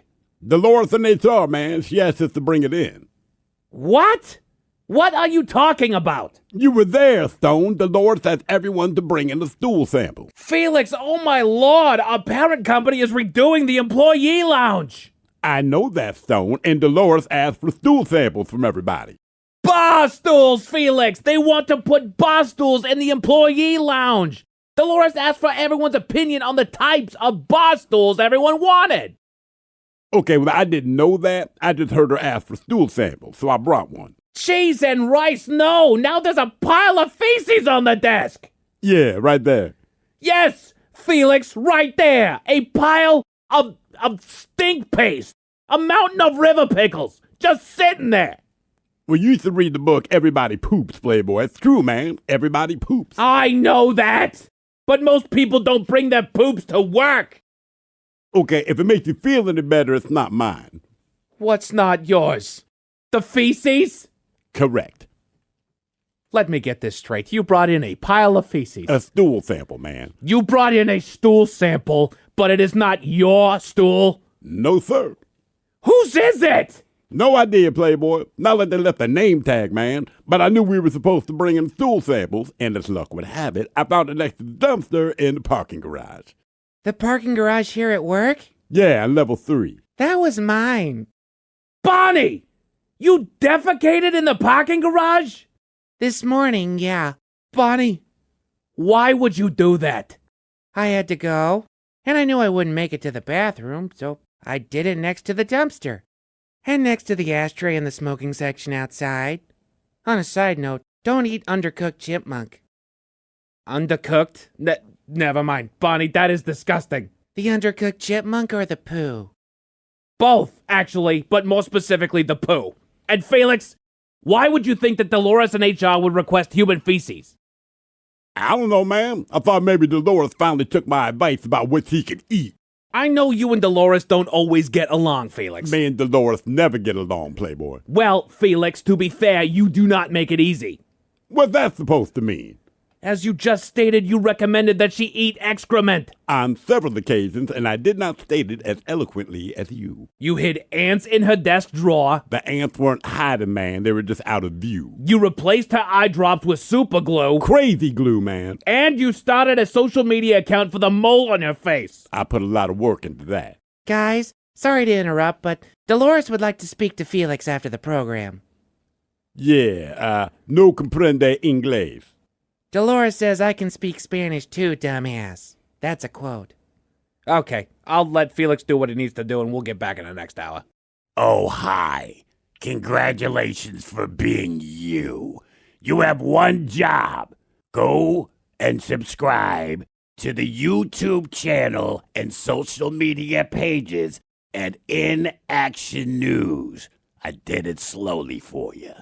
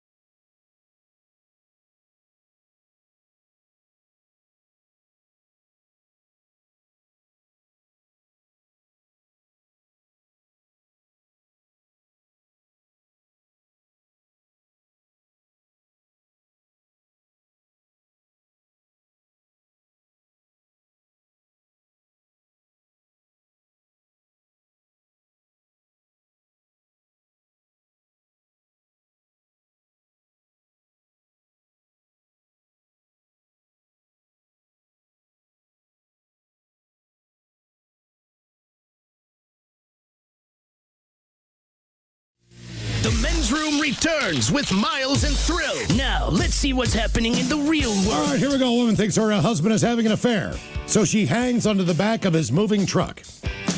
Meanwhile, police are called after a man climbs a whole 10 feet up a tree and somehow gets stuck.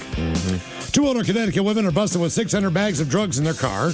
The reason a woman had a month-long cough is truly bizarre. And today's rescued animal is a horse stuck in the mud in England. Time for your headlines. Now, it's time to hit the headlines.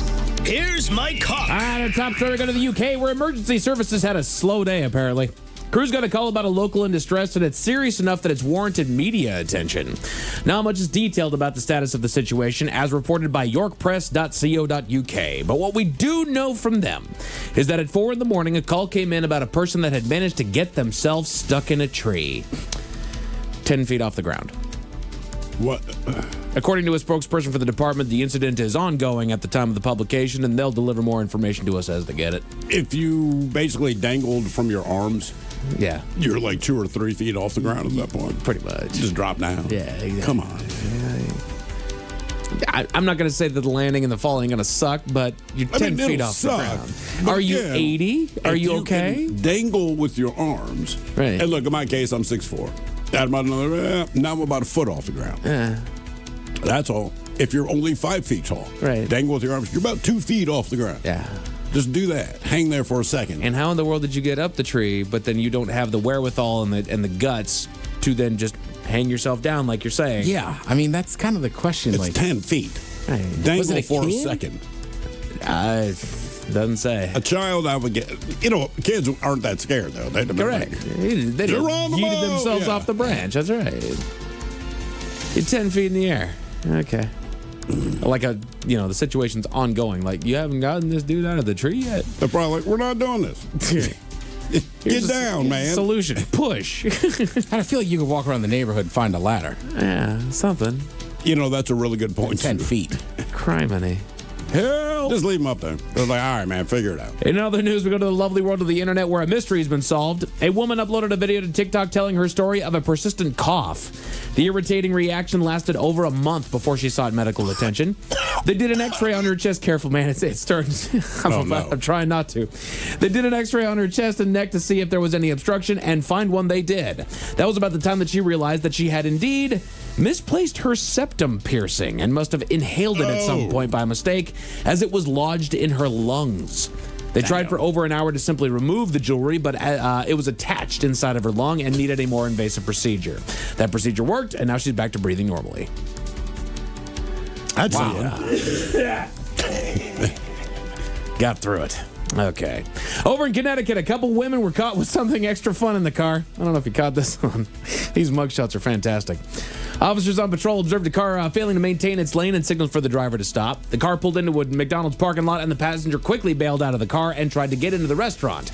But upon leaving, something fell out of her lap. A large white rock-like substance. That could be.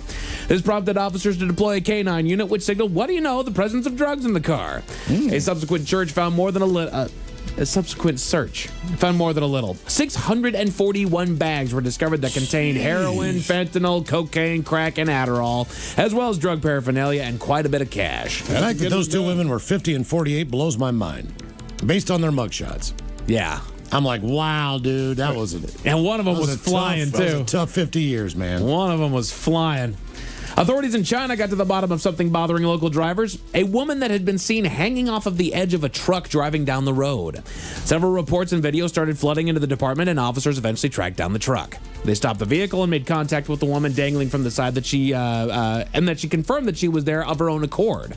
All because she was jealous. Turns out that the woman is the driver's wife, and she was convinced that he was having an affair. So, not able to take anymore, the woman waited until he left for work one night and simply clung to the outside of his truck so that she could be with him throughout the night. A small issue was fine for her stunt. All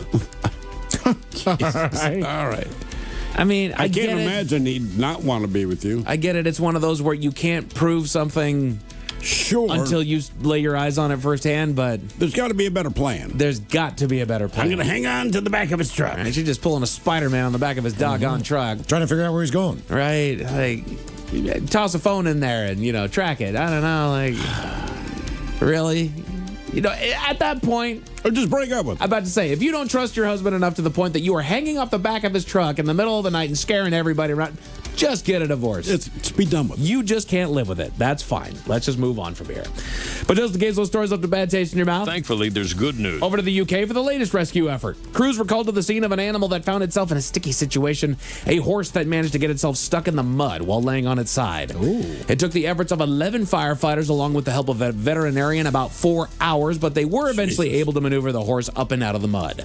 After a short evaluation, it was determined that the horse is doing fine and is ready to put his sticky situation in the past. 4 hours. 4 hours. Damn. I don't know. Wouldn't think it would take that long, Right. I don't know what kind of mud that the horse was even laying down broadside. So I don't know what kind of how this horse was stuck in there to where it's on its side. Right. And they were still having issues getting him unstuck. Isn't that what happened in the Never-Ending Story? Yeah, but the horse was standing up on its actual legs. But it still got sucked out of mud. It sank in there, yeah. It was like the muds of sadness or something like that. The muds of sadness? Yeah, the depression was like making the horse sink. Yeah, there was a lot of people got choked up over that one, man. Did that horse die? Oh, yeah, dude. Yeah, he wouldn't get out of the mud. He didn't get the horse out. Here's this little kid who's just pulling him by the reins, telling him, "Come on, man, don't give in to it. Come on, get out of there." Yeah. I mean, unless you're planning and you have like a Jeep and you like to drive in the mud, mud's not usually great. No, it's bad, dude. It's bad. It's like, sweet, buddy. Men's Room Sports, you got basketball on Amazon, hockey on TNT and True TV, and baseball over on ESPN. The Kraken are in Vegas taking on the Golden Knights over on NBC and Kong. The Mariners have Game 2 against the Padres coming up on Mariners TV starting at 6:40, and the Champions Cup quarterfinals feature your Seattle Sounders over on FS2. That'll be at 8:30 tonight. That's a late kickoff, man. That is. As far as your weather, should be rain showers tonight with a low of 38. Tomorrow they expect partly cloudy skies and a high right around 57. That's it for headlines. With that, Mike Hawk is out. Thank you, sir. Head chef's got the states with the best food tomorrow in the game known as Big Dummy. Lovely Jolene coming up in just seconds. Yes, indeed. It's all true. But in the meantime, well, we be all about this bitch. So until tomorrow, please do what you do best. And for Aletha's sake, stay beautiful. The Men's Room has been taped before a live studio audience. Wardrobe and makeup provided by Mantastic Limited. This has been a presentation of the Men's Room Radio Network. Oh, man! A Double Flush production.